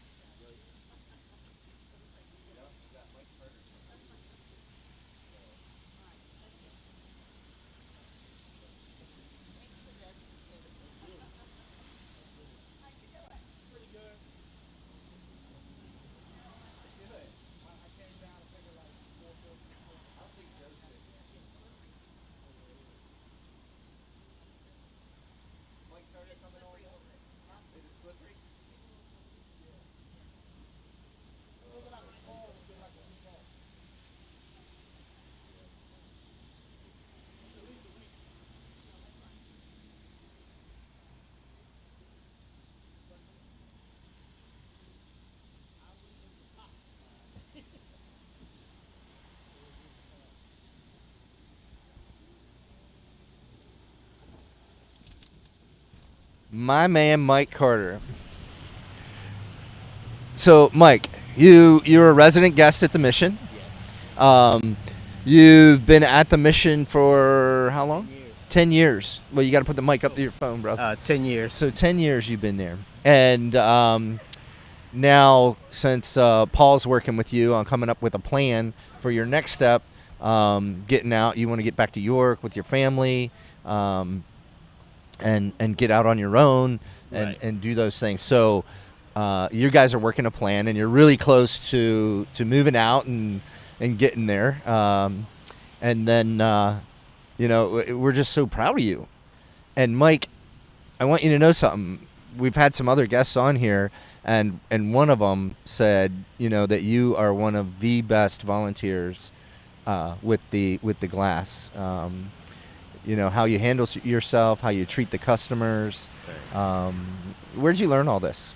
Well, it's been like that all my life. I just lost my way. Yeah? How'd you lose your way? What happened? Alcohol. Alcohol? Drugs. Yeah. How old were you when you got into that? I was first thing of drug was 8 years old. 8 years old? Yeah. First time you smoked marijuana? Yep. Yep. And what was the next drug you got into that really got you? Alcohol? Just alcohol. Yeah. And a little bit of other stuff like cocaine and stuff like that. Yeah. So what do you think drove you to those things? Well, childhood. And plus it was around me. It was around you. It was what was cool at the time. And then all of a sudden you're trying these things and doing these things, and then you're over your head. Yeah. And then you want to keep doing it. Yep. And it's the lifestyle and the friends and What's the way of shutting down pain? Oh, what kind of pain were you going through? If you don't mind talking about. Childhood stuff. Childhood stuff? Well, I was telling you, it's like a movie that that Denzel Washington did with Antoine. I haven't seen it. I don't know. Yeah, but it's the stuff that happened to Antoine in that movie happened to me. So abuse and those types of things. Well, not so much abuse. Showing the wrong things. Yeah. Too early. Yep. Like about around 2. So then you got addicted to that lifestyle. Yeah. At 2, and it started at 2, and it's probably stopped about 9 or 10. So how are you doing now? A lot better. A lot more stable. A lot more focus on what I need to do. So you're one of our peer leaders. Yes. You lead the warehouse. Yes. For the recycling. You are the one who calls the shots, puts people where they need to be, works through the work programs that we work with. Right. And Mike, you have leadership abilities and skills. You have a work ethic that is beyond, what I've seen. Well, that came from my stepdad and other people in my family, because that's what they did. They worked all their lives. They came from Virginia, and they moved up here. And one of the first things they did was clean houses and work at the hospital. Yep. And Uncle, he worked for the city and stuff like that. And they've been working ever since they probably 13 or 14 years old. Now, you have this amazing work ethic, and like when you do something, you do it right. And so many people, if they would see you, they'd be like, "How in the heck did Mike end up homeless?" Probably in my 40s or late 50s. Yeah. So about 10 years ago. Yeah. So about 10 years ago. Yeah. How about now? Think about it. Nah, it's not even in my mind. No. You have hope in your eyes? Oh yeah. Yeah. And your goal is to get back with your family. You have a cousin that lives there. Well, we just had a funeral the other day, and a lot of well, they said it might have been. Yeah, somebody hurt themselves, and and one of your relatives passed away. Well, he was in the service. Yeah, he was in the Army, I think. He was an electrician. How long ago? Recently. Oh, recently. So he was in Kentucky, and then he had moved back here because his mom got sick. So he moved back to take care of her, and then his mom died, and then his brother died, and then he died. Oh. And all his kids were there. He had like 13 grandkids. Oh. So just a circle cycle of right. hopelessness. Yeah, I don't know what would happen. People who are there said, well, he should have talked to somebody. You got to talk to people. You can't hold that stuff in because it's going to hurt. You have to have the resources to talk to people. Yeah. And the avenues and people that care about you to even notice it, to push you in the right direction. I don't know if it was something local or something that happened when he was in the service. No, I'm not sure. So sad. How are you dealing with that? Pretty good. I mean, I'm all right with it. He was 56 years old. Yeah. He wasn't, Yeah, he wasn't a younger man, but when we got older, everybody went their own separate ways, and that's the bad part of it. That we shouldn't do that no more. Yeah. That's why I got some phone numbers and stuff before I came back from your family, so that you can. Because the one there used to be, everybody used to be on Facebook, but now they're on other stuff. So that stuff I've been sending, they wasn't even getting. They weren't getting it. So now you have their phone numbers and stuff. You can reconnect with them, and then Paul's going to work a plan with you. And then even though you're going to be living in York, in an apartment, we're still going to partner with you and check on you and make sure you're okay. Mike, where we at on your rent? Mike, how you doing with this? You know, just because like we don't want to just stick you out there. No, just like you do with George. Yeah. So, you know, does that give you any peace of mind? Oh yeah. That's probably what I needed back then when I had my own place. I had an apartment. You just needed that support system to keep you I didn't and have help you stay accountable. And I got out of the house because of the situation at my house. Yeah. Which still kept going on even after I went back. So let me talk to you about the glass recycling. You go over to Greenmeyer and you really you're there every single time volunteering, and they just love you over there. I think I missed once because I was sick. You know they love you, right? Oh yeah. I know you know. Because you come back and you're like, they love me over there, Will. Why do they love you? Because I'm easy to talk to. Yeah. I try to get along with everybody. And pretty much it's not hard to get along with all the people who do the job. Yeah. They're pretty good people. They look out for me. I can ask questions about things and they can give me an answer. So just by volunteering in the community, you've created some new friends that you never had, new resources, new people in your areas of influence, and possibly new opportunities. I know you have a lot of people in your corner, and they really believe in you, and they really appreciate what you do. And I know at ARM, we trust you with the men and stuff, putting them on the right job assignments that serve their skills and skill sets and abilities if they're in the job programs. Looking after the fellas that are a little bit older that, they can't do certain things and we don't want to put them in harm's way. So making sure they're doing the right things and helping. I just think you're an amazing man. I think you being able to overcome a lifetime of disappointment, a lifetime of neglect, a lifetime of abuse. But stuff that you're talking and saying, I didn't get that at home. Like say, you see people when they doing things, they come in, they hug each other. We didn't get that. You didn't get that? We didn't get that. So how does it make you feel for someone to tell you that they're proud of you? It feels good. Yeah. I'm proud of you, right? Yeah. You matter, right? Right. And that's something you didn't grow up with.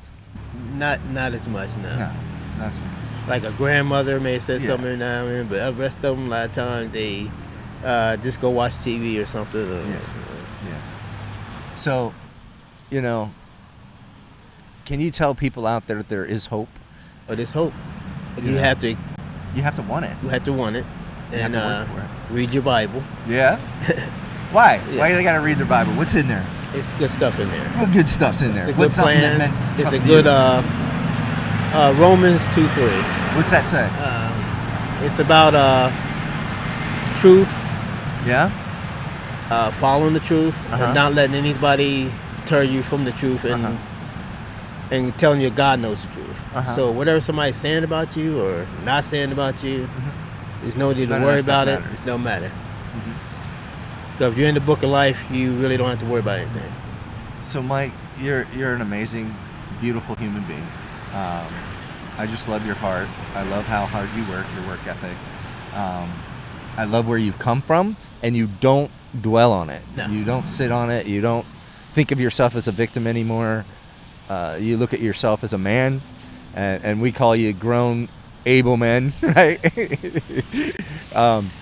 So I just want you to know that we are proud of you. We're going to miss you when you're gone, but we're going to come and see you, and we're going to check on you. And if there's anything you need after you leave us, you call us, and we will work with the resources in York County and help you and continue to support you.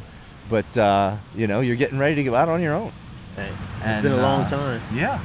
Watch your own TV, take a shower in your own shower. Right. Get to run around in your underwear and be the man, whatever you want to do in your house. Yeah, I never really did that, so. I'm just picking on you, like Al Bundy or something.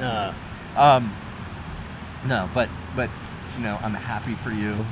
But I'm also going to miss you because you're one of my dearest friends. I think you're pretty amazing. Just like I told Paul, if I down in York and I know somebody's out on the street, and they need a proper program to go to, I would recommend this place. You're going to recommend them to us.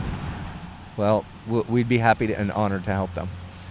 I'm going to let you get out of here and get some rest and tell Joe on his way back to stop and get you something to eat. Yeah. I know that. He probably wants some ice cream. Something. I always mess with him with the ice cream. Ice cream? Yeah. Well, you guys stop and get yourself an ice cream. And I just thank you for taking time. I know it's yucky out here. And we appreciate you and everything you do. Yep, Thank you. you, my Mike. Take care, brother. Yep. Okay. See ya. Yep.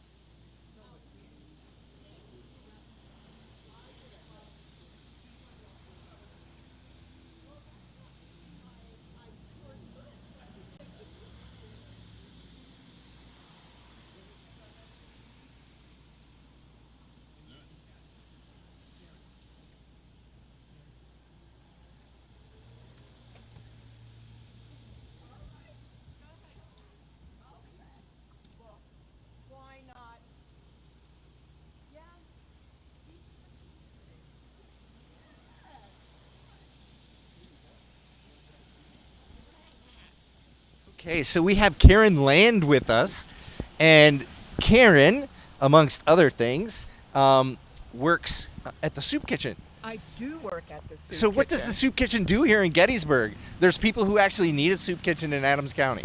A lot of people need a soup kitchen Uh-huh. in Adams County. You'd be surprised. And I believe the mission statement of the soup kitchen, I may be paraphrasing, is to feed the people who are hungry and need help. They need some food. And how many people do you feed in Adams County on a given day that you're open? The weird thing is that you cannot predict any given day. You could have 90 or you could have 30. She cooks homemade meals. And when I say homemade, I really mean it. It's a really fun place to be.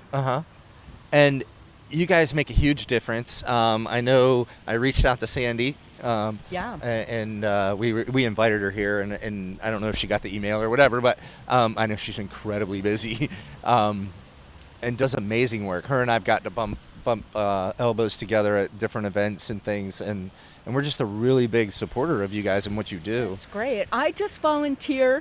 Yeah. I've done it for like 10 years. And I just really snatched you off the enjoy it. street, so I can put you on the spot. But what else do you do in the community? Well, my real heart lies at the Gettysburg Community Theater. Okay, and what do you do there?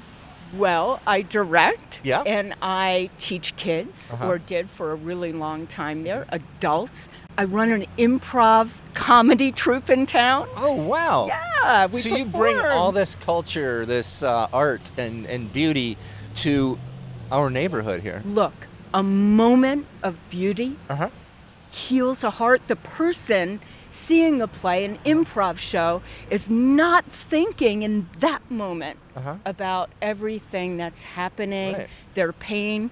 And if we can ease one moment with a taste of beautiful food or a show, this is our purpose here. This is it. Karen, Boom. this is amazing. Boom. Yeah. There is nothing more than to ease the suffering of another human being. And when I'm at the soup kitchen, we're in there singing, man. And the people who are coming for food are salted the best people. There's a whole situation in there and out there. And Sandy is a chef. Her son Grant works with them. He's a chef. And then there's all these people who float in and out from the community. And are you seeing these needs grow as the economy and all the different things that are happening? Are you seeing the needs there grow? Needs are growing. People need. They're right on the edge and they have to decide between electric bill or food. People, that's exactly what's happening. And even the costs in our neighborhood, no matter how lovely, I live right on Middle Street, 2 blocks away, and still the prices are going up. You know what's happening, and yet beautiful people every minute roaming through. This community is it. They're so amazing, aren't they? They are. These folks give and they care. How can we help support the soup kitchen? The supporters that we're talking to, how can we help? What's the best way we can help support you?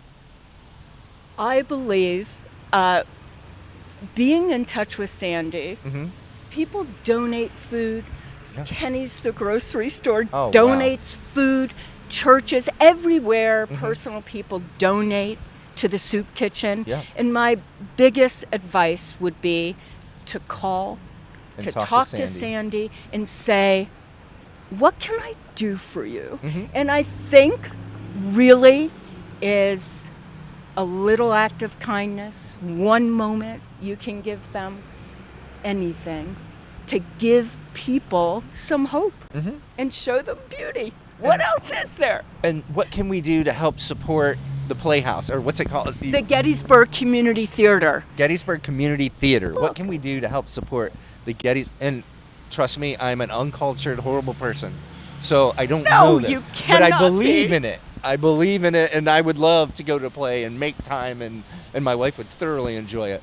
That is The what you Gettysburg can Community do. Theater. Right down the street. So right down the tell block. me how the neighborhood can help support that. Are there needs? Do you have Yes, needs? we have a lot of needs. There's hundreds of kids and adults and plays and musical and dance classes. I mean, this is a vibing, and yet, since COVID and live theater has come back, all the world is picking up and supporting the arts, and we're really thankful. What can you do? Yeah. Come to the front door, Okay. walk through it, see a play, see adults, see these kids, see what's happening. This community adds art to our community, and that's important. And where do we find your schedule, playtime, showtimes, those types of things? Where do we find This is on the website, Uh-huh. gettyscommunitytheater.org. And you can also contact the theater. Chad Allen Carr is the director and artistic he's one of our director. borough He's on the borough council. right? Yeah. This guy is in the community, created a lot. He created Gay Pride with 3 other people. Yeah. I mean, the Majestic is on fire. We're about to start a salon like the French did in the 1920s for people who want to showcase their art. So the Majestic just had the dancing cars. Oh yeah, that was good. That went off really well. Oh yeah, that was good. A dear friend of mine, Dan Creel, he was able to dance in that, and his so wife good. Krista and stuff. They're just amazing people. Oh, they are and, really and amazing. Krista's a musician, and she's just absolutely fabulous. Isn't that teacher. great? But I would love to come down, and I will do that. I will hold myself accountable to it. I will Look, come down to the community theater. Just come Gettysburg down. Community Theater, and Ask see. for Karen Landon. I will. I will. Karen, Make sure you it's all. been such a pleasure to meet you. You And too. thank you for making our community a richer place. You too. We Thank appreciate you. it. I appreciate you. Thank you. You have a great good day, and thank you Thank for taking some time. You're welcome. Bye now.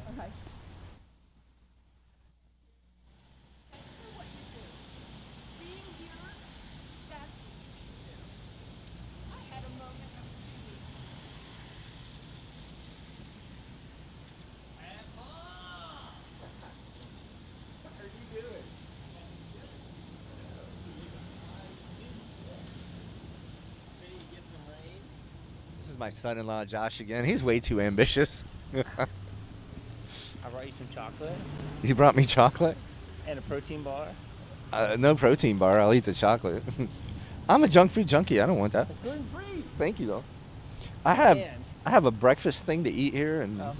I still have some cookies Most left. important There's Reese's Pieces over there. Mark, any of this you want, come and get some. There's stuff here. Oh, thank you. 3 hours later. I've been talking nonstop for hours. Dude, how you doing? And I have chapped lips because it's cold out. And you said you'd get this to me I hours did. ago. I got it to you. Yeah, just now. What kind of son-in-law makes their old aged father-in-law sit around and wait for his chapstick? It's always about you, isn't it? So how are you doing, Will? I'm doing just fine. You're gonna turn into an icicle. I am.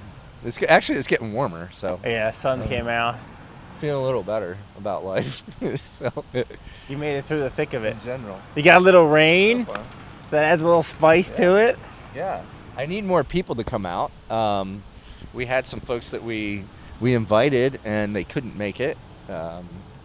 And so I have some 4.5 slots that I more need hours. filled. So anybody out there watching, you want to come down and talk to us, talk about homelessness, talk about our community, how we can make it a better place, please feel free to come and see me. If you want to talk about an agency that just did something amazing and you want to share about that. You want one to of talk about the Jesus? Organizations. You want to talk about Jesus. We're all about that. But come out and see us. You know who's the best company? It's someone who hasn't slept in 16 hours. Yeah, exactly. Doesn't get any better than It's that. longer than that. It was 7:30 yesterday morning when I got up.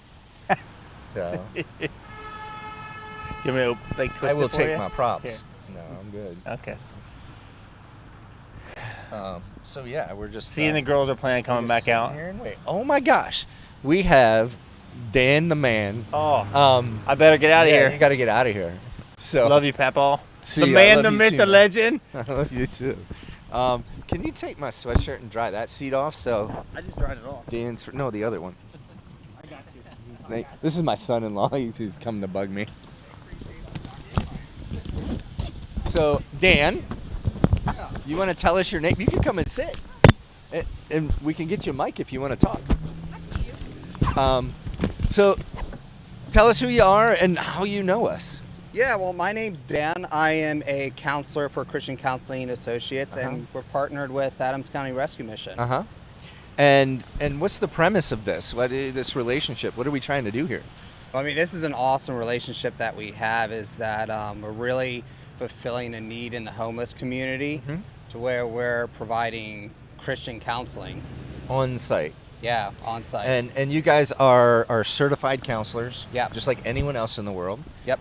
You look at things from a Christian perspective, looking at biblical principle, those types of things, and a sense of empathy and those types of things. But they're getting true mental health care when they're working with you. This is just like they would get from any other counselor. You have those same credentials. Yeah. So we're very professional. I'm in the process of getting licensed, and CCA has a really true belief in bringing counseling where it belongs, which is in the church, and focused on what answers everything, which is the Scripture. So now what we're trying to do as well is open and become a licensed drug and alcohol counseling center, both here and downtown. Downtown, I am downtown. Here and at 150 Chambersburg Street. Our community needs more access to mental health care. They need more access to recovery and drug and alcohol addiction counseling. And you guys are willing to partner with us to provide that. I think it's just a huge thing. How do you feel about it? No, when I was going through college, I was like, oh, drug and alcohol is something that not really interests me and stuff, but God put me in the place where He wants me, and so being at the mission was an absolute joy. I absolutely love working with the guys there. But it really shows a need, because each one of us has a story, and some stories are a little bit harder than others. And something I always find with all the guys is that, a lot of times homelessness is not, like, nobody wishes to be homeless. Right. But something brings somebody to that point. Right. And I always say, sometimes we got to hit rock bottom, and thank goodness we hit rock bottom, because Jesus is the rock we hit. But it's been a true joy, because around this area we don't have a whole lot of counseling for homeless and access to for the lower underprivileged community, right? Yeah, exactly, because a lot of the services for counseling is really expensive to where it's outside the means, and like we focus on our physical health, we focus on like food, water, shelter, but we really never focus on the mental side. So when you guys started partnering with us, you guys went out to a foundation and you got a grant that covers half of the tuition for the men and women that we serve. And I'm trying to think of Paul's numbers, but it was over 2,000 counseling sessions, I think, that we've had since we started this way back in, April or so? Yeah, so CCA, Christian Counseling Associates, has a foundational grant program to where we have different donations from churches, from other people that donate money into CCA to provide to provide sessions for lower income people. Yeah. So I mean, we're talking $30 a session essentially for lower income, which is absolutely fantastic. And, It is. It puts it in the means that ARM can partner with our men and women, our resident guests, and we can cover that 30 because you guys are covering the other half. But the next step here is getting it to open up to where we can actually bill insurance, and we can start opening this up to the outside public, and really get some access to those most vulnerable and most in need of those types of counselings in our neighborhoods. Our whole goal is to make a difference. Yeah. Now, tell me who your friend is. This is my wife. Hi. Wife? Yeah. So she's not your friend? Well, she's my best friend. Best But, friend. You better be saying well, I'll say she's also the better half.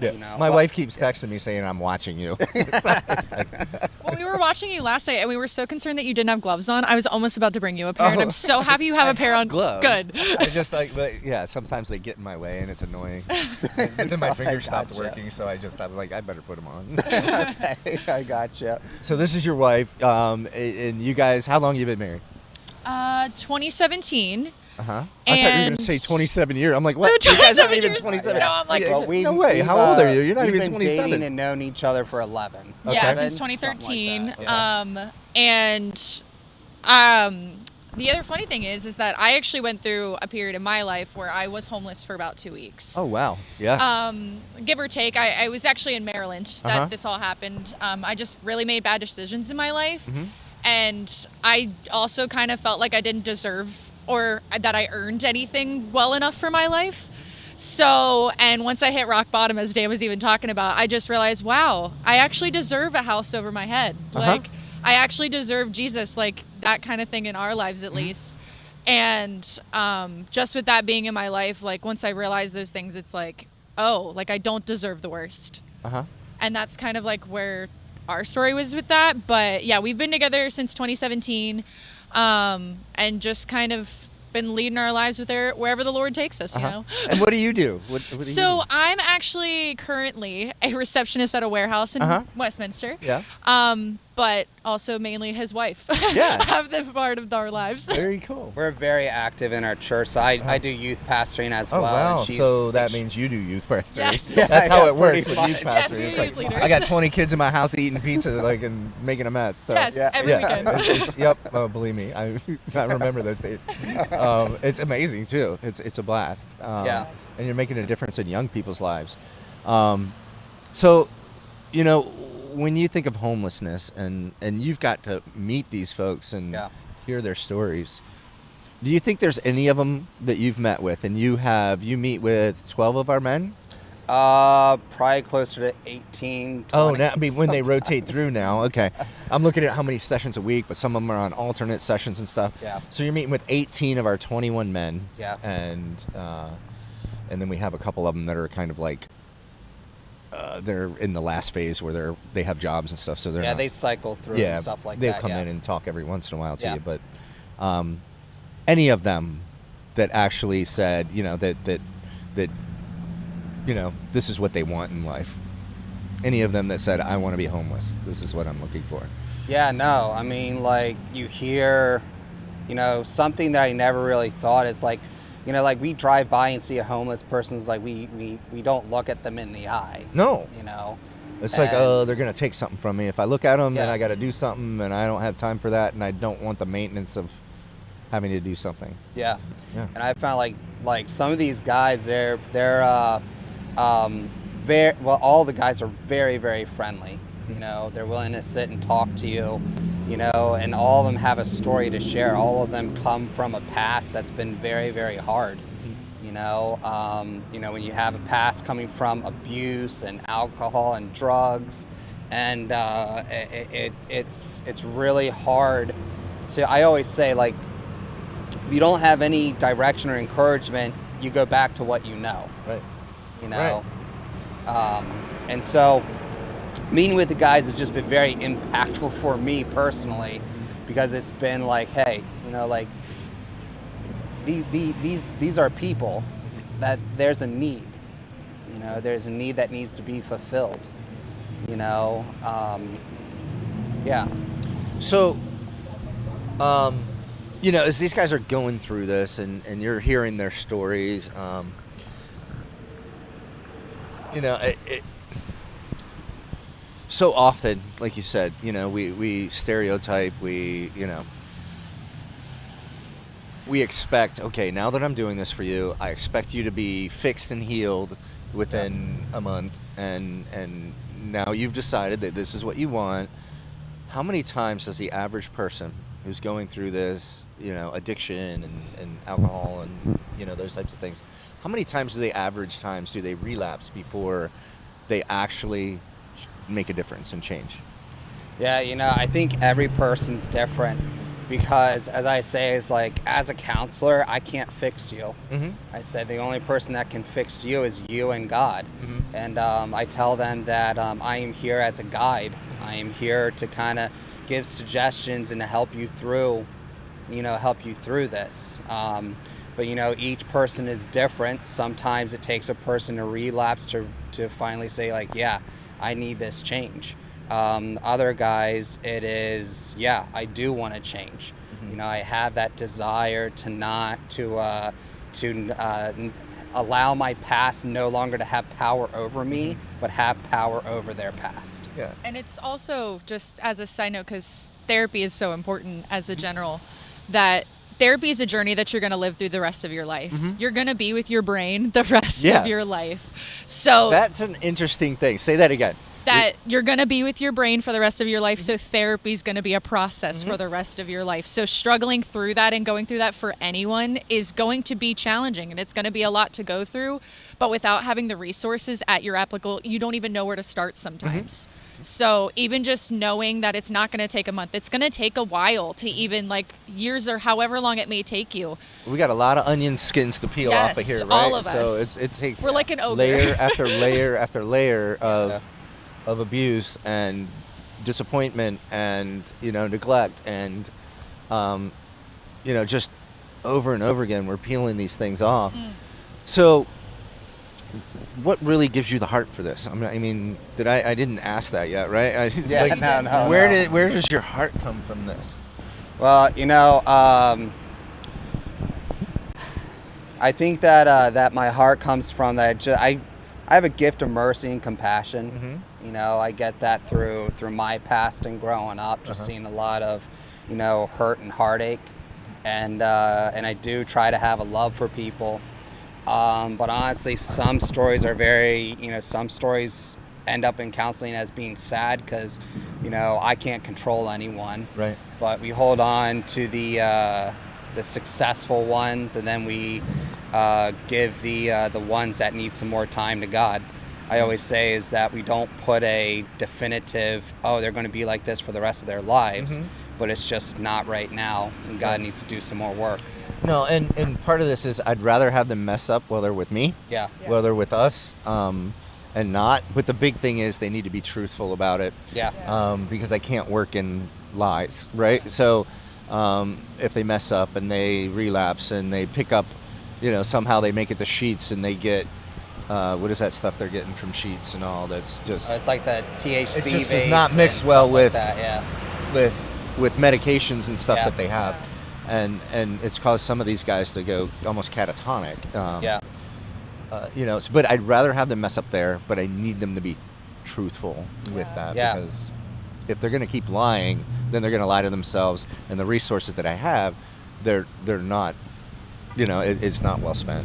Yeah, I mean, that's how every session I go into, I say, you know, like, yes, I'm a counselor, and I already assume I'm being manipulated and lied to. You know? But, you know, I always talk to guys that after we do some work, and, you know, we're doing drug and alcohol therapy, we're doing trauma therapy, we're doing PTS therapy. Yeah, you know, it's a wide range, and everybody thinks there's one or two issues.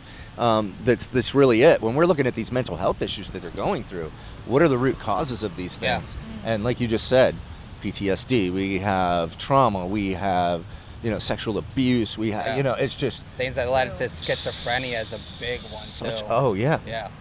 And for these guys to even have an opportunity to get out, they have to be able to differentiate between who they are and what the disease is, so that they can even come close to helping themselves control the disease and understanding.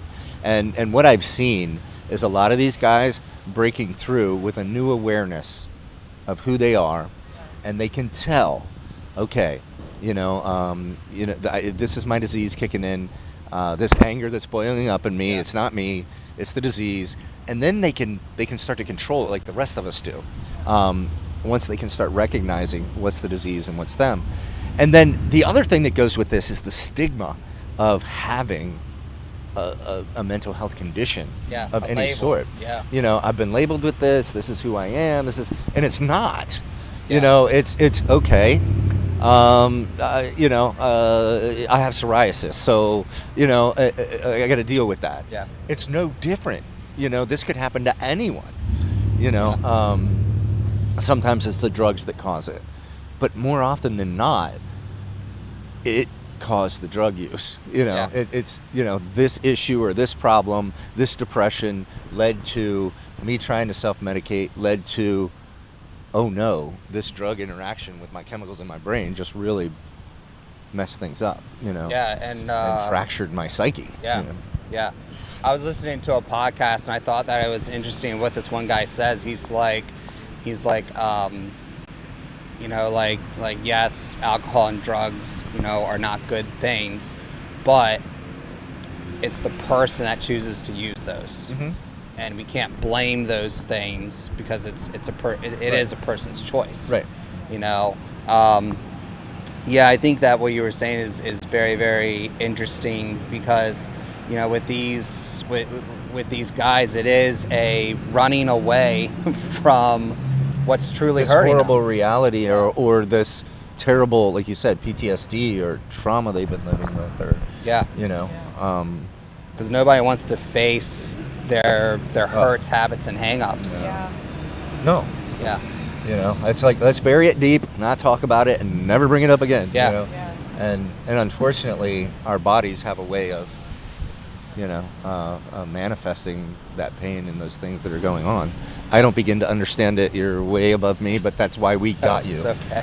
If I could do these things, we'd be, you know, fine. But I can't. You know, I'm not a doctor. I'm not a counselor. I can coach people and pray with them, but And just to put another like slight plug, just because Dan brought up a good topic of hurts, habits, and hangups. Yeah. If you've ever heard about Celebrate Recovery. we have Celebrate Recovery. We run phenomenal. one through I our just Agape wanted to House put that little tidbit because it's a great program. it's a great program, and a lot of people think of it as like an AA or something like that, and it's for mental illness. Yeah. That's the biggest thing that it's for. So, and I always like every time he says hurts, habits, and hangups, that's like, oh, did you hear about CR? Like I always say that. So.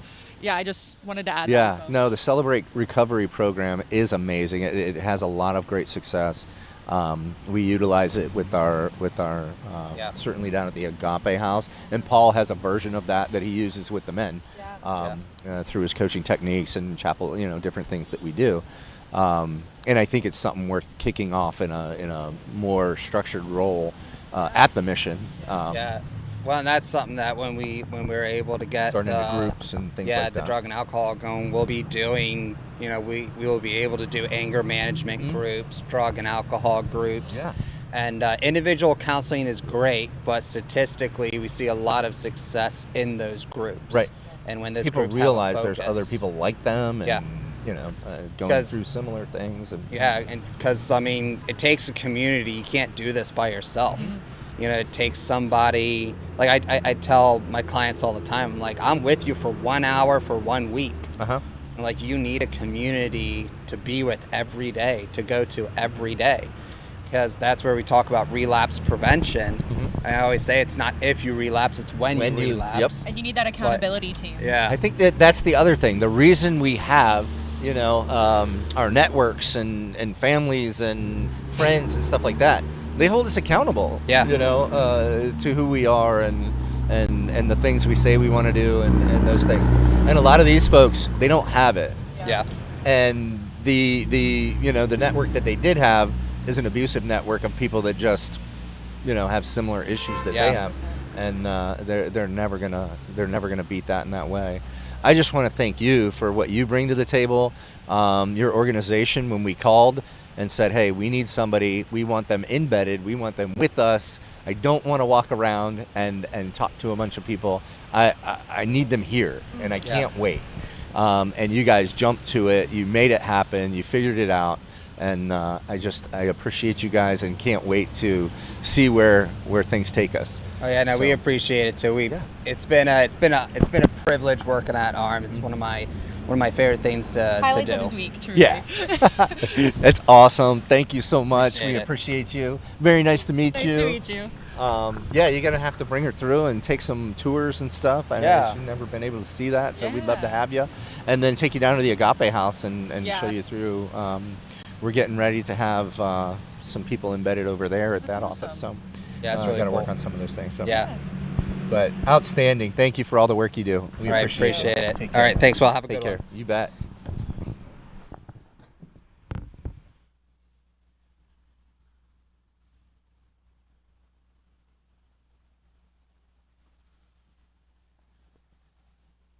Great. How are you? We're talking about homelessness. I am. I'm Chuck from Rotary. Oh, great. How you doing? Good. Cool. I have to talk with Marty real quick, but if you'll stick around, I'd love to have you. Yeah, Dave Cookson sent an email out to a couple of people saying you were doing something. He wasn't real clear other than you're doing That's Dave. a thing on homelessness. Yeah. Yeah, go ahead. I want to. No, and then I'd love to have you. So, yeah, this is Commissioner Qualley. So he has this time slot. So I'm going to get him in and we'll talk to him. Oh, my gosh, she's beautiful. She's beautiful. Hi. Did you happen to get an email from me a couple of weeks ago? I'll have to check and see because sometimes my computer, especially the one at work, will throw things into other, and then I have to look at it. So. I was going to. I've been reaching out to all of the members. You know, I'm coming in as the president, right? So I wanted to reach out to everybody. Set up a time where I can just talk to people individually. So. Yeah, she's fine. This is my wife. Oh, cool. Yeah. Commissioner Qualley, are you ready? I'm always ready. Oh, Since I thank have no you. script for this, or you know. Thank you for coming But down I here. decided I would bring Jinx as well. Oh, that's awesome. And what's her name? Jinx. Awesome. Hi, Jinx and shenanigans. And we'll see how long she lasts. Okay. Being nice. Would you like a mic? Sure. Hi, sweet girl. Hi, sweet girl. I know you can't smell me. You just smell gloves. It's just smell gloves. Yeah, no, I love the setup for Mark. Oh. But she's a big sweetheart. Yeah, Mark's got heat in there and everything, like living it up. You really have everything Yeah, plugged in, don't you? he's got heat and everything. It's like I'm waiting for the borough to charge me the electric bill. It's just the meter's going ding ding ding ding ding. Exactly. So we're here to bring awareness to the homeless problem. You know, I don't want to say homeless problem, but the reality of homelessness here in Adams County. And you're a commissioner, and you and the other commissioners, I don't think people realize how hard you guys work with our with our nonprofits here in Adams County, advocating for us, fighting for us, getting funds for fighting for funds for these guys. And I've been bragging about you guys, just how you go to bat and try to figure out how to overcome some of the obstacles that are out there and make things possible so that we can go out and take care of these people. Do you feel like you work hard? Well, do you want a job with the county? Do I want a job? I'm telling you, you just did a great job explaining it. And I always have, actually, it's really challenging to tell people that, hey, we don't have a lot of authority. We don't have a lot of power. But you know what? We are the closest government to you. Mm-hmm. You know, I mean, yes, you have municipal government, but like it or not, the commissioners are in the paper every week. Yeah. So yeah, and people rib us about that, but people come to us. They recognize us out if they have a concern. You know, we give out our phone numbers to friends, to people. So it's easy for the public to reach us, and it'll be something like, hey, I have this issue. Like, you know what? We can't help you with that, but you want to talk to the rescue mission. You want to talk to Megan. So it's, you know, over at SCAP. So it's really important that we maintain ties with a lot of nonprofits in a lot of different arenas as well. So in our community, when you took this job, when you were elected, did you realize how deep the roots of not only the homeless situation, but those at risk? Actually, I had a little bit of background in this beforehand, so I was aware. Tell us where you got that from. This. No, I do. Oh, you do? You tell me. I used to work for the city of Frederick, mostly in homeless services, housing, rental, also in food nutrition programs. So actually, it was interesting working in Frederick and knowing the shelter there, and then being in Gettysburg and often seeing some people that I knew from the shelter in Frederick. And when they say transient, and that is the definition, they're going from place to place, shelter to shelter, looking for work, looking for housing, seeing which communities have resources. Right. And so one of the great things about here in Adams County, what I did not know here was the depth and breadth of the resources we have here. When I was in college, I interned at SCAP. And so that was sort of, well, SCAP does everything. You know, and then coming from Frederick, I'm like, no, there's clearly a lot more organizations. But when it comes to housing, we need it. We need it. We need organizations in every sector pushing affordable housing. You're not doing too good there, I just girl. don't want her eating something she's not allowed to Oh, have. she's not going to eat it. She will. I mean, I'd give it to her if she's allowed to have She'll it. eat But anything, is what she'll do. Dogs will get sick. So, no, I think you know, one of the things that I'm working on is trying to figure out and gather support and you know, whether it's the churches and the ministerium or the realtors or, you know, the landlords. There's more than one solution about creating affordable housing. My interest is much more in low income. That's where I'm focused, just because that's the next steps for our folks. But there's also a need for that median income housing and those things. I mean, it's just so out of reach right now in real estate. And you guys are doing real some challenge. I mean, our housing studies have shown that we have a lack of affordable housing at every level. So even if you do make a good paycheck, even if you are not considered low income, there may not be houses in the area that you can afford for how you want to live. Right. You know, you have children now. You can't stay in the apartment. You need 2 bedrooms. You might want to plan for 3 bedrooms. Can you afford that? Is that attainable? So you're right. It's not just low income. You do focus with the Rescue Mission on low income. And a lot of people do because, you know, we all have a right to affordable housing. You know, life, liberty, the pursuit of happiness. Right. If you can't throw affordable housing in there, then I don't think you understand the definition. Well, I think it lends to a healthy community because we price ourselves out of diversity and those types of things when we do this. And I don't think people understand how dangerous that is. You know, I am not low income. Yeah. But I do know that if I sold my house today, I could not afford to buy that house today. Right. For how much value my house has increased, all of a sudden, you found some kids to play with? So anyhow, I think a lot of people, if they look at it that way of, could I afford the lifestyle I'm living right now if I was a new home buyer? Right. And that is not. So Bye, baby. What do you think, as a commissioner sitting there, what kind of support do you guys need from us, the community? What kind of support do you guys need from us, the community, or would you like to see from us for the community to help with the at-risk and the homeless population? I think the greatest thing to do is, to some degree, what you're doing right now, raise awareness. And at the other point, so for those who can't tell, there are some kids off camera who want to These play. are my grandsons. And they are, who want to play with my dog, and she loves playing with kids. So hopefully you can continue to hear us. What you want to do, sometimes an issue like homelessness can seem too big, too daunting, that we can't possibly solve it. Well, yeah, maybe one person can't solve it, but they can say, hey, who do I know that's working on this? What group, what team? You know, maybe it's the Rescue Mission, maybe it's SCAP, maybe it's PICPI, maybe it's the county, you know, just to have the discussion and learn more.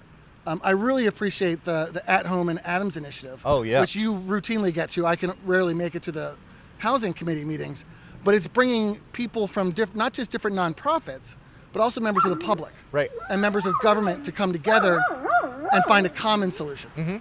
And I think we're achieving. I think it's hard right now because we don't have any developers here. We have very few developers who will build affordable housing or lower income housing because they can make more money. If they have so many resources, I can do the same thing. You know? And we have people moving here who can afford $300,000, $400,000, $500,000 homes. And they're moving out of places where they're $800,000, $900,000 homes to here to get the same. So it's a challenge that I think we've always had here. We're just doing more job getting the details. You know, I know of it. So we're going to keep doing our job and keep going please. after this. And I just want to thank you and the commissioners, you know, Jim and Randy. Just you guys have been a blessing, teaching me the ropes, allowing me to get to know what's going on. I know I'm new, and I got to get the new guy up to speed. I come in running my mouth and trying to make big waves. And it's more so out of a passion to help these people, and you guys have it as well. And you're like, okay, well, let's see, what's this look like? What are you talking about? After 13 years in office, Will, we've learned to discern the people who are going to follow through and the people who aren't. And I think we all quickly realize you're going to follow through. You've already made changes in your organization, which can be difficult, you know, the new guy coming in. But that's what takes a team, is people who are going to say, hey, you're new. Here's what we're doing so far. Let's get up to speed as fast as we can. Otherwise, we just keep falling back. You know. So, hey, we're glad you're here. Thank you. No worries, brother. I appreciate you. Yeah. Thanks we'll for see coming ya. out here and seeing us. Well, they're not. They're probably gonna watch this after the big snowstorm. Oh yeah, exactly. Yeah, save this one for the summer so they see us all bundled up, Mark. This is also live feed, so they're getting it right now. So no bloopers, no nothing. Remind me of that, Mark, so I don't say something stupid like I just did. You're fine. Have a good one, Mark. See you, Will. Take care. Thank you, Commissioner. Yep. All right, come on over. David sent another. I don't have anything official. I was just. Oh, you can sit down. You don't want to talk with us? Well, He sent you over. These are my grandsons. So this is Easton. Oh, cool, man. You want to throw it in the box right there? Oh, there's a collection too. Okay. Yeah. So this is Slayton, and he's a wrestler with Gettysburg. Hi, buddy. I'm Chuck. And he's my grandson. Hey, nice to meet you. And this is Easton, and he's a basketball player Hi, buddy. for Gettysburg. And he also used to wrestle. Okay. But these two young men, they're pretty amazing. How you doing, buddy? Good. I love you. Love you. We need to go to the movies. Yes. We need to figure out what we're going to see. Yeah. And get to the movies. You got some chocolate on your face, man. I just had a cake pop. But no, I love you guys. And if you're gonna stick around after I talk to this gentleman, I don't think I can then because we'll get you back out. I don't think I can because I had to go to a birthday You got to go to a birthday. party. Oh, that's cool. That's cool. Will you enjoy yourself? And then have your mom call me so we could go to the movies, or text me what movie we're going to see and when we're going to see it. All right? I love you. These are my grandsons. They stopped by. See you, buddy. I love you. Oh, ow. I'm gonna win. I'm sitting over there in the car waiting to see your truck come around. Oh no, I'm right here, but yeah, I have a seat. I'll get with you, Dave. I was wondering where you were. If you want to have a seat over there, I'll grab you in a minute. I had no prepared. Oh no, you don't need to be prepared. Dave finally sent a second email. Yeah. And provided much more clarity about what this was about and how you've been here since 4 Yeah. o'clock yesterday. Yeah. So when I read that second email, I said I'm just gonna come by and say hey. And Well, thank you for coming and saying hey. What's your name? Chuck Elder. You got to put it up there. Oh, Yeah. Yeah, he's live. It's on. Just say yeah. What's your name? Hi, Chuck Elder. Yeah, and Local resident in Gettysburg. You're a local resident, and you are the president-elect. President-elect of Rotary. I do a lot of volunteer. You guys do tiers, so they have somebody in the waiting, somebody doing, and somebody posts, so that you're always covered and you have that That's true. knowledge, and you don't have a knowledge loss as you change leadership. We have, as you would know, because you're a member too. Yeah. We have an excellent president, and he'll be there on duty there for another 7 months. Yeah. And then I'll come in behind him in July. All community. I know you're a vet. I do some work with veterans issues myself, and I'm a volunteer at the National Park Service as well. So when I heard you were out here doing something to demonstrate the plight of homelessness, I tugged on the right strings and just decided to come and offer you a little support. Well, thank you. That's all it is. That's great. And I know you sent me an email. So I'd love to have you out to the mission. You and I can have lunch, whatever, and then let's figure out how we're gonna partner and how the Rotary can make a difference. And you guys already do make a huge difference in our community. But I know the Rotary wants to get a little more involved in some of these social issues that we're facing. So we'd love to figure out how to partner with you. And I'm anxious to hear everything you say, and I want to harness some of that Marine hoorah. How do you say it? Hoorah? Hoorah stuff. As a Navy guy, basically we just carried the Marines. Yeah, that's what you did. Yeah. You guys carried the varsity team around. Exactly. That's what it was. Right. Yeah. You know what they say, and I always kid my Army buddies. Uh-huh. Safest place in a land war is a ship. No, we appreciate you, and thank you for All right. your service. Oh, you're welcome. Thank you. And nope, you have a great day. Thank you for coming down and introducing yourself to us. And I can't wait to figure out how we can partner together. We'll I have a lot of ideas. That's why I want to. I want to come see you. Please do. We got a lot of months to figure it all out. Okay. Are we Love off? to.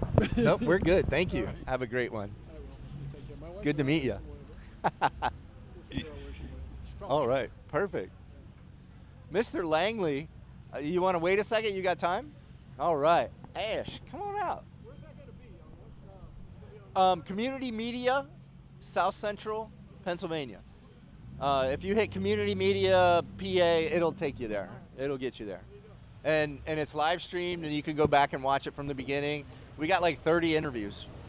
Really great community leaders. Come on out here. This is my beautiful daughter-in-law, Ashley, and Ashley works for WellSpan, and she is a training nurse. Just an amazing human being, loves and cares for people in our community. And you're not here representing WellSpan or anything. You're just here as a local. You're my daughter-in-law, so you're here seeing me. So, you know, I'm putting you on the spot because you are amazing. You do care for those in the community. How often you've done the crisis, you've done the management where when we have you know, people in our community, unfortunately, that are sexually abused and assaulted, you worked with them. So you've seen some of the most heinous things in our community. And how do you have the compassion to help these people and work through that? That's a lot. And you've done it for 10 years, right? Yeah. I've been a nurse I've been with WellSpan for 14 years. So 14? Yeah, I've been a forensic nurse for 4 years. Okay. So yeah, it can be difficult, but just giving to our community, and it's just a good feeling to be able to help. And yeah. I know you didn't expect this. Yeah, he just pulls me right I just in here. yanked you in here. It's your fault for bringing the boys by to see me. We wanted to bring you coffee Well, and thank see you. how you were doing. Thank you. I'm holding up, you know. Not bad for an old guy, you know. Thank you for cleaning my Pretty phone. warm. Yeah, I'm warm now. It was cold last night and this morning, but I'm pretty good now. No, so would you think, now that you're a nurse, now that you're a nurse, you've been a nurse for 14 years, did you realize just how much the homeless population, how much there was here in Adams County? No, you don't realize until you're really in the thick of it, and you can see it. Yeah, and I'm learning a lot more from you and what you're involved in. So it's really crazy, but just being able to give back to the community, and I think if we can just get more people involved, and I know there's a couple nurses at the hospital that help volunteer with the mission, and just like wondering how maybe we could get more nurses involved. That's my thing. I want to pull on that string because WellSpan is such a great organization, and they come into communities and they really want to get involved in communities, and they have these new initiatives on how they can get deeper involved with communities, and I would love to pull on that string and figure out how we can partner together. You know, what are things we can take off your plate? What are things we can you know, fast track people to medications and things like that and diagnoses as we're dealing with these mental health issues, and are there ways to bring in and set up shop, you know, at our facilities where you guys can come in and offer more and deeper, you know, psychiatric care and health care, you know, for some of the most needy in the neighborhood. And again, you're not here representing WellSpan, but it's a string I would love to pull on and figure out how to make that happen. But Ashley, you make our community much better. You're an amazing nurse. Yeah. Thank you. Yeah, if we can just pull more people in and get more people involved and know the need for this community, I think that would be a huge impact. It would go a long way. So, yes. Well, I'm going to let you get out of here. And So- these guys are getting restless. And they want to fight somebody. I don't know who. All right. Yeah. Ugh. Well, you guys be good. And seriously, I need you guys to know we got to go to the movies because it's been a while. Okay. All right? No, we gotta go. All right. I like popcorn. So thank you guys for coming up to see me. Thank you for bringing me coffee. I love you guys. Love you. Have a good day. You guys have fun. See ya.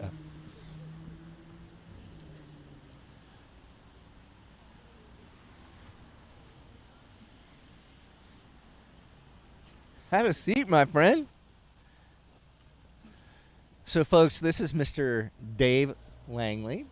And Dave is one of our team members. He drives a truck for us. You may see him if he's driving around picking up your recycling.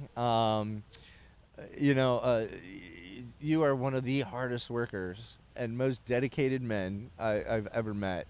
You know, you were an atypical person who ran into homelessness.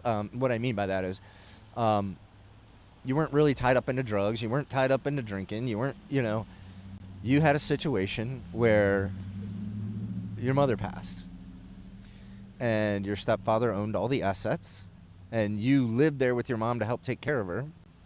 And then all of a sudden you had no place to live. You were asked to leave. And I think there for a little bit that broke you. You know, that was devastating to you, right? Yes. And how hopeless did you feel in those moments? I don't know. I was down and out for a while. You were down and out for a while, right? But what have you done now? Where are you at now? I think I'm doing pretty good. You have a job. Yep. You have an apartment. Yes. A car.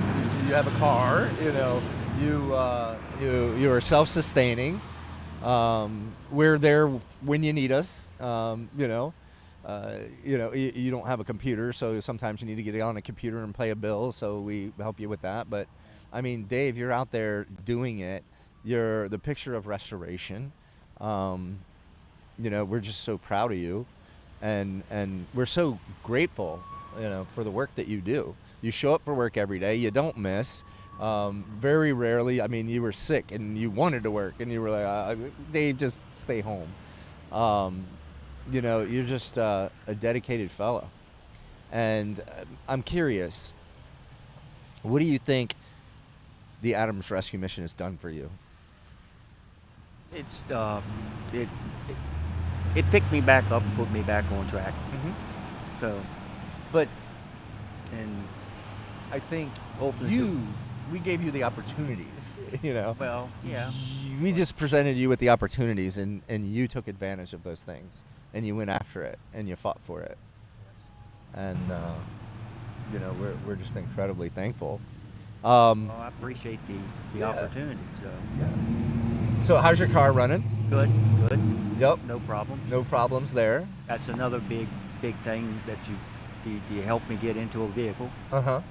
And that's a big plus. Yeah. I mean, you need a vehicle to get back and forth to work. You need a vehicle to go get your groceries. You need a vehicle to, you know, go see your son, you know, those things. And you know, through donations and our folks in the community, we were able to help facilitate that for you. We didn't do it. We were just there and played had a big part in it. People, you know, do that for us and meet that need for us. No, I don't. What gives you your work ethic? Where'd that come from? You don't miss work. You don't want to miss work. You know, I mean, you missed that one day you were sick. You were very, very sick. But you don't miss work. That was the first time in over a year, you know. Yeah. What gives you this work ethic, this drive? Just to keep busy, something to do. Yeah. I mean, so people have this stereotype that homeless people are lazy. And would you consider yourself lazy? No. No. You wouldn't even allow yourself to be lazy, would you? No. No. You had a bad circumstance. You know, and again, I don't want to get into all the details of it. That's your story to tell. But you were in a bad circumstance, and you were asked to leave the only place you called home. And you were doing it out of the goodness of your heart to help take care of somebody in need. And that landed you in a situation where, you know, you found yourself in the need of the help and services that the rescue mission had. So, you know, we're just so happy that you were able to take advantage of those resources we were able to extend to you.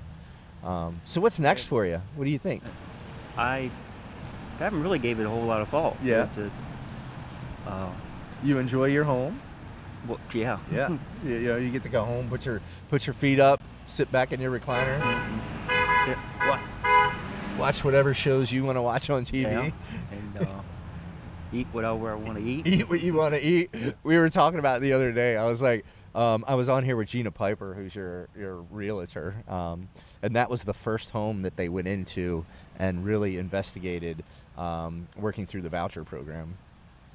And for that building, and just she was talking about how conscientious you are.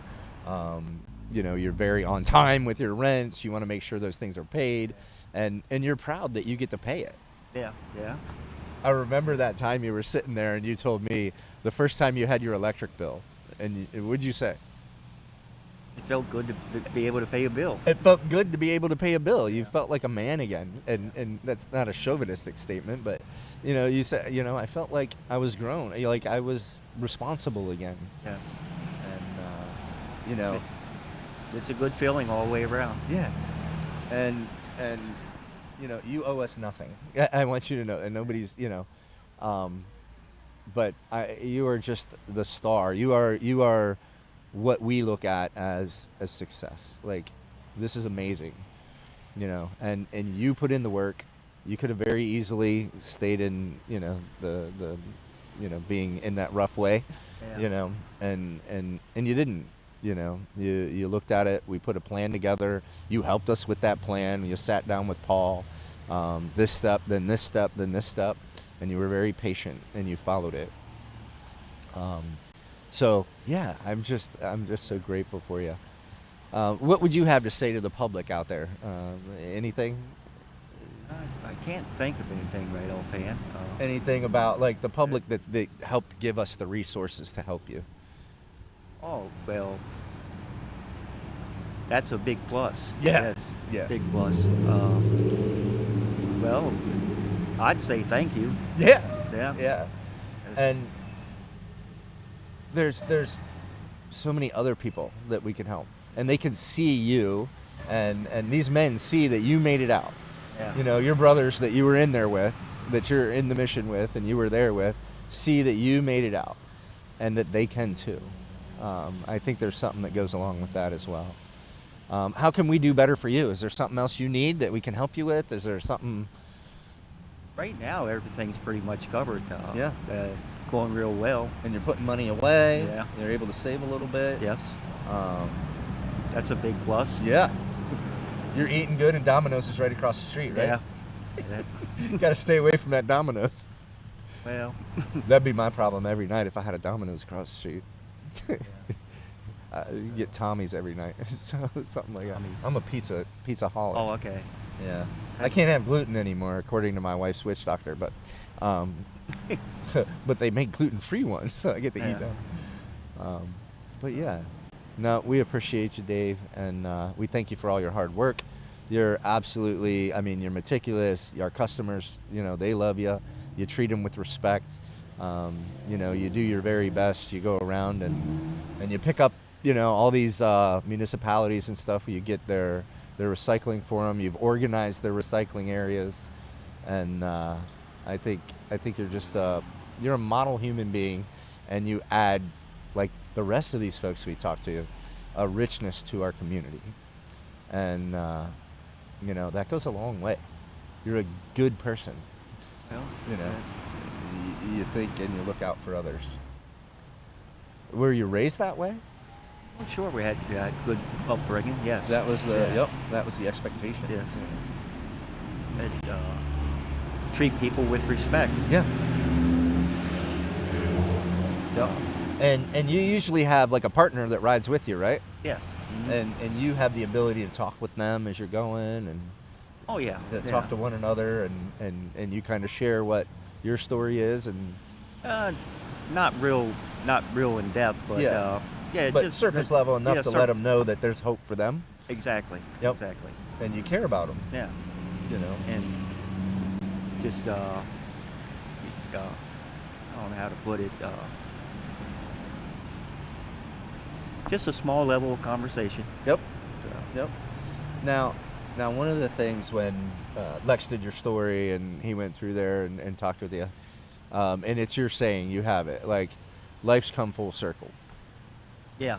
For you, from where you started, what you lost, and now what you've gained. Going through this struggle that you've gone through, did it make you a tougher person? Did it make you stronger?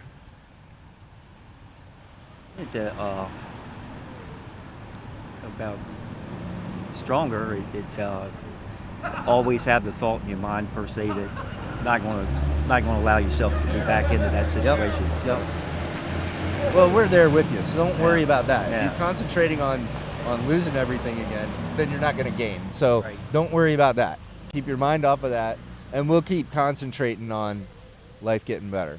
Because we're not going to leave your side. We got you. Okay? Okay. As long as you have us, and as long as you need us, we're right there alongside you. I appreciate that. No, we're partners in this. Okay? And I know Paul thinks the world of you. And we're just really happy that you're back on your feet and you have your own place and you get to watch the shows you want to watch when you want to watch them, and you don't have to put up with a bunch of guys making noise while you're trying to sleep. So, well, yeah. Well, thank you for coming out and joining us. Thank you. We appreciate you. Okay. Take care. All right. All right, brother. Thank you. See you.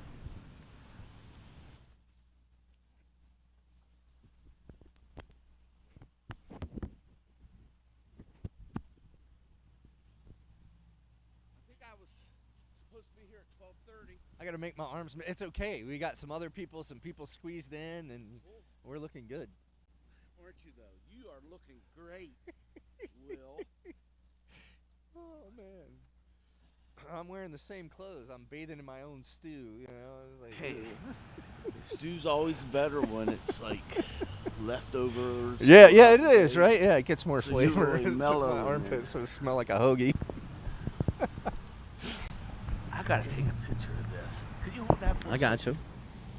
This is awesome. Yeah. He's got a little heater in there. He's got his 10 Diet Cokes that he's put down. He is a Coke guy. Yeah. But how devoted is your team to sit out here for 24 hours with Well, us?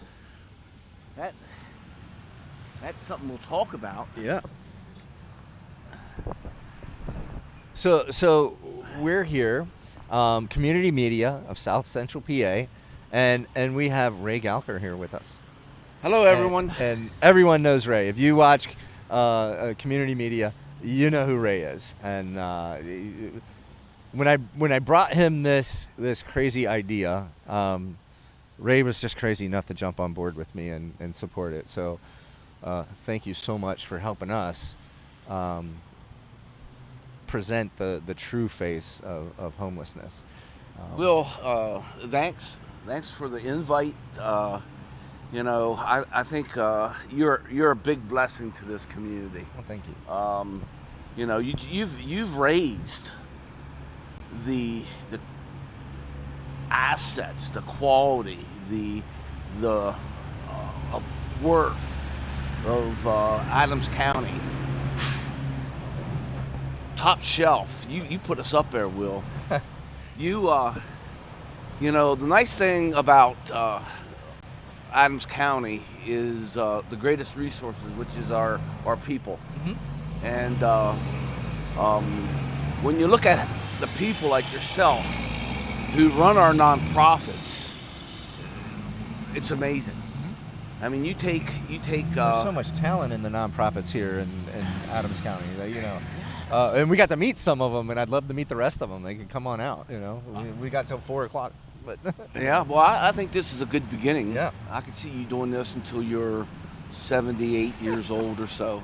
Oh my you know, goodness. This is awesome. Man. You know, this is just one of those things, Will, that since you've come on to lead Adams Rescue Mission, this is just one of those levels on the ladder that you've brought. I mean, the awareness, sitting out here and doing this is crazy, which is one reason why I like you. And the other thing is the purpose why you're here. I like how the community just gathers around you. I like the intentionality and the strategic way you go about things. You know, you have a program that's different than most for the most needy, to bring their worth back to them, and the way you do it is very strategic, and you've grown it. I mean, this year you brought on someone who is a full-time counselor, I believe it is. Yeah. It's an outside service, and they come in and they're embedded with us. They're the professionals. They know what they're doing. So we brought a whole agency with us, and as we grow, they will apply more resources and counselors to us as we grow, and the need is there. And then we're opening that to the public. We're a licensed drug and alcohol counseling center. And as soon as we get this passed through the Alcohol and Drug and Alcohol Commission, we'll have the right and ability to bill insurances. So that's also opens it up to where we can bring people in from, let's say SCAP has somebody, they need to get into counseling right away. And they want to do that. Okay, we have a slot. Come on in. Here we go. Or we have somebody, in another organization somewhere that needs it, and we have the resources to, here. We got openings. Get them in here. There's many layers to you and your organization. I mean, you take someone who's alone, someone who feels as if they've burnt all their bridges. What's the use of doing things? And then when they come into your organization, it's like they scored a touchdown and everybody is around them. You have this team, which is it should probably be overwhelming for people sometimes. Yeah, really. It's like, oh my God, all these people saying I love you and how do I help you? Yeah, it's like what? And the next day they're still there, and the day after that, and they're there as advocates. The people that come into your organization comes into a team of advocates. And that isn't as if you're there, your team's there to do everything for the person. Because no, one of the they have goals, expectations. Yeah, those expectations that they're accountable and they can grow, but you give them their skills. You give them those skills. Yeah, day 1 and 2, I mean, those are days where you're incredibly vulnerable, and they're days where people make that decision to leave or stay. And, if they can get through a week, typically they'll stay and they'll get it done. Cool. And it's a hard demographic to get trust and to get, and it ranges a variety of reasons, but it's a difficult demographic to give the kind of trust that they give to us. Especially in the beginning. And then there are expectations as they grow in the programs and they move, and those expectations get bigger as they go. Rightfully so. We're preparing them for real life. And if we're not preparing them for real life, we're doing a disservice. If we just throw money at them and resources at them and don't have any expectation for it, they're going to get out here and expect the same things and not be able to produce anything for themselves.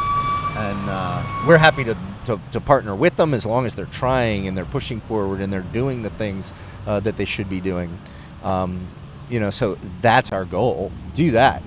And then we'll get us beside you. We'll get the right people beside you, whatever that looks like for you. So, do they have a family for the rest of their lives? They do. They can't get rid of us. They're stuck with us. Unless they make the decision that they want to walk. If they make the decision, and that happens. Right. We have a blackout initially, and that blackout means no texting, no cell phone. Now, it doesn't mean they can't talk to them, they communicate with their family. They come down, they have the call, they get their cell phone, they go in the office, they make those calls, they talk to them, and they touch base. But so often, they have all these distractions. And do you know what? Anybody on the end of that line, if they could help you, you'd be living with them or be with them. And you're not. So, it sounds harsh, but, we need to take away that distraction so they can rest, and learn and be patient. And we can work with them. And it's not, again, we're not withholding family from them. We're not any of those things. It's just, there's so many distractions with the cell phone, the media, the social media, all the different things that you can think of that distract men from really focusing on their health and getting better. And if you go into any, big program, typically there's something like that. So some of them decide that, what, that's not for me. I need my cell phone. I need my Facebook. I need my whatever. And they quit, and they'll walk away. And there's other programs that will accept them that don't do that, which is fine. I'll get you there. I'll call you. I'll try to find a place for you there. But to successfully navigate our program, we need that 3.5 to 4 weeks of you focusing on you and really not, all those other outside things that get in the way. Yeah, there's outside things that are enablers. Yeah. And triggers. Yeah, and especially think about it. You have people who are addicted, and then you have this whole list of friends that's in your phone who may have the same issues, or maybe your dealers, or maybe this, and it takes them pinging you a few times, and that temptation, you can't overcome it, and you head out the back door, and next thing you know, you're back into where you were. And I can't control those things necessarily, but if you want to get help and you want the program and you want me to pour these resources into you, those are the sacrifices we have to make. Now, you have family, you have wife, you have kids, you have, mom, grandma. Those things, you're going to talk to them. You're going to speak with them daily. You're going to, make sure you're checking in and it may not be daily, but, regular check-ins that meet your needs. So we're going to do that. But some people choose they don't want that and they move on. And that's typically the big one. Or just the fact that we have rules, they want to be able to come and go as they please and those kinds of things. And we don't have vehicles for that. And, look, we're a program, but we're a housing thing. We're not facilitating and enabling you to just, do nothing and live for free. Right. So, you have to work. There's a goal. Yeah, exactly. The goal is to change their character, the way they think, the way they feel. Yeah, and it, if I want to give you the tools, you got to be willing to take the tools.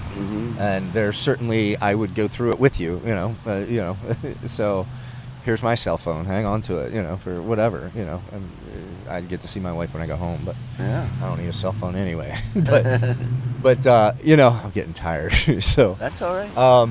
No, so we do have that, and some of the folks check out because of that, and we'll get them down to cares, and we'll get them to other places, and that's okay, but just understand, when you're ready, we're here, and we'll take you back. Yeah. There's certainly no grudges or hard feelings, and if I have resources and you get to where you're ready, we will give them to you, and we will pour that into you. So. And that's the another aspect of what you're bringing to our community, and community media is straight on board.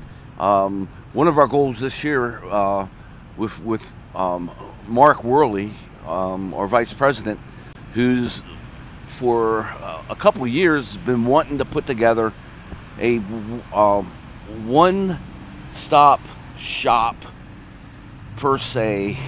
I don't know if that's the best way to put this, but if you need a service, you can go to this website that we're putting together with Pete Sockens. Dude, the Sockens. That's one of the things that I want to work on. So get that to where we can share this, and we have this resource of literally walking people through all the different organizations they need to walk through to get the help and services they need. And we share the same vision here, which is awesome. And collect a database of those, what resources have they already gotten, what have they abused, what have they, Yep.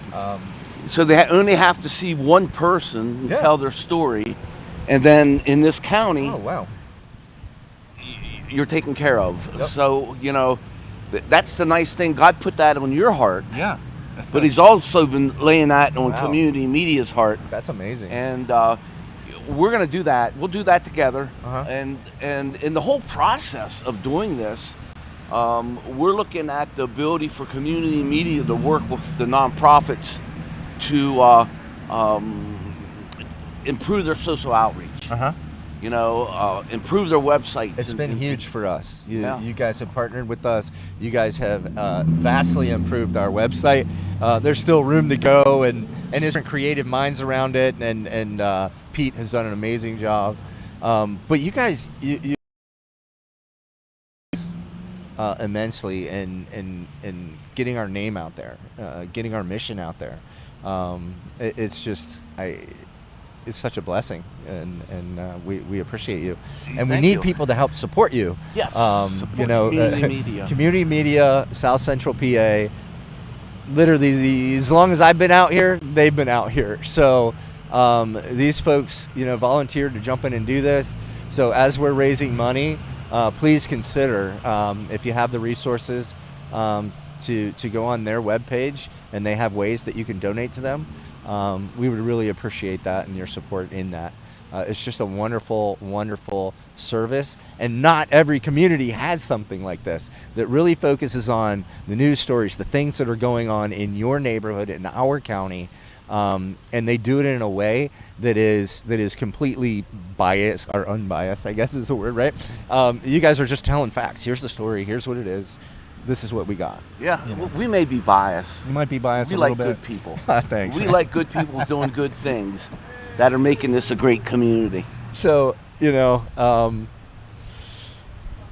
are the Kershongs. They're pretty amazing. Yeah. They've been in the neighborhood forever, and just wonderful people. Talking about good people, huh? Yeah, they're great. Bill Kershong over there, he worked Schindler Elevator. He worked at Master Brand and those guys for years. He's an engineer.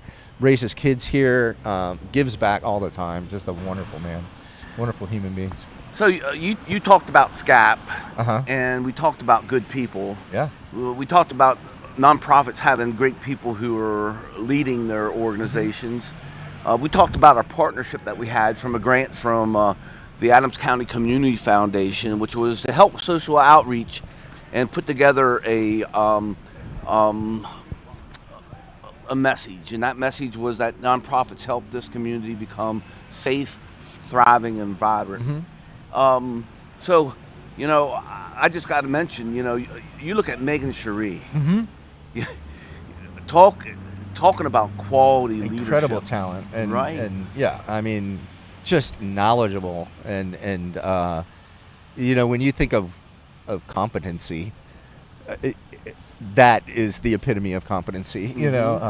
Just an amazing human being, and wonderful at what she does. I would love to pick her brain and steal half of her programs and what she has.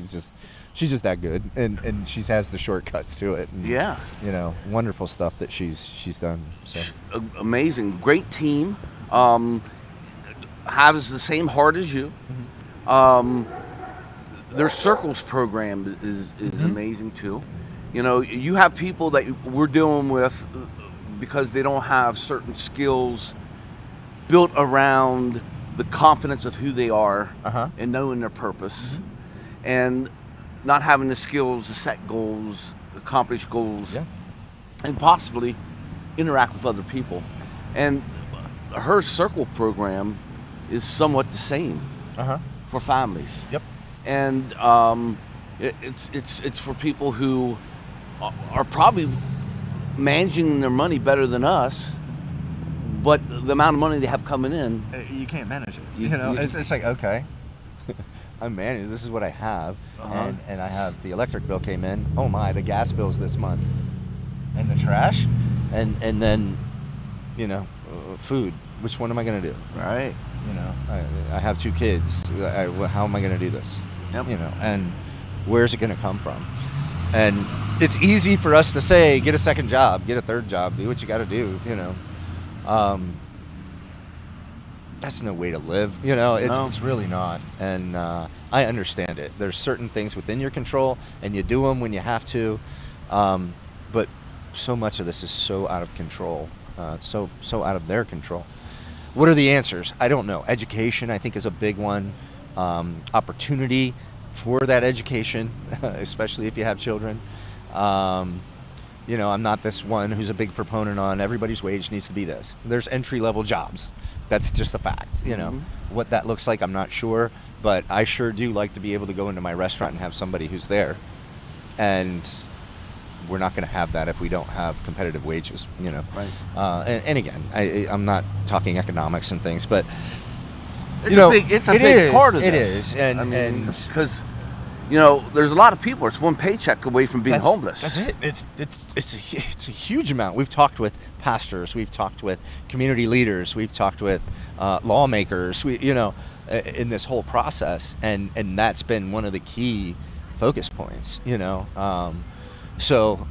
It's again. I think we can take this, go back and look at some of these interviews, and pull out these pieces. I think there may be some really golden nuggets that we can really focus on, and find some commonalities. And then, how do we get the right minds around it? Because we have some brilliant minds and creative thinkers here in Adams County, and we have lawmakers who are willing to, try to go to the wherever they need to go to and get the resources that they need for these organizations.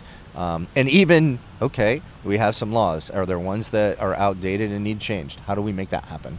Right. How do we appeal to voters? How do we, come up with ways not to penalize people when they are doing well in a job? They get promoted. Now we're going to take this. Well, that's the other thing. Yeah, how those cutoffs are. It's very difficult. I could see, you got $1 raise an hour. Okay, now you're off the assistance altogether. And the dollar didn't offset. I'm still broke. Okay, we're going to take 35 cents of that dollar, and we're going to put it, we're going to keep that, and you get the rest, Towards your program. We're going to take this much of your program away, 35 cents an hour out of your $1 an hour that you just got. There's got to be something there that makes sense, because these lines in the sand, and again, it's easy for me to say, I'm sitting back here, common sense. But you're doing something. I'm like, guys, there's got to be a simpler way that makes sense, because, if you have somebody telling you, no, don't give me a raise. Okay, I can't get you progressed, because you're never going to go from $12 an hour to $20 an hour, but you can go from 12 to 15 to 16 to 17 to 20. You can do that, but you're never going to go to this. And if you hold yourself back because you're afraid of what you're going to lose, you're never going to get to the other point. And that's a system problem. That's a system problem. And I think there's things we can fix. Take enough people to take the time and effort to put it in front of the lawmakers and make the change, and for the voting public to be willing to do what they need to do in order for it to. But we need to be educated and involved, Well, that's it.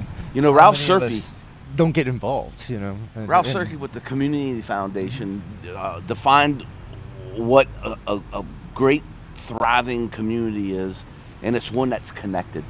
And that's what you're saying. And I think a good community teaches the youth. I don't know if they teach the youth, they advocate for the youth to be aware and see and have it modeled of how to give back, how to find the purpose in your heart. What in your heart sparks you, and then connect to the community that way. And that's the same thing for us. Get connect. If you're sitting at home and you're not giving back to the community, we're not as good as a community as we could be. We could be. Yeah, you have something to offer. It's hard though. I mean, I'm the same thing. I get done with work, I want to prop my feet up and watch, binge something on Netflix. But if I take an hour out of my day and get involved in something, that payback to me, just in my soul, is tenfold. I've done something worthwhile. I've done something worth doing today. I mean, me just switching careers, but no, I don't get paid the same. I don't get, all those things, and I'm not worried about that. But the reward is so amazing. Me being so excited to get to work and head to work. Me being so excited to come and talk with you, or excited and energized to sit out here for 24 hours in the cold. It's a blast, and it's tragic sometimes, and it's all those things wrapped in one. But when I go home at the end of the day, it matters. You're not numb. And I'm not, no. And unfortunately, as that's where I was going, and it's neither here nor there, but, it was. I just didn't feel, I felt like God was really pulling me away and calling me into something else. And I just thoroughly enjoy it. I enjoy the men and women and children and, the staff I get to work with, and the community I get to be a part of, It's amazing. We had the soup kitchen up here. We had Karen from the soup kitchen, and she volunteers there and helps, and what they do, and if you talk to Sandy, right, and if you talk to her, just the need, how that need's going up, and there's people that you wouldn't think of to see that are coming in and need that because they're having to make that decision between, well, I'm going to go ahead and pay this bill so that and then I'll go to the soup kitchen and get something to eat. I'll pay my electric bill. So these are the working poor, and they're not our homeless population per se, typically, but the difference that she's out there making. And if you meet her, like, you talk about someone who can stretch $1. I mean, my goodness, she does so much with so little, and with such a big heart. And there's these guys that are talking about singing and stuff, and in line, and as they're cooking and making things for people, and not just throwing soup together in here, eat it. They love you being don't like together. it? No, it's good stuff. She's making good stuff for them. And, good stuff, but they love working together, Yeah. and they love interacting with the people who come in. It's like, do you live from the head, or do you live from fear, or do you live from the heart? And I think it doesn't take an hour a day to make a difference in the community. It would make a big difference in the community. Yeah. But 15 minutes a week, 15 minutes a month, saying something good about an organization, passing something good about an organization to someone else is a start, and it gives you life. Then if you get involved in an organization, the Gleaning Project is crazy. You have all these people out there with their families, and they're picking, and they're interacting with other people, and they're throwing fruit at each other and vegetables, and they're having a great time, and they're making a big difference in the community, and they're living. They're living from the heart. And get involved in your local government. Get involved. Go to the meetings. See what they're doing. I had no clue. I could have very easily been one of those people that sat on my couch and complained about everything that wasn't right. Parking meters went up. This went up. Blah, blah, blah, blah. Okay, before you grumble, educate yourself. Get out there. See what they're doing. See what they're working with. And then, if you have grumbles, then grumble. But before you do that, really see what they're doing, because these folks are working hard, and regardless of what side of the aisle they're on, they're working hard together. Is what I see, and they're working hard for us to get us the resources, or point us in the direction on where to find those resources. I mean, us being able to, get counseling, open to the public, and be licensed drug and alcohol counseling center. That was direct involvement by the commissioners, pointing us to who it had to go to, and getting us on a docket in front of the committees that it needed to be on. And that's how hard they work. And it was literally picking up the phone saying, I got a problem, this is what I want to do, and this is how I want to do it. Okay, let me understand. Well, slow down, you talk too fast, but... Okay. So, and then it's, oh, wow, okay, all right, we got it. I'll let you know what you need to do. And really helping us with that. Yeah, and that's their job. They do, and it's amazing. Their job isn't really to give money to this and that, even though if it's justified, you do that to make the community better. But it's to help nonprofits like us, who are structured better than they are, to serve a need, right? And then to help connect us on the higher levels and the local levels with assistance that's there. And assistance could be money, and it could be knowledge, And oftentimes maybe it is the latter, which is fine. We'll get that there. They like Marty was here and said, they have very little authority, but they have the connections and they have the abilities to get you to the right places, and they have the path sometimes to those types of assistance. But I didn't realize how hard they work, and how engaged they are in the community. So, and when they get behind something and they make contacts for you, mm-hmm. sometimes it's a lot better than you making the contact. Yeah. Because when they make the contact, they were elected to a post, and Yeah. when somebody's elected to a post, making that, the public's behind them, and they know that the public's behind them. So when they're asking for those things, and that's what our local government's for. So get involved in it, be a part of it, stop in and see one of the meetings, go to one of the commissioners' meetings, go to a borough meeting, or wherever your borough is, or township, and get involved, see what the community's about. If you look at our 5 commitments that we have, one is sharing the gospel. And I'm really sleepy, so I've got to remember these off the top of my head. But sharing the gospel, an informed donor base, being engaged in the community, understanding what those community needs are, an empowered staff, and then resident restoration. So, as we go around that flywheel, these are the things that we're about. And if we're about those things, then we better be engaged in that community. We better be working on enabling our staff and engaging our staff, or empowering our staff. We better be focused on restoration and people not being there for 23 years. Those are, in my mind, some failures that we had on these parts. And it's not, George, this particular resident that we talked to when he was here,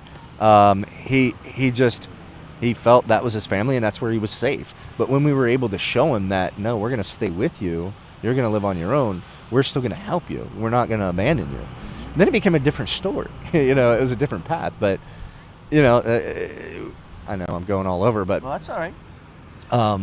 These are the things that who we are as ARM, who we've become, and we've stamped that. This is who we are. Our board's agreed to it. This is who we are. Uh-huh. And we have to live to that. Yeah, you don't want someone staying there for 23 years when they can go out, be a broader influence to the community, mm-hmm. and their family expands. And not only that, they can help people that might be in the same situation they were. Right. And I know successful organizations like yours, sometimes once the people grow, they want to come back and they want to give. Uh-huh. And they become part of the solution. We talked to several, who are doing that, who are staff members and working with us and living on their own, and mm-hmm. and it's an amazing thing to see, mm-hmm. and then that gives them the opportunity, the launching pad, to go do something else in life if they want, and they get that history of work, that reference that they need, those things. So we just keep on creating relationships in our community and with each other, and that's what we're all about. We're all about sitting out here in the square. It's getting sunny now. I'm getting ready to put some lotion on, and This is awesome. And you've been doing this now for how many hours? Well, I started at 4.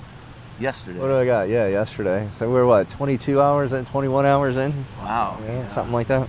I was hoping I'd get here near the end of your time and you'd be getting goofy and I'm already getting goofy. Yeah, losing track of where I'm at. Yeah, exactly. Yeah. But hey, I want to say something here. Yep. Community media for over 35 years has been documenting the good in our community and celebrating it, and thanks to the efforts of people like Mark Worley, who has given more than he has ever received from us, and is talking about one of those leaders that are outstanding. Mm-hmm. I mean, he's well versed in media technology, production techniques, and how to help people get their message out. And he's supported by Shawnee G Magic, Sean Garrett, and we have Laura Wabble, and they're an immediate team whose job is to make the day-to-day things happen. And we've been implementing the past year, thanks to our partnership that we had, a drip digital marketing concept. Yeah. And it's been helping us get your message out to thousands and thousands of more people. And we're excited about that. We're also excited about our goal of telling the story of our community. I'm not talking the historic story, in 17 something or other. I'm telling about the living story right now of the Adams County, of Gettysburg, of what makes a community a better community, and who's doing that, and how they're doing that, and bringing out those role models, because each year, because of your efforts and the other efforts of amazing individuals like yours who are running businesses and running nonprofits, our community is becoming better and better, and servicing those needs, those loopholes where we've missed, which you're gonna miss because we're all human, right? We're excited to be working with the Adams County, Pennsylvania arm of the Sports Hall of Fame, and the other arts, where young individuals, our youth are so important. And those people who are working with our youth, we want to showcase. I mean, these are the advocates, the teachers, the coaches, the Cub Scout leaders, who teach these individuals that they have a heart, that they should take and listen to their heart, and their heart will help show them their purpose, their talents, where they'll get their confidence, and then how to work towards becoming a better skilled person in whatever you decide. So, I want you guys to know that community media has a great team of individuals, and their desire is to showcase you and your neighbors in a way that nobody else will do. But no, who would do something like this? Right. Live stream 24 hours and sit with you in the middle of winter. Right. Who would do that? and get the flavor of the whole story. Right. So those people who have supported us, we greatly appreciate you. And I guarantee you we're going to be coming at you asking for more support, because these things take resources up, and we need important. that. Yep. We have this documented, especially if you do it, year after year after year, which I think is a great idea. And if you guys are willing, I mean, we'll keep doing it. And I think what you need to do is pick the coldest day of the year. Oh yeah, there you go. You're only a day or two away from this. Yeah. I mean, you have been thinking about this, haven't you, Will? Yeah. That this week it's going to be at 3 degrees. Tomorrow's going to be snowing, and then 3 degrees. Yeah, it's I got lucky. So. You got the warm day. It's warm out here today. Yep. But Will, honestly, Club Med. I want to thank the people from community media. We have a great board, and the Adams County Community Foundation, who supports us. SCAP, Manus Unitas, talk about a great group there. I mean, talking about a family. They surround their culture and advocate for their culture and the individuals within their culture, which God, family, and being a skilled, productive individual is extremely important. So, what a great community we have. Yeah, isn't it? Yeah. I mean, time after time they show up and they make a difference, and that's what we're asking for. We're asking you to educate yourself, stop in one of these shelters, get to know the people there, get to know what they're doing, gain some trust so that you can get behind it and help support it. We do have a problem in Adams County with homelessness. We have a huge problem in Adams County with people who are at risk for homelessness, and we need to attack and create strategies for prevention, as well as continue to hone our skills on rehabilitation for those who are homeless. So, Robin Fitzpatrick is another one of the. Yes, I'd love to have her here. The Economic Alliance and what she does there with that group. And just amazing. Isn't that the neat thing when you get involved in the community? You get to meet these great people. In such a short time, I'm like meeting all these people, and then you'll see them in restaurants, and somebody will wave to you. I can't remember their name. And I've met so many, but Robin is a powerhouse in our community. So. She is. What they do for our community. I mean, if you have an idea for a business, and you need help just getting it going, this organization is there to advocate for you. Help you find the money, help you get the plan, and get your resources to help you shortcut some of the questions and things that you might have. I mean, they will literally help you get off the ground. Yeah, and that's the amazing thing sometimes is you want to do something, but you just don't know how to do something which to other people is just so easy and common. But Robin said about the homeless people here that, there's more people that's homeless than you're aware of because they're invisible. Yep. You don't see them, but they're there. Unless you're going from Giant, and every once in a while you'll see a couple there that sits out there with their signs and stuff. And I again tried to talk to them, told them we had resources. They don't want those resources, so which is fine. So you don't. But it just because there's a couple that might do those things and it seems a little shady, doesn't mean they're all like that. You've heard stories all day long, all night long, what it really looks like, what the true face of homelessness is. And, get to know the people, ask them, talk to them, start poking and prodding. And you can get down to that truth, And, Excuse me, I'm sorry. No, you're good. Oh, okay. So, what is the biggest thing you're going to take with you from sitting out here? So I don't know yet until I go back and look at it. I'm kind of tired right now. For me, I think the biggest thing I take is this opportunity to really sit down and talk with these folks, and continue to create these relationships, because these relationships are what's going to help us make a difference in this community. Working together, they can see what our heart is at ARM. They can see what the heart is of you guys at community media. They can see what the heart is of each person that I talk to, whether they're from an organization or personal, just citizens out here who are out there making a difference, or community leaders or our lawmakers. And I think for me right now, my biggest take from this is that relationship building, and being able and having the opportunity to shout out to the churches who are helping, the organizations who are helping, so that you as a community can see how many people are out there making this happen every day, and we still have work to do. And we still need support, and we still need resources, and we still need help. And again, that's my big take so far. One thing that Mark Worley and I through are interacting with nonprofits, and the question is, what is the role of a nonprofit? And what is the role of the government? The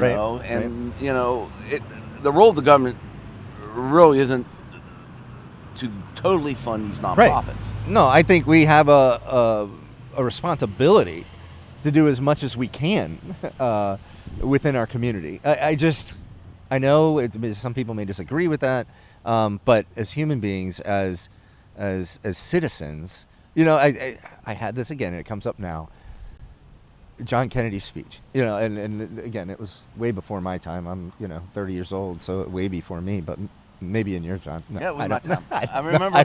I remember. But no, that's not what your country can do for you, but what you can do for your country.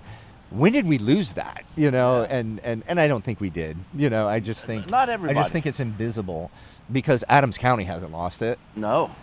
Look at the giving spree. Look at how much we give per capita. Mm-hmm. Look at the support our nonprofits get. Look at the support our profits get. Our for-profits. And so we haven't forgot it here. So my opinion in this, and it's mine personally, is we do as much as we can for ourselves, because we're the best understanders. Is that a word? We're the best and have the best ability to understand and engage in our communities to get the right answers and get the right fixes and move forward. An outside government is not, necessarily the best answer. That. Sometimes, Because there's their skills things are different. Yeah.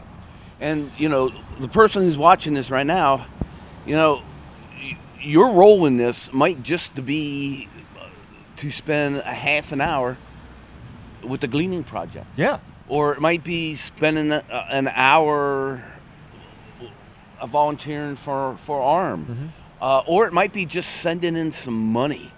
Definitely easiest thing is talk positive and see how everything's connected. But the other element is businesses. Oh, yes. I think it's an untapped resource that we could partner with. I don't think we challenge our businesses enough in town to help. And again, we haven't asked. So why would they go ahead and do that? They don't know, they're not aware, and we haven't asked. So how do we partner with those businesses? Because it's got to be a win-win. How are we recognizing these businesses that have helped us? Hey, go patron this place. I know for a fact, because a certain business has helped us and done things, I'm going to take my particular type of business that they do to them over another one because they help, and if we do those things and promote them and share what they've done for us, hey, why don't you go eat at such and such place? They give back to the community, and we can help promote them. So I think that you're absolutely right. I think there's a string there that we could pull on, and tap into. But there's also some businesses that have done amazing things. For us, and bless them, and it's not all just giving money. No, for businesses. I resources mean, sometimes resources. They have services that can be shared at a fraction of the cost. Yeah. They have talents and skills. We were talking about the amazing people that are running our nonprofits. We have some amazing people running our businesses that are very innovative and very strategic, and would just look for an opportunity of working with like the Adams County Community Foundation to help those nonprofits fill the gaps in our community.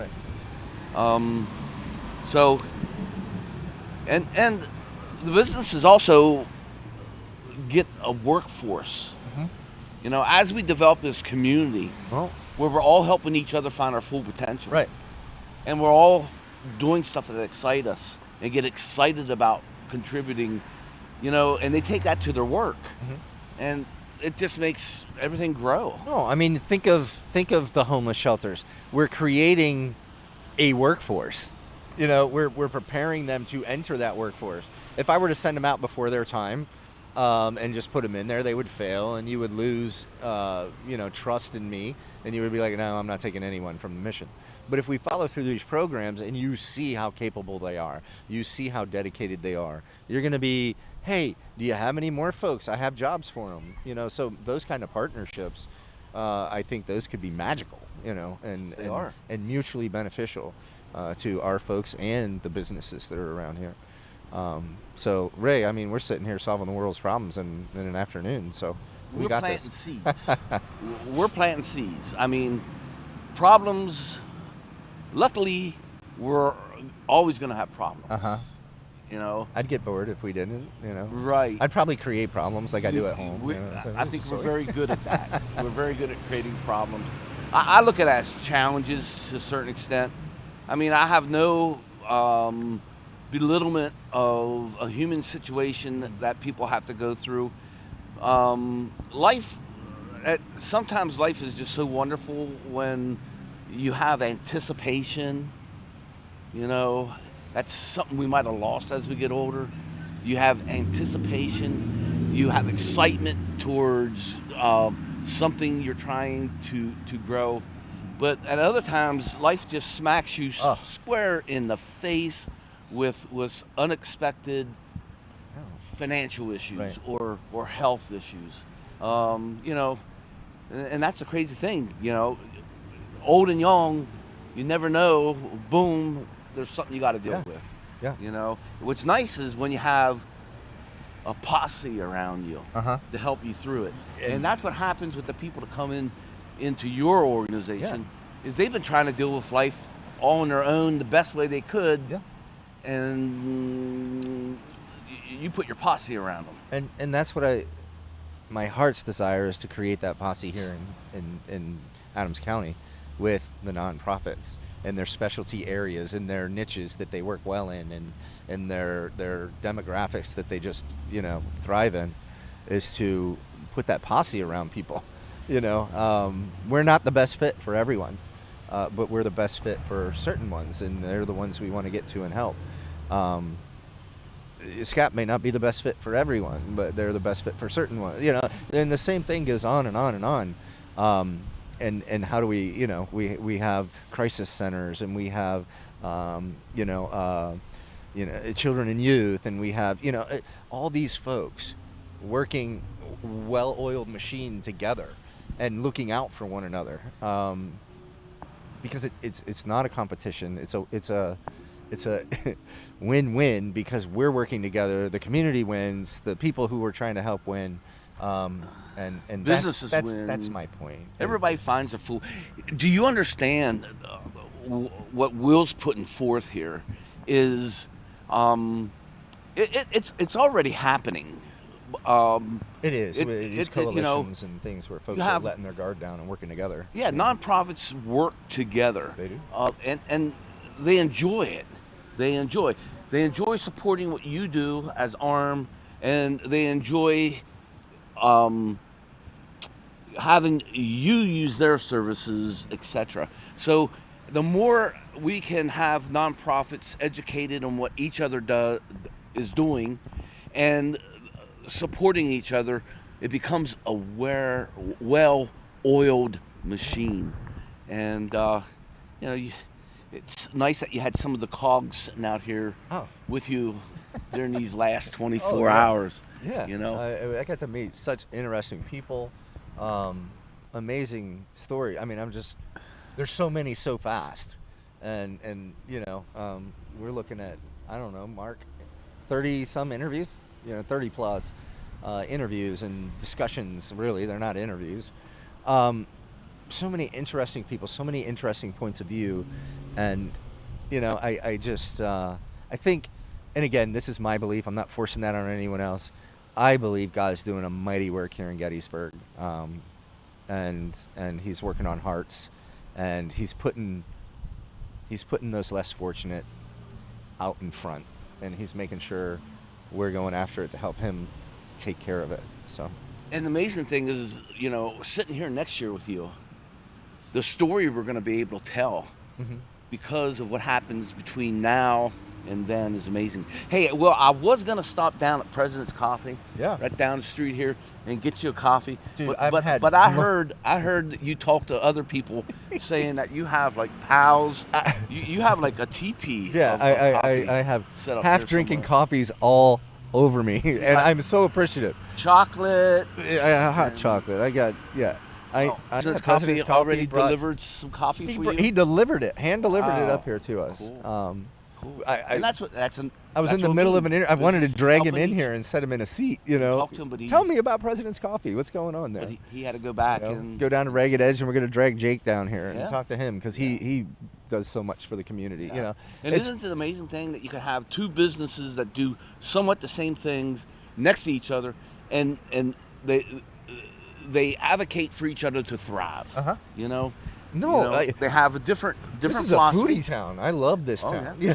Gettysburg, man. We got all these cool restaurants, and they're wonderful, and they all have their own perks, and Upper Adams, and you go up there. I mean, just wonderful people. Our neighbors. They're our neighbors. Yeah. And it's great to be a part of. Wonderful people doing wonderful things. Yeah. Make such a great community. Yeah. So now it's about being aware of what's around us, and how can we make it even better, because we don't have to settle. It's great and it's wonderful. Settle? But we don't have to settle there. No, we're not going to settle. We can't settle there. No, there's too much beauty and joy, and that comes from not settling. Relationships and communities and those things, they're like a marriage. If you're not working on it, it's falling apart. Yeah. So we have to keep working on it. We have to keep being engaged. We have to see how the needs change, and we have to adjust where we help to what those needs are. Well, it's just like marriage too. I mean, wouldn't you want that? I mean, wouldn't you want to enjoy that opportunity that you have rather than just sitting there settled?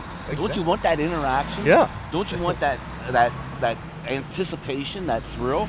And that's the same thing that you go through as a nonprofit. You see this need, and businesses do the same thing. They see a need, and they think they have the solution. Yep. And then they put a team around them, and they strategize of what this is going to look like. And Will, what you're doing is you're throwing fire on this thing. I mean, you were on fire last year with what you did with ARM, and you're moving in the housing area. You're working with businesses to find affordable housing. You're moving towards having a place for women. Women's shelter. We're moving on childcare. These are the needs that are going to change the lives of our resident guests, and that's my responsibility. That's what I take, and it's also my responsibility to partner with this community to get help to make that happen. Because you can't do it alone. Can't do it alone. Can't do it alone. And childcare, what a big issue. Did you read the article in the Gettysburg Times a few weeks ago? One of the top issues in Adams County, waiting lists are so long. In the article, I believe, and Mark Chester, the pastor for Gettysburg Foursquare here, we were talking about it because a couple of months before that, or a couple of weeks before that, we started a campaign at their church to raise money for it. And then this story comes out, 3 weeks later or whatever it was. And it was in the Gettysburg Times, and it talked about, if you're even thinking about having a child, sign up for childcare now, so that way by the time you have the child in a couple of years, you'll have a slot to put the child in. So there's a great deficit for childcare, and there's some great childcare organizations out there who are doing marvelous jobs. St. James has a wonderful program. I know there's several churches and stuff that have some great program. Intersection has an amazing program out there with great competent leaders and facilities. But we need more. And we need more affordable childcare. So it's there's vouchers and there's assistance out there, but there's just no place to assist. They just don't exist yet. And this article made that relevant, and they were looking for people to be thinking out of the box and what can we do and how can we find solutions for this, because people can't go to work, because my issue and focus is really my focus is for those who are in abusive situations and things like that, but it has so much carryover. It goes over normal, just empowering men and women and families to better their lives and be able to go after some of those things that keep them above that at-risk level. Yeah, they go out and they work so hard for the money, and then a lot of it goes to paying for childcare.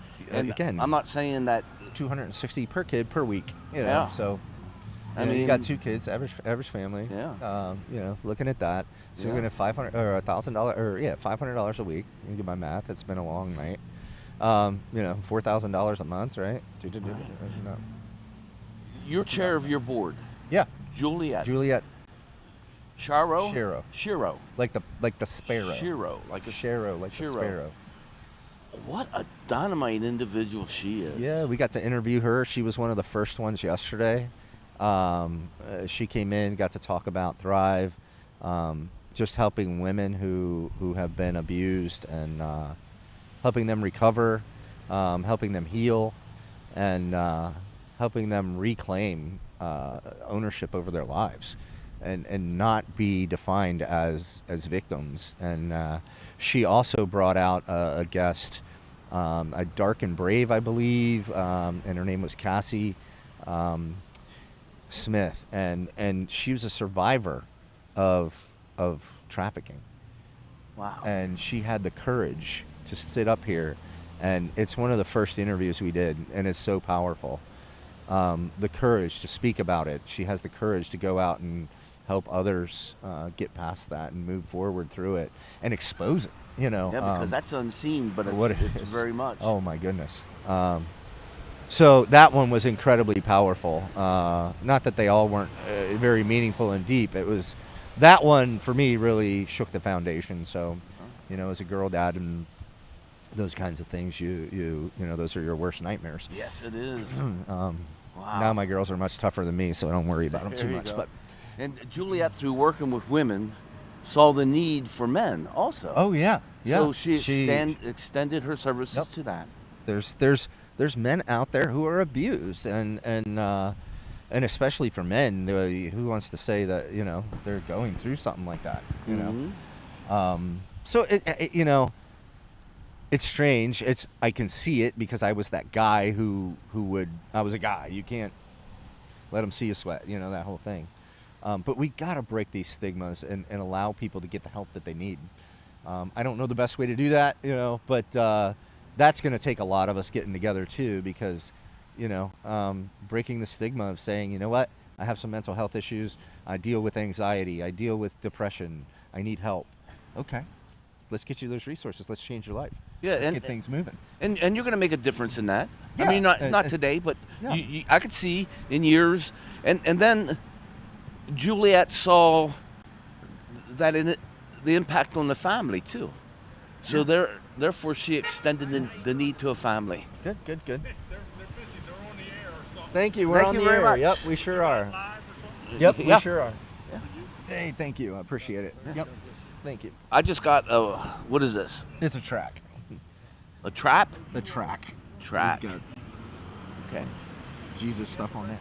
Cool. I don't know what it says, but here, can you I'll put have that to read over it. there, Yep, please? we're good. It's not money. But what I also wanted to bring up about Juliet was, you know, when you look at the place of nonprofits, some people think it's the church's duty. Yeah.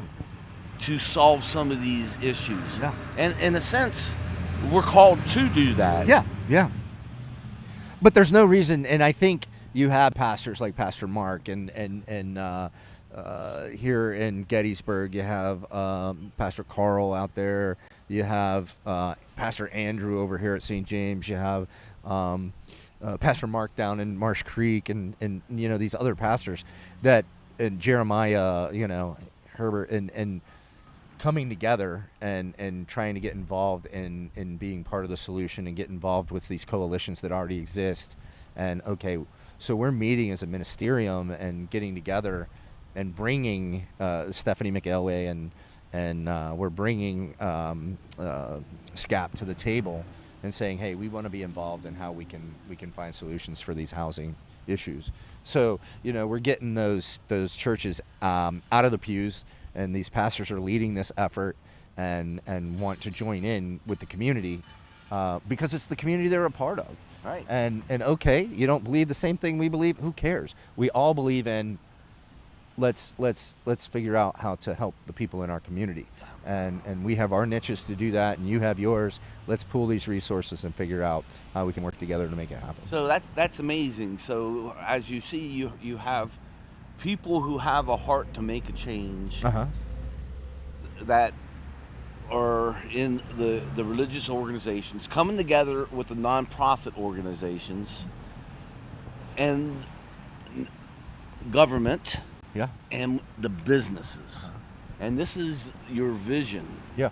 Is that this is going to be a unified effort that at someday it's going to be so normal and effective and efficient that we won't be like, wow, this is happening, you know? And you're going to see a big, this community is changing, has been changing for several years, and is not done because of individuals like yourself and Jeremy and thanks for all your efforts. You bet. I'm excited about what you're bringing to our community. Yeah. We got a big year planned, and It's a year that's basically doubling our budget, to double our reach, to accomplish these things like the child care.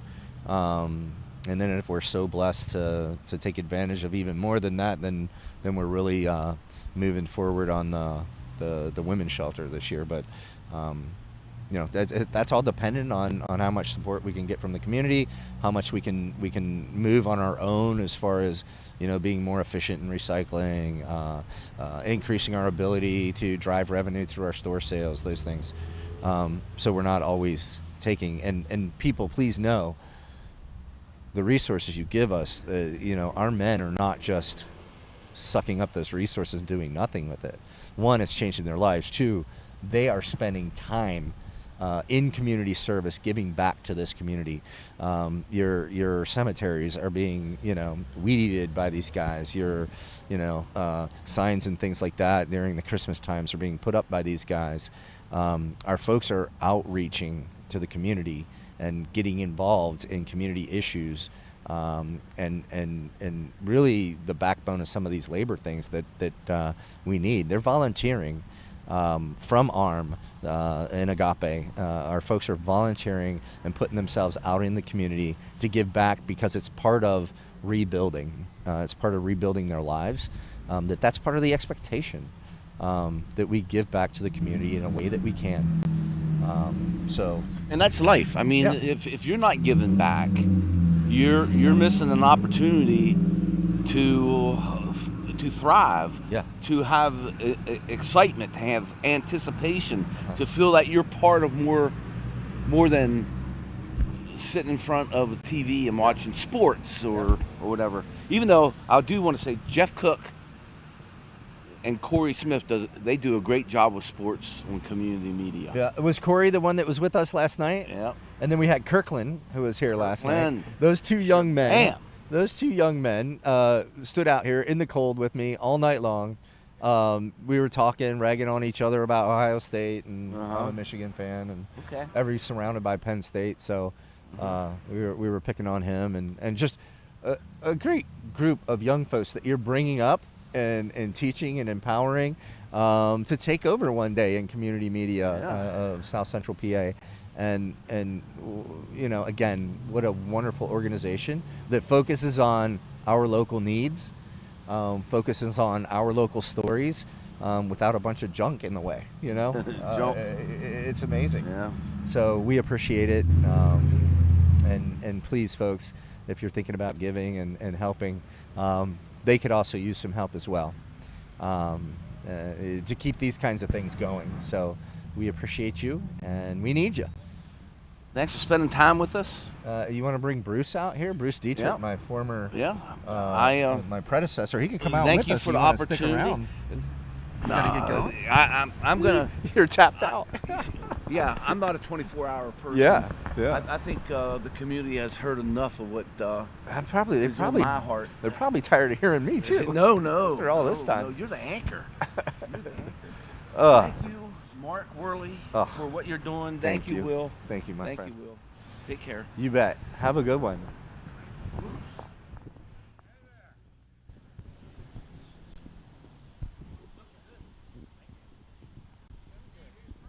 Well, come on over here, Mr. Dietrich. So we have Bruce Dietrich with us. A surprise. I did not see that on our list, but thank you for coming and joining us. Bruce, how's retirement treating you? Retirement's great. I just want to say I'm so proud of you. I'm Thanks. so proud of what the mission is doing and how you're just following God's leading. Yeah. Thank you. It's a trusted, I don't want to say trusted brand, it's a trusted organization, because you spent 40 years in it doing the right things. We're just taking it to the next level. And you're doing it well. And we're adjusting to what the needs in the community are, and God's given us a vision for the future of it. So we're chasing that vision as we try to make Adams County a better place. But no, we thank you for 40 years of service in this community to homelessness, and you spent 40 years of that. I've spent a year, maybe 6 years now, 7 years, of even recognizing that there's a homeless problem in Gettysburg. And you were fighting that fight for 40-some years. So, you know, do you see that problem getting worse, getting better, you know? I see it getting better at this point. Because people like you are making a difference. They're stepping out and saying, I understand it, I realize it, and I feel it. I see it. So that's our goal with this, putting this bench talk together, was getting the rest of the community to understand and see what this is. And so often we have those misconceptions of, you know, and again, I was out there, you know, what did this person do wrong to get to this spot? What possibly did they mess up in their life for this to happen? And when you sit down and really talk with these people, it's typically multiple things that just continue to compound. It's sometimes it's bad choices, sometimes it's and I don't want to say stupidity, but it's stupidity, and other times one thing leads to a next. Yes. And what if you were remembered and had to hold your mistake the rest of your life, and there was no room for redemption? That would be a tough way to go. And so you and other organizations, and now me, we're trying to help people recover from these things and move on. I have one question for you. Sure. Are you coffeeed out? I am. Look. You want one? No. I have some half-drinking this won't make coffees. much difference. Thank you so much. Thank you. You're welcome. That's a big difference. So, thank you. God bless you. We appreciate that. God bless you. God bless you, and thank you for coming out and seeing us. You bet. Yeah. It's nice now, like we talked. Mark and I talked about getting our bathing suits on and putting a beach towel out here, so it's getting so nice. So I brought the sun. When I leave, it's probably going to get cloudy again. Yeah. Thank you. It's gonna get cloudy with you. You're the man. Love you, man. You got to stay here if you did. If you get around the corner, I'm gonna be yelling and calling you back. So, thank you. Yeah. You're welcome. Take care.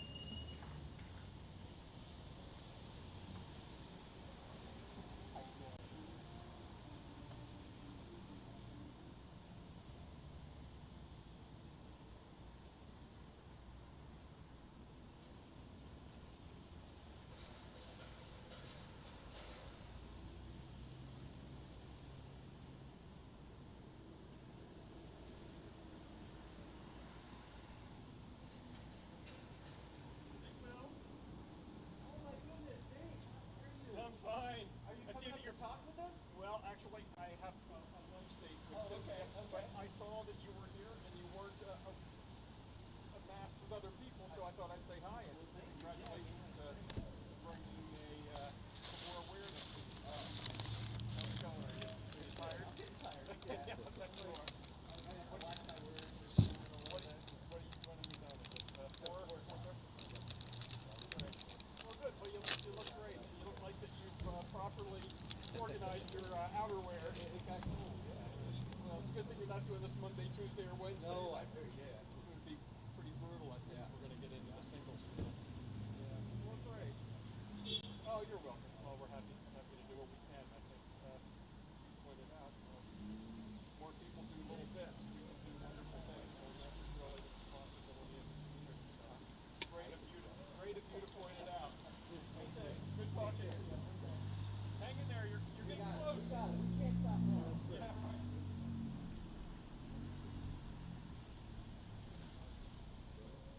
Oh, I'm cutting back, thanks. Dude, there's so much food here. Can you watch that money? I'm gonna go take a bio break real quick.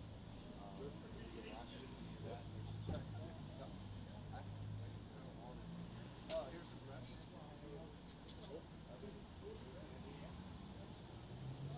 Russian tea option was good.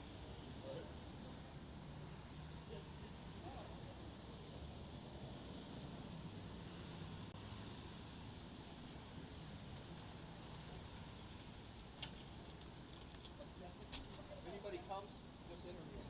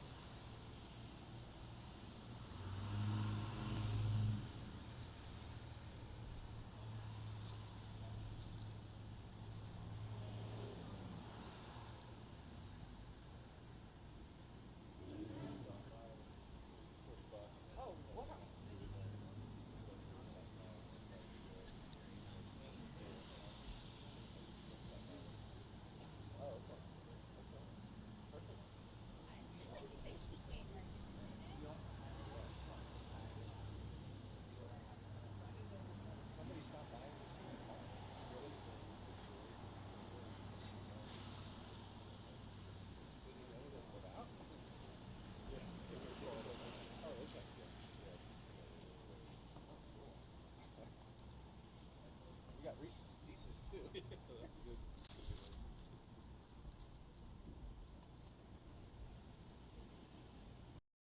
Get rid of some of these comments.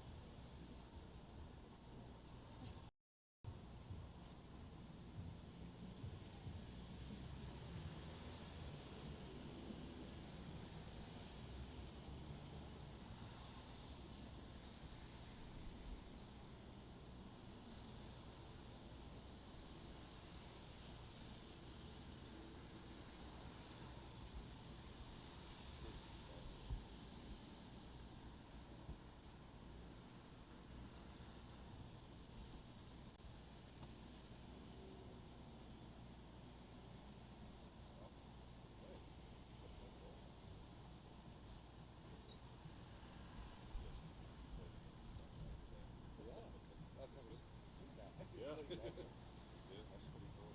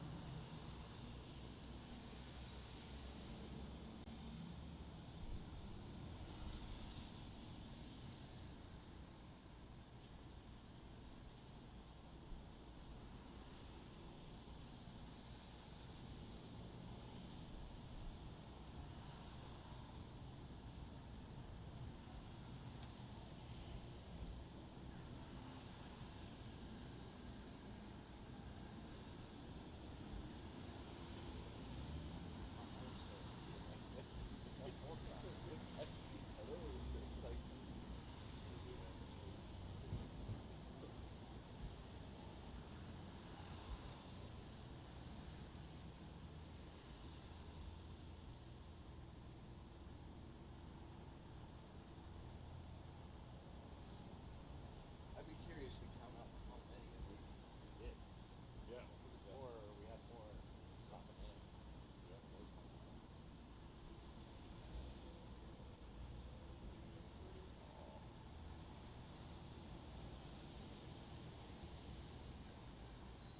Yeah, probably.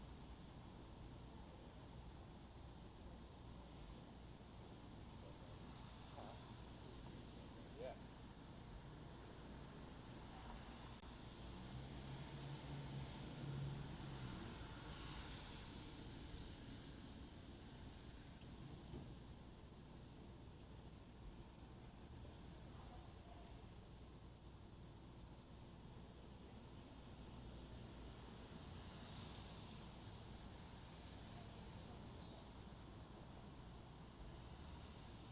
So you had to start a new stream without something? Facebook only allows you long things. It only allows 12 hours. So,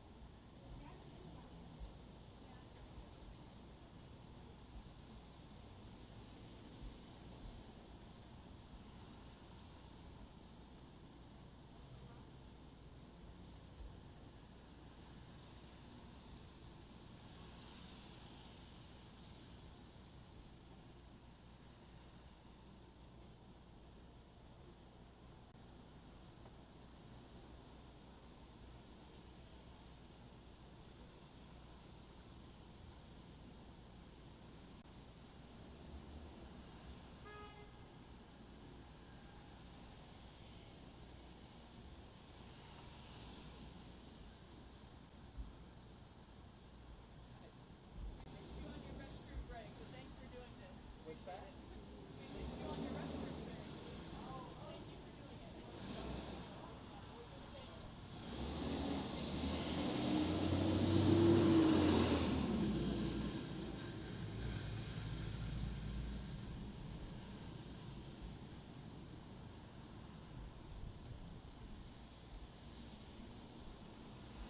It's cold just sitting still.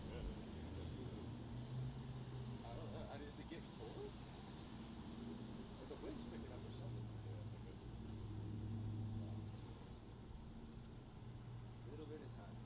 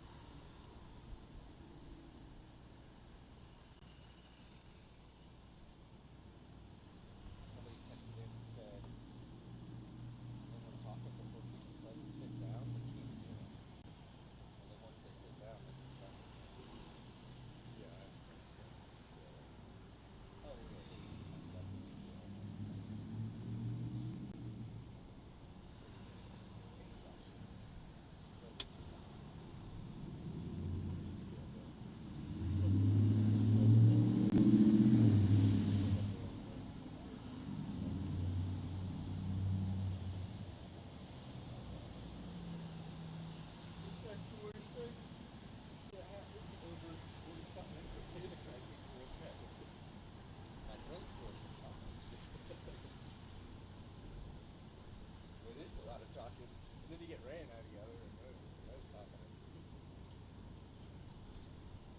You guys love to hear your own voice. I really don't. How do you folks doing? We're talking about homelessness in Adams County. And you realize how it is. Yeah. What's that? I feel like today's not bad.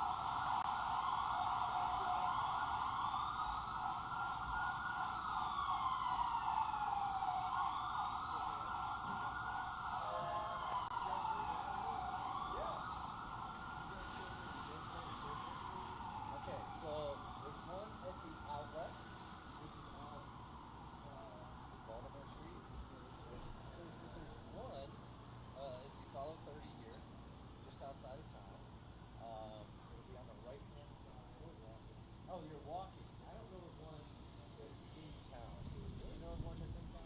There's two of them. One's out at the outlets and one's really just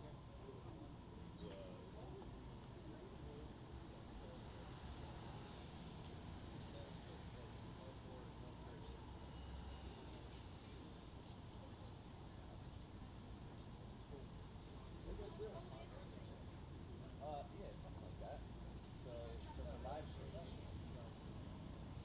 about homelessness.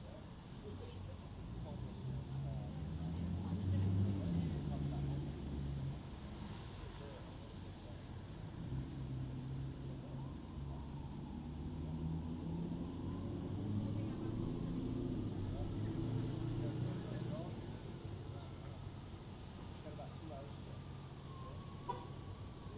Where's the homeless?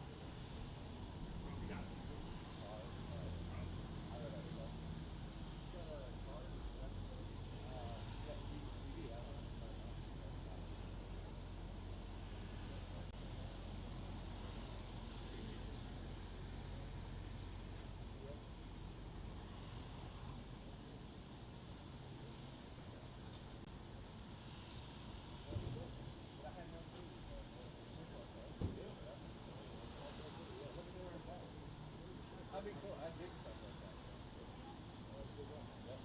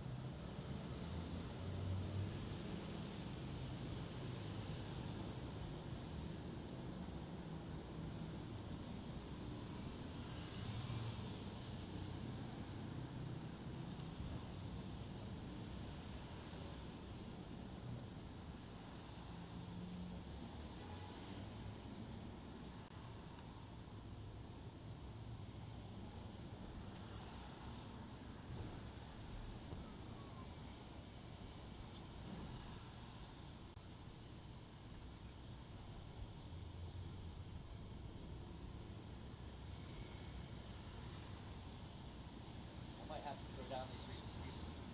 Yeah, go for it. You didn't want them, did you? No. I got. Sure, I'm next to the two. You got 20 down.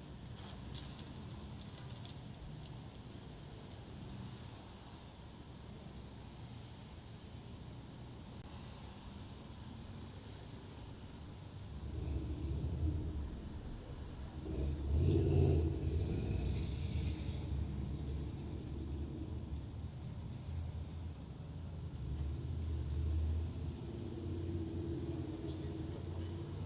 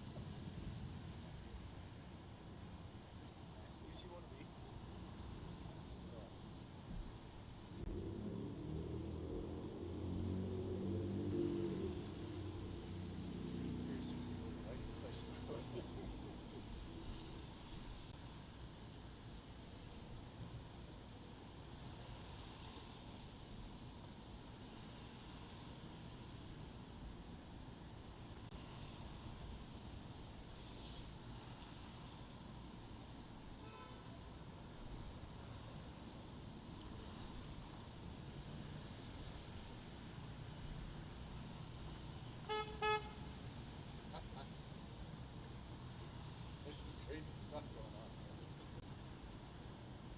No circle anything whatsoever.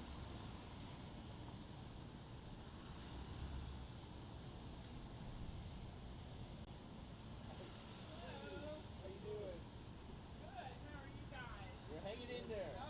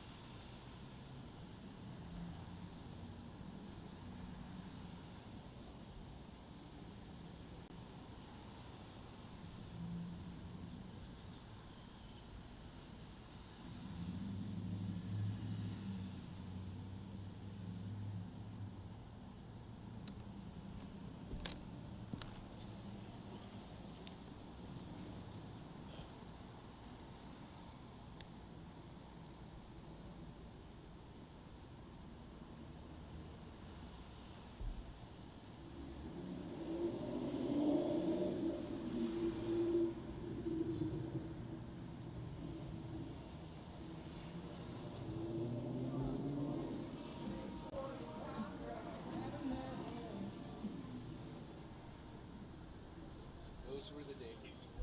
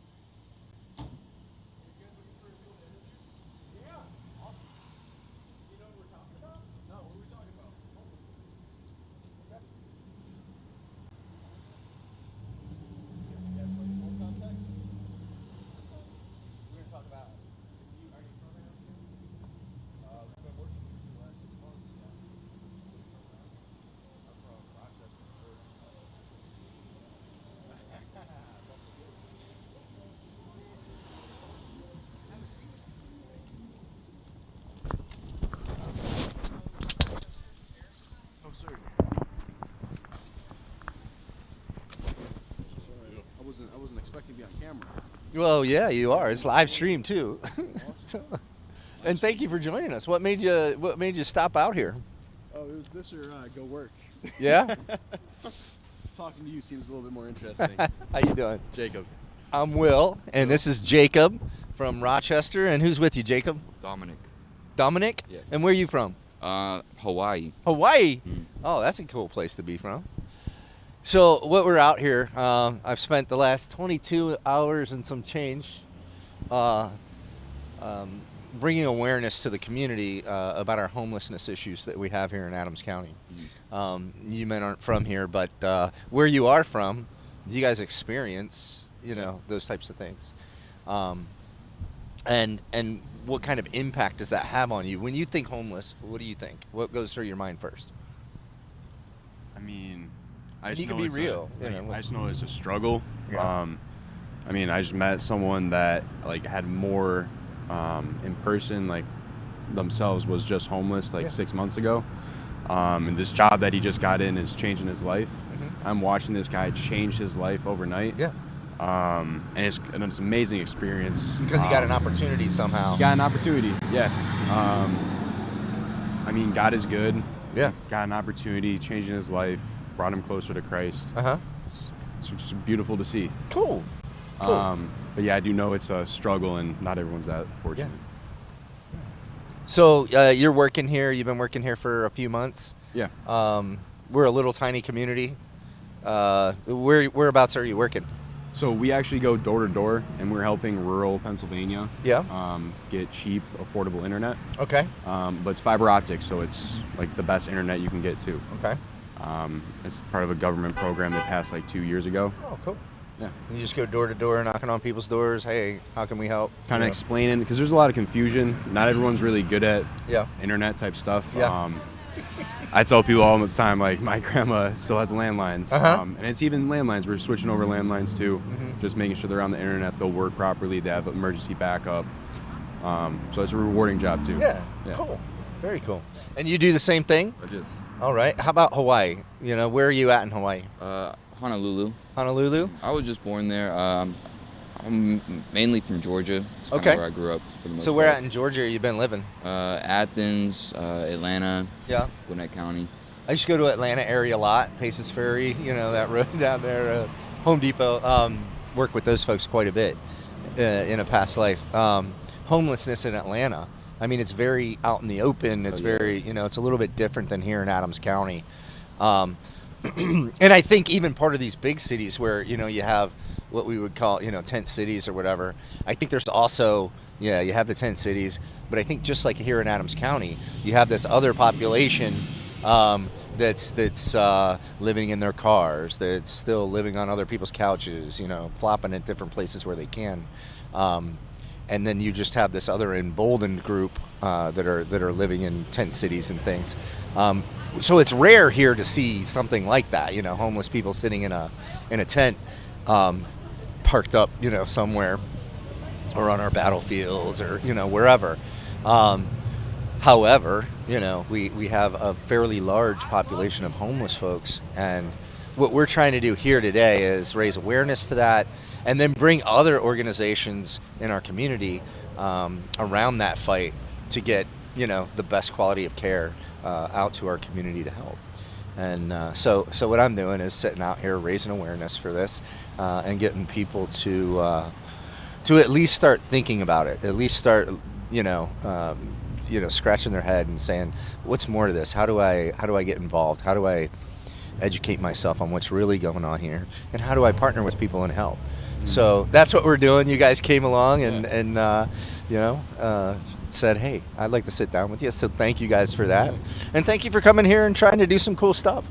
So you're working on fiber optic internet, and you're working through Brightspeed. Cool. And so you'll be in the neighborhoods for a while, knocking on people's doors, seeing how you can help them. Yep, all across Central PA. Yeah, cool. Yeah. Well, thank you for coming to our little community thank you guys for having us. And trying to help us out. So we appreciate it. Great meeting you, fellas. And I hope you have a great day. Yeah, you guys have a great cause. Perfect. Wish you the best of luck. Thank you so much. Yeah. We appreciate it. Of course. Yeah, man. Have a good day. Be safe. Stay warm. Thank you. Yeah. All right.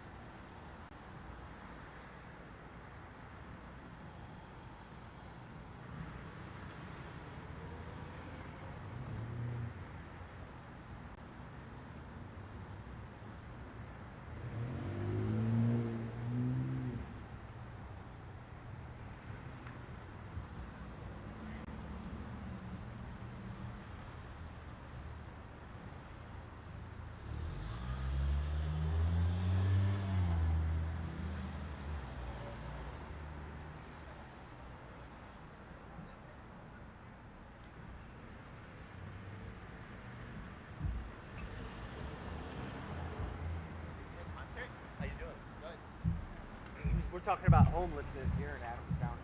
Oh, okay. Yeah. Okay. Is this something you're interested in talking about? No, where can you come from? Oh, okay. Well, yeah, you got to eat something.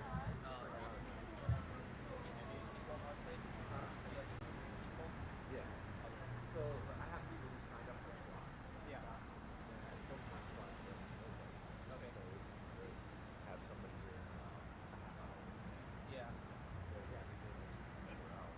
Yeah. Nice. What's like that goal with the? So the big thing is here in Little Egg. Yeah. Yeah.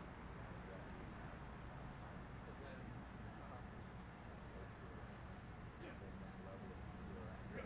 Yeah. So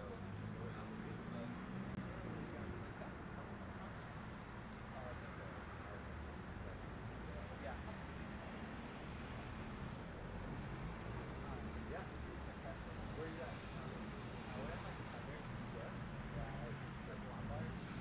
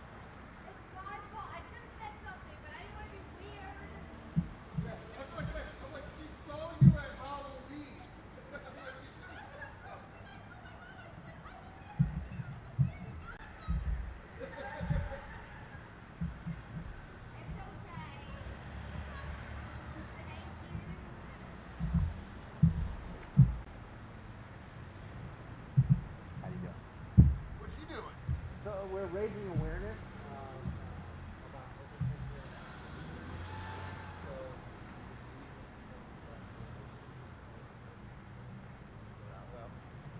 almost 20. Okay.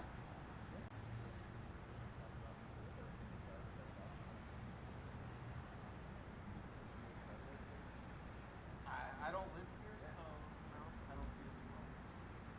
I'm not a good person to ask. I was just curious. I like your setup. How about it? Thank you. Thanks.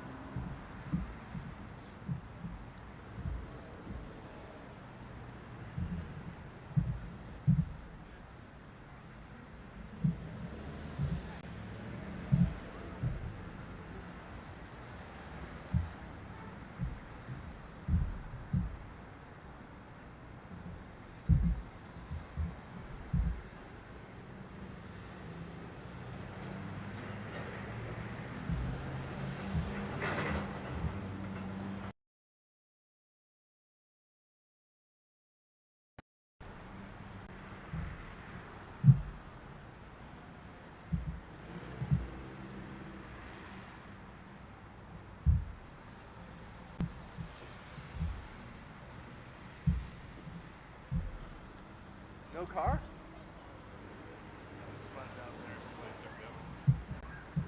Oh man. Where'd you park? Just a couple hours. So when you're a couple down, you're just gonna pull right here. Yeah.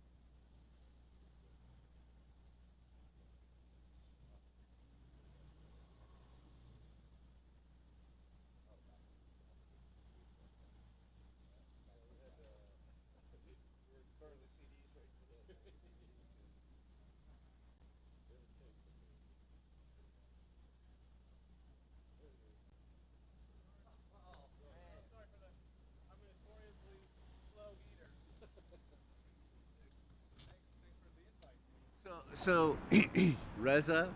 Are we on? Are we on right now? We are on. Yeah.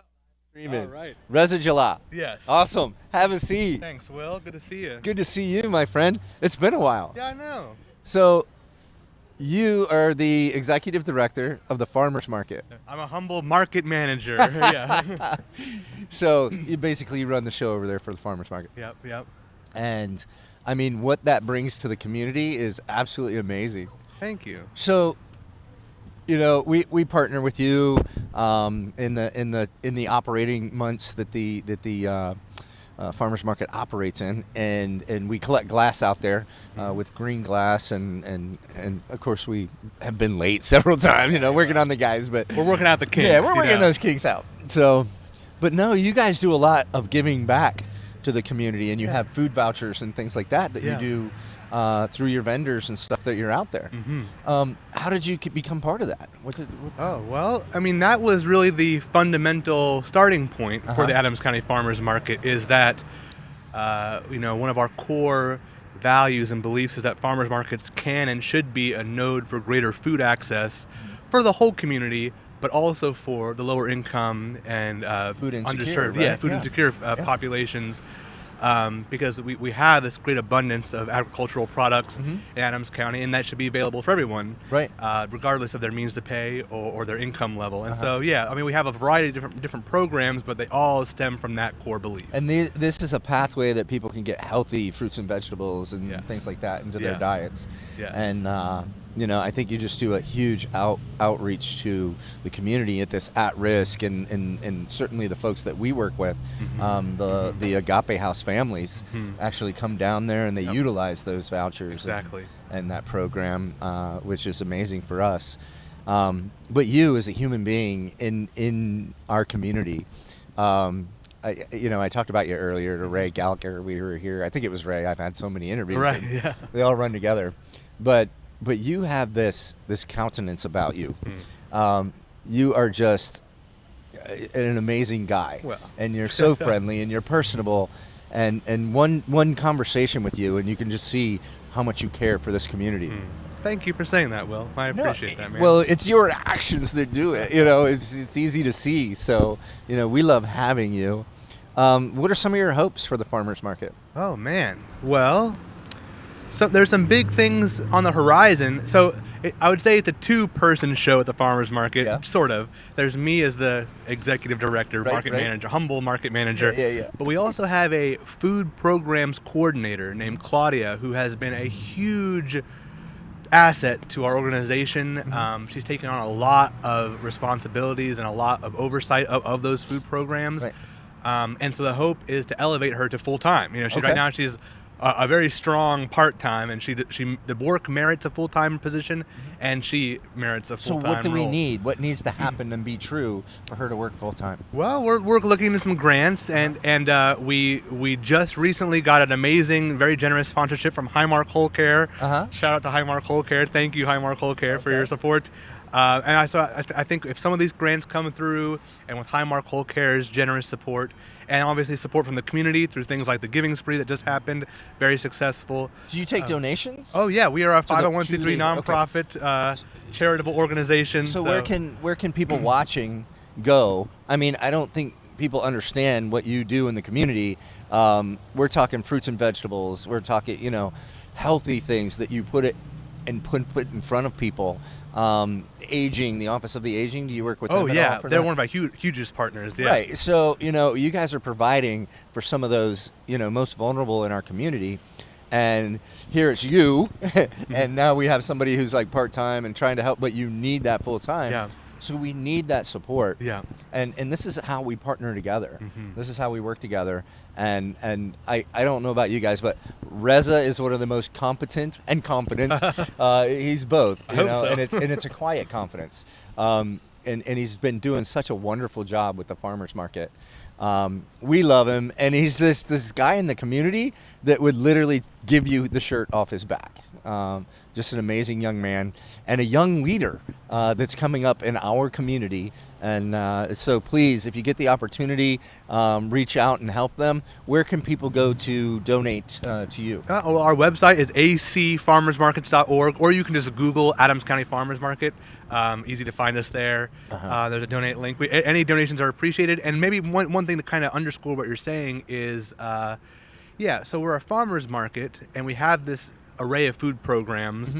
But what we do essentially is we give out vouchers and tokens to lower income shoppers, and they use those tokens and vouchers to shop with the vendors. So they have dignity. The vendor doesn't know any different. They're walking to the vendor. Yeah, they love those tokens. They see a token. I got this. It's just like me buying tokens, right? Because we pay the vendors back. So the lower income families get this extra ability to buy, but the vendors get made whole by us paying more in the back end. So when you donate to the farmers market, you're helping basically help us pay the vendors for those programs. Yeah, that's amazing. Reza, when we talk about homelessness in Adams County, what comes to your mind? What do you think of? Affordable housing, systemic issues that are really hard to, intractable sometimes from other systems that are hard to navigate. It's a huge need to address these problems and to make people's lives have more dignity and more comfortable, especially when they're down on their luck or when they don't have the means to support themselves. Yeah, I think the way we partner together, you've certainly been amazing to us. And again, the food and those subsidies and things that you provide, they certainly help the families that we service over at the Agape House. They serve the Office of the Aging. They serve, the at need in our community, ensuring that they have fresh fruits and vegetables, as well as some other things, right, that are available to them. You have meats and things like that as well. And the farmers market is way cool. So it's moved a couple years ago. It used to be here on Stratton Street. Yeah, over there, but now it's been out at the rec park. Yep. You have a lot of room, a lot of vendors. You're always looking at seeing what ads, what works, what doesn't. And I know you're in the hustle of that. We just appreciate you so much, and we thank you for being part of our community, and a young leader who's one of these people who's coming up and taking over. It's this next generation of folks who are going to be driving change in our community and making it better. Hope so. Rez, I mean, thank you. Well, thanks for all your hard work. You've been doing great work as well. I mean, we see it, we appreciate it. The community appreciates it, and it's an honor to know you and to sit here and talk with you. We keep at it. Thank you so much, my friend. You have a great day. Hey, you too. Enjoy the rest of your weekend. Yeah, of course. I'll give this back to you. Man. Alrighty. Take care. You. You bet.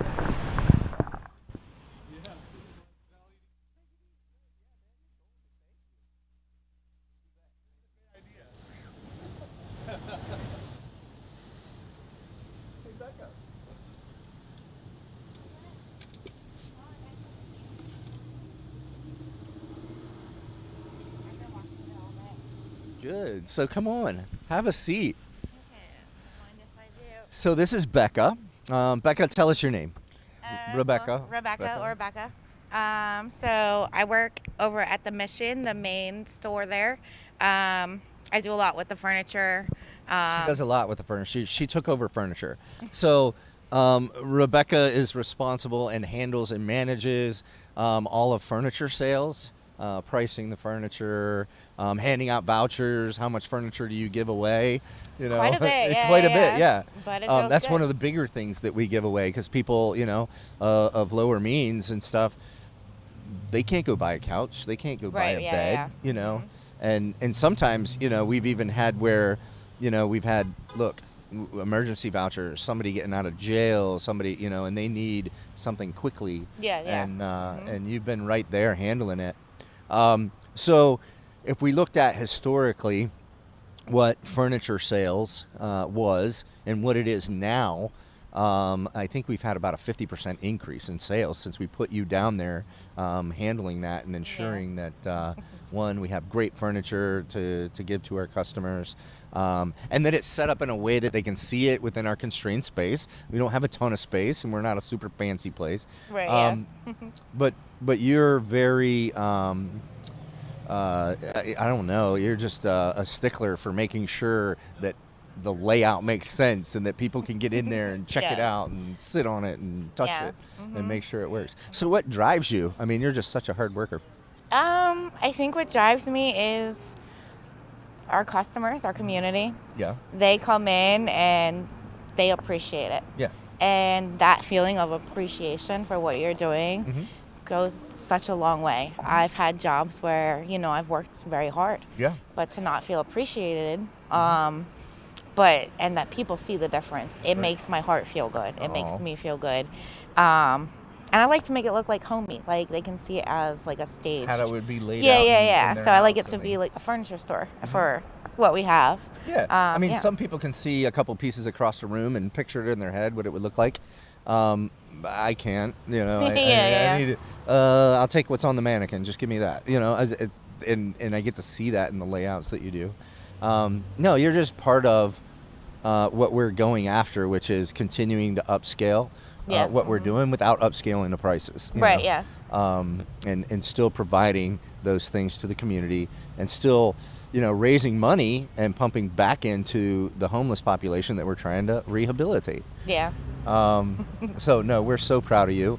And you're also a mom of a very awesome son. Yes, I am. Yes, I am. Yeah, he is one tough He's kid. my world. Yes, he can be a little booger, but Yep, he's yeah. precious. And I know you're out there. And we talk about the at-risk and those folks. And you work 2-3 jobs, Yeah. part-time other jobs and things, trying to make ends meet. Yes, And trying to raise your son and give him the most that you can give. If something happened to you and you were injured or you were hurt or you lost one of those jobs and things, that would be a struggle for you. It would be a huge burden on you, would it not? Yeah, it would. It would. I think I could always make things like ends meet, but it would definitely be more challenging. And I want the best for my son. Mhm. Even if it is a struggle, even if it's endless You want an exhaustion. education. You want the yes. best teachers. You want the best. Yes. That's what we all want. Mhm. And it's okay to want those things. Yeah, and you're out there grinding every single day to make that happen. Yes, I am. But you're also one of those folks that very much could be at risk. And I know you're like, no, I'll grind and I'll get another job. I'll work round the clock. I won't sleep. No, because you're right. Things do happen, and they put you in, situations that you can't control. Yeah. I too had a past with domestic violence, Mhm. and I will tell you, when I was going through everything that I did, even as a kid, we didn't have such a good childhood growing up, me and my sisters. Even with the domestic violence situation I went through, I didn't have as much resources as I've now learned about working at the mission. Right. Back then it was like you called 211 and most places were full at capacity and you had nowhere to go. You were just kind of left. So that goes in with the homelessness. That left me homeless for a period of time. I actually ended up going the whole way back home to New Mexico driving while my son was like 18 months old to stay with my biological father, who I never spent time with. And You didn't know him. No, Yeah, it was like a that's- stranger. Yeah. But yeah, it was it definitely put me in that situation. So when you're desperate, sometimes you'll move mountains to get to where you want to be, especially when you have children to worry about. And sometimes without a support system, it is very, very difficult. And I don't want to get too much into your story about domestic abuse, but do you think, when we talk about women staying in domestic abuse situations because they don't have affordable daycare and things like that to get out, do you think For that's sure. a real thing? Yeah, especially if the abuser can be like financially controlling. Mhm. They'll leave you oftentimes with no resources and you have to completely depend on them. Mhm. So it does make it hard, and especially like in this weather. Uh-huh. Where are you going to go? Where are you going to go? And it's so cold. And for you to be out here for 24 hours, oh my gosh, I'm like, he's got to be so cold. I'm so proud of you I'm for actually being out warm here. now, but- Yeah, well, you're numb. Yeah. Getting numb. I'm doing Can't good. feel- Yeah, I can't feel it. Well, just- Hypothermia sinking in a little. No, I mean, thank you. That's gracious. But could you imagine this being your thing every single day? I mean, I did 24 hours. That's great. Right. But imagine this being your life every single day, Right. and then you have to figure out how to get it straight. It's, And then you have a community of people that wants help, but then you also have that community of people that's, you're ashamed to ask for help. Yeah. And it's hard. It's yeah. not always I easy. think I would very much struggle if I needed help. It's my pride, and I know I shouldn't have it, and I know I shouldn't, but the culture we live in, the culture I grew up in, you don't do that, Yeah, yeah. And it's a sign of weakness. It's a sign of this, and you end up hurting yourself. So, if you need help, ask for it. Please come to Adam's Rescue Mission, Agape House. Reach out to us. If we can't help you, we will find help for you. So please don't live in it. And the same thing for you. I mean, man, you just get in there and you put your son's needs first, and everything else is secondary. Yes. And you just dig, and it's hats off to you. But how do we help make that a little bit easier for you? Right. Yeah. How do we help that a little more sustainable for you? Is it education? Is it, what do you think the greatest resource you could use to help better your life? What would that look like? Right now, I would say sustainable childcare. Sustainable childcare. Yes. Because right now, it would cost you. Well, before my son was in public school, it was $223 a week, and that was whether he was there every single day or not. If he got sick, it didn't matter. You still had to pay. It doesn't. Yeah. And even through the summer, and many of them, you Yes. have to pay through the summer, even when your child's not there, to hold the spot. And I understand it. It's just the way it is. It's very competitive, and there's not a lot out there. Right. Yeah. And these things have to run, and they're very expensive to run. The way our model works, with it, we're working on, we partner with these churches. We tie it back to those churches once we get settled. We pay the utilities that we're using. We do the insurances, but we don't have the overhead of the brick and mortar. Right, yeah. Because it's already there with the churches. So that helps us. And then being a nonprofit, we can get, scholarships, and we can ask for support and those types of things, so that we can provide that at a reasonable cost to the most vulnerable in our communities. So that's our hope, that's our dream, and you're part of that. You're part of what drives that. Yes. Because it is your need that we're trying to fill. Yes, I'm excited for the daycare that we're going to be opening. Yeah. That will be perfect in time for summer for my son, because I've been really stressing that. And your son has special needs, right? Yes, my son does. I mean, he's amazing, and he's by far smarter than me. And he's like pretty smart boy. So incredibly smart. But he does have certain things that he needs a special attention on. Yes. So making sure that we can handle those needs, right? We have the right staff and stuff in place to be able to take care of those kids. That's extremely important to us, and even more important to you, so that you can trust your child's in good shape where you're going out and getting that education or working that job, so that you can support him. And then changing that cycle. Your son will never know the abuse that you knew. Right, yes. And that's what you've said. Like, you're not ever going to let that happen. You know? Yes. He will never know what that's like. And that's changing the trajectory of someone's life. It is. That's changing the cycle. And Rebecca, we are just so proud of you.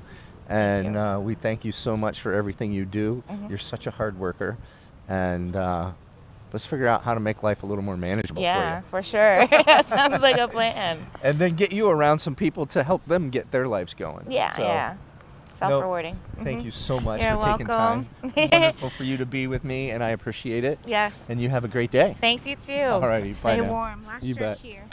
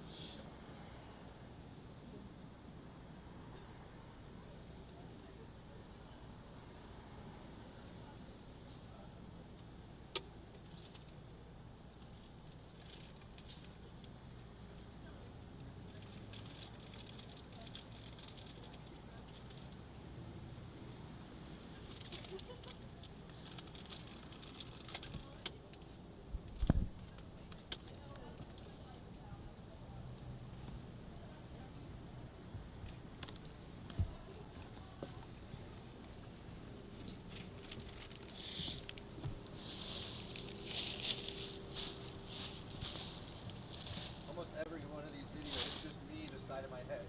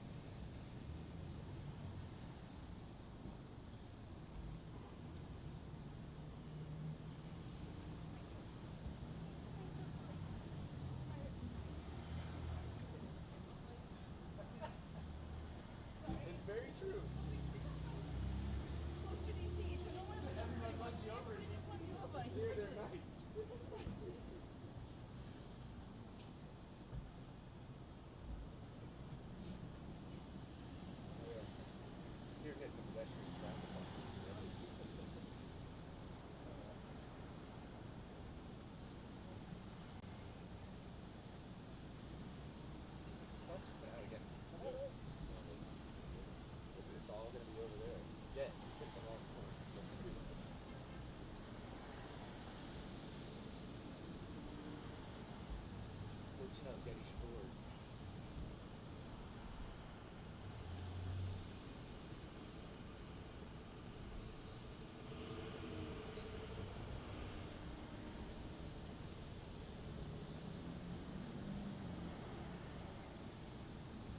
That's the one by the college. Yeah. That's how I started off selling it.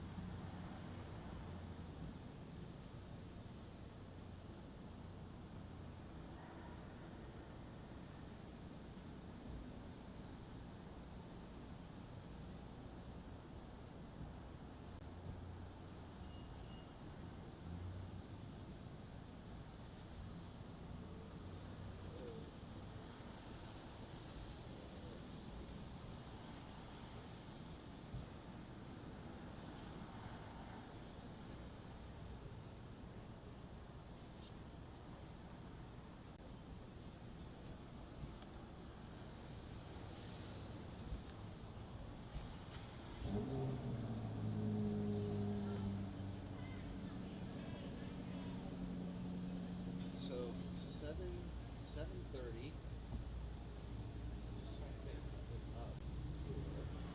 Since 7:30 yesterday.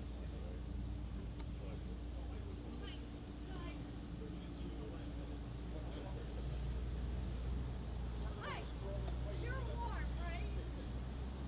Yeah, are you warm? I'm warm. I'm good. Everything is relative. I was very cold. I was very cold. Were you? Okay. Did you get a chance to like take a doze or anything, or? No, I was sitting there and just when Mark was taking I would, you know, like. Yeah, right. Exactly. Where am I? Well, I don't know if you know, I've had Rose and Joe Trippy. Will Hudson, yes.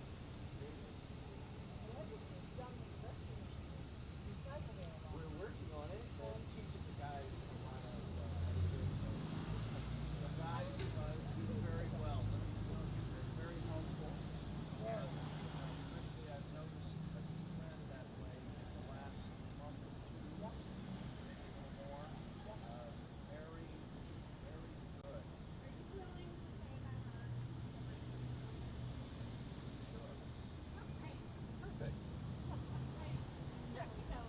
Thank you. You want to come and have a seat with me? Are you going to interview me? Sure. Oh, okay. I mean, you lead me into it. This is Cynthia's fault, by the way. She made it happen. You're a good guy.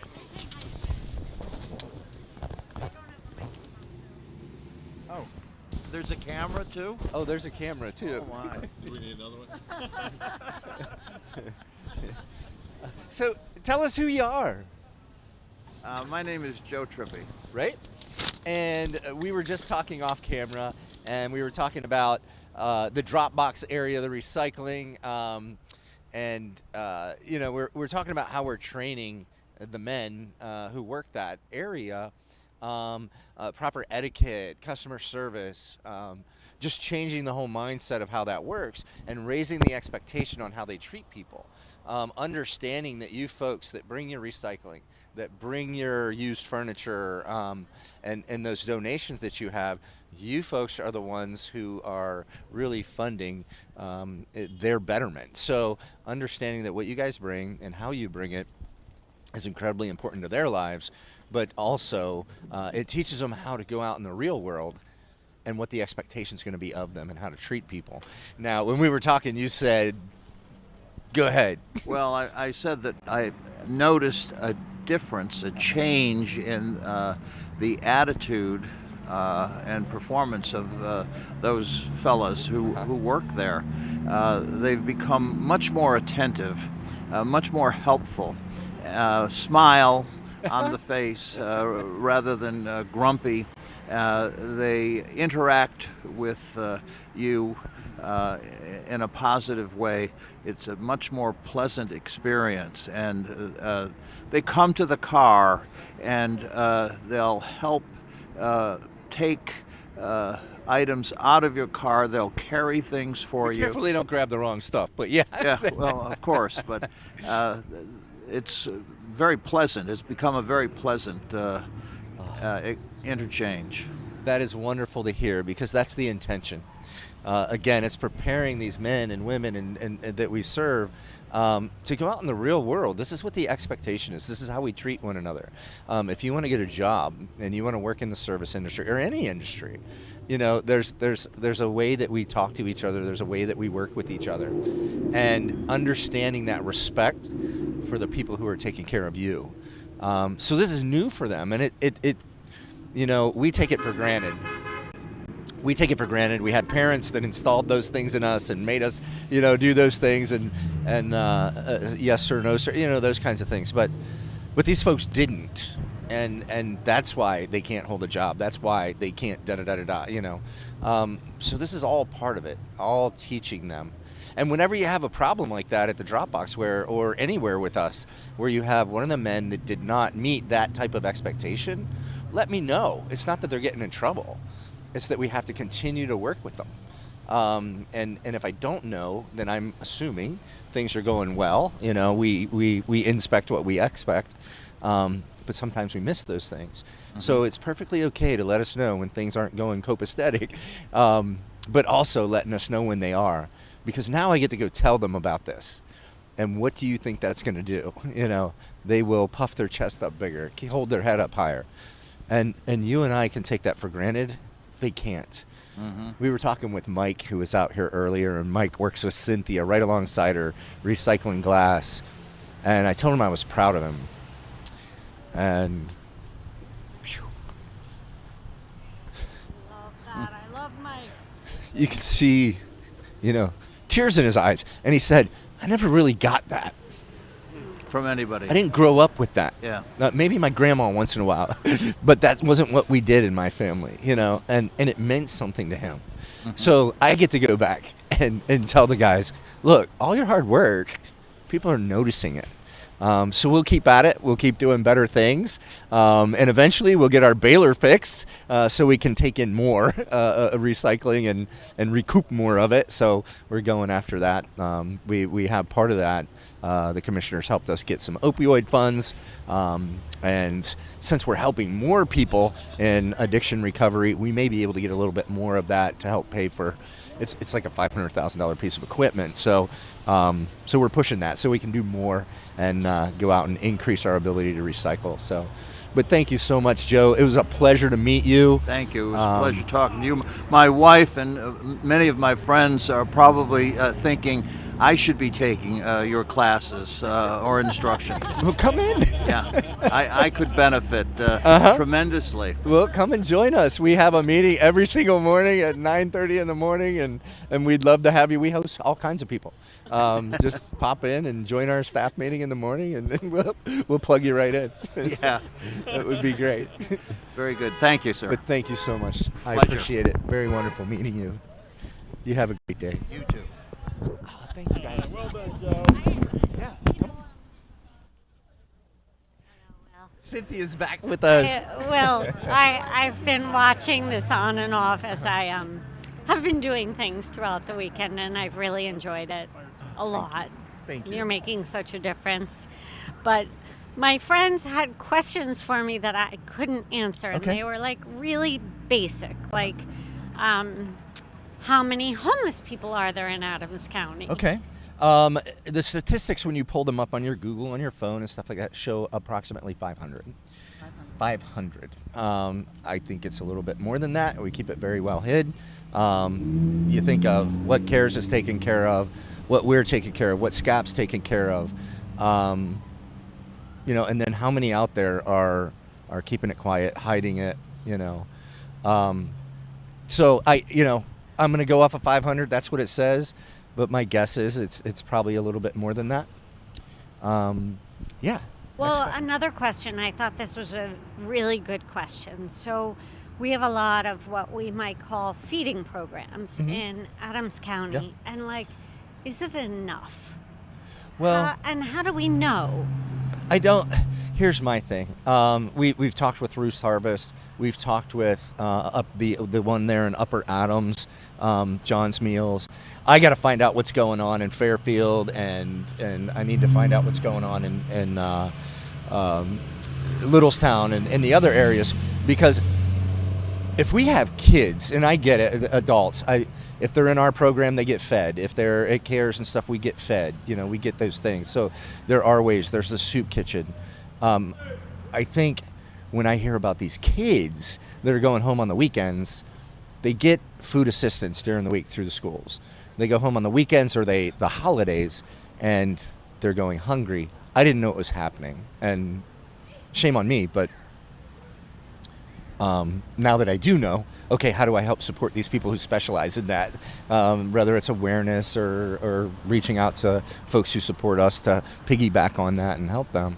But I need to educate myself more to be able to better answer that. So we're not sure, really. So we're not sure. I know at the Mission, we get a lot of donations, and when you get these single-serve type donations and stuff, Joe can't really make meals out of it for us, and we have the food bank, and we have different things that we get food from to make meals, so we put it out front, and we pass it on so that people can come in and save their dignity, and they just grab it and go, and anytime we get those kind of donations, they go quickly. So I know there's still a lot of people who are food insecure in our neighborhood, but that's something I need to better educate myself on to give you a better answer. I enjoyed watching you and Ray chat for a while, and such good ideas passing between the two of you. And It's dangerous getting he and I together. It's so cool. And your whole concept of a one-stop shop, and that's really good stuff, like a one place where people can go to learn about all the resources in the area.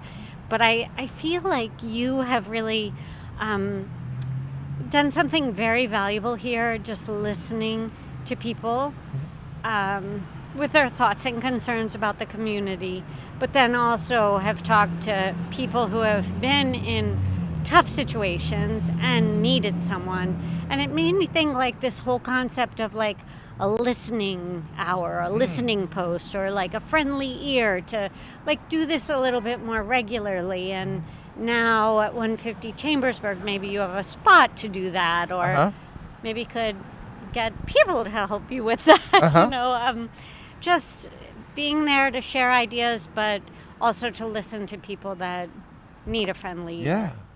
How do we get out there and become the support system around these folks that don't have one? And it takes effort. It takes maintenance. It's like a friendship. You know, it's man, I'm gonna have to give up something to do this. You know, and I think like you said, just listening to them. Yeah. Wow, that brings dignity. It brings reality. It brings, you know, healing to their situation, and it also brings awareness to get people behind them to help them. And it's going to take all of us, and that's my firm belief. I don't think there's one big, giant government answer or something like that we can throw at it. Well, you're doing a great job bringing us together. Thank you. And this is part of it. Thank you. So thank you. And I think you might be almost done. Like ready to go inside and get warm. Yeah, we have about 15 minutes to go. It is, but yeah, we have 15 minutes to go. It's been an absolute honor. And I just really want to thank all the folks, yourselves, coming out here and spending your time with us. You didn't have to do that. Well, you didn't have to do this. Well, and I'm glad you're here and you look good. Yeah, I'm making it. I get to go home and get a shower. I get to get fed. I get to go to bed. A lot of people get to do this and don't. And can you imagine this and being sick, or imagine this and having a child you're trying to protect? I mean, it's heartbreaking, and it's going to take all of us to help with it. And there's no one answer. And the big thing is, let's stop the shame. Let's stop the stereotypes. Let's get to know it. Let's get to know the people who are behind it. And I think that's the one way. So. Any other questions from the Peanut Gallery? Anybody? Joe? Nothing more? You folks are wonderful. Cynthia. Thank you. Dave. Jill, you guys. Just thank you. You're the Thank one you. doing the big work, and we're so appreciative. Thank you. Thank you.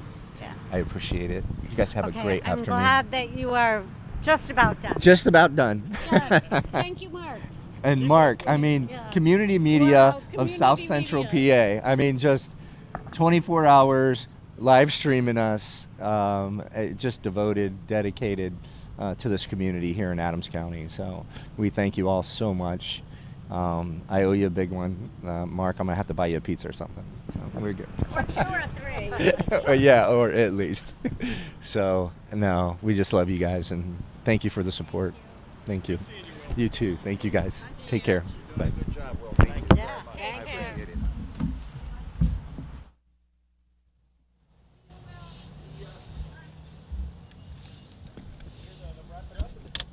Yeah, man. We'll put it out there. I'll do like, well, we did it, you know, kind of thing. Is that all right, Mark? Maybe you want to get going now?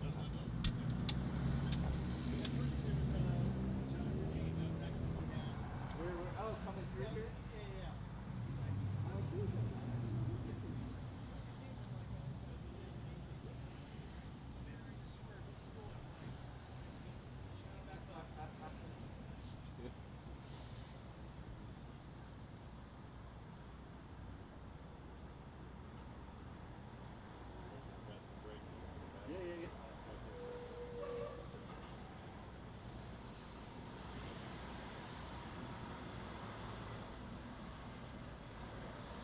the traffic been?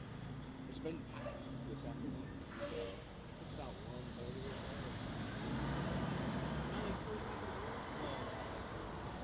No, you and I, we had a car. It's just amazing just seeing the role reversals of what, 12 hours. Oh, yeah.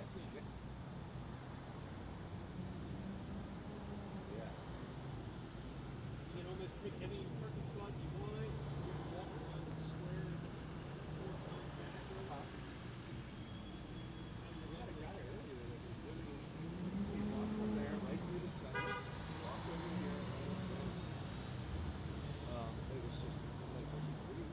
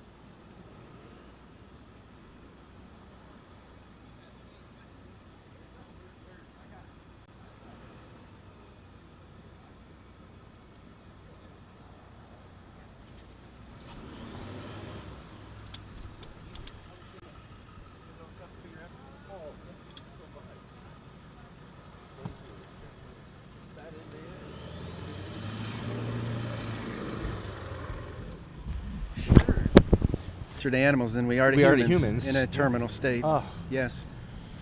So you're here. Some of that's homeless, not all of it. But not all of it. But it's still the at-risk community. Absolutely. I was shocked when I going through the group, and you're there sleeping, and they're up all night in and out bathroom. Can't make enough to put a roof over their head. Right. And that's humbling as well. It is. Yes. And I stop, and it's like, man, this whole purpose is to bring awareness to it. So folks like you who are donating their time and energy, not like you, and giving back. Well, that's my job, right? It's different. You're volunteering to do this. You have a job that's incredibly important. So, and I just got to meet you, and you're a supporter of the Adams Rescue Mission as well. So I just want to thank you. Thank you for stopping by. Thank you for being a decent human being. And also thank you for the help with the recycling. That's, we'll keep on. Then protecting the environment is so huge. It is a huge thing. Yeah. So, that's big to us. It also gives the men purpose and training that we just talked about, recently. Yeah. So it's a big deal to us as well. But thank you so much for all you do for us. Volunteering at the soup kitchen, volunteering with CARES, understanding that these folks are people, and regardless of what happened in their life that got them there, they're human beings and they can get back. And sometimes they own animals. Right. I've had some come in the office and try to help them, and they own pets, and that's humbling as well. Yeah. Yeah. It's very difficult because they're homeless and they have that, and the animals are, it's just. Yeah. And then, we can't house animals at the mission, so we get it every once in a while. And the SPCA used to have a program where they keep them for a little bit there. Right. And we try to find homes if they have animals or somebody who will take this animal. But what do some of them have to do? I mean, they end up having to euthanize the animals? I haven't had to cross that bridge. Oh, sure. I mean, I've had some that it was maybe time, like in your personal case. The couple times that I've had situations, I've been able to help them without you know, without having to charge them and not having to cost us too much either. Yeah. Maybe they needed just some simple stuff. Yeah, and they certainly can't afford that care, No. let alone care for themselves. No, you and I'm know. not going to take their money. Right. Oh, thank you. But John, what a pleasure to meet you. Well, what a pleasure to finally chat with you. Yes. And it's all thanks to, you know, Rotary. Yeah. David put the thing out, and I was busy until just now. I was able to get down and see you. Thank you for stopping by. Thank you for checking on us and seeing Thank you us. for talking to us, too. Oh, absolutely. You have a wonderful afternoon. Yeah, And you as anytime well. you want, stop by the mission. We'll go get lunch, something. You know, I'd I love would- to get yeah, to I know would- you better. Sounds great. Thank you. Thank you. Take care. Have a great day. Yeah, you too. Bye. Okay. Okay, thanks. I'm just going to say goodbye to everyone and tell them we made it. Thank you. Thank you. Thanks. You look good, actually. Oh, my gosh. But we're good. Thank you, guys.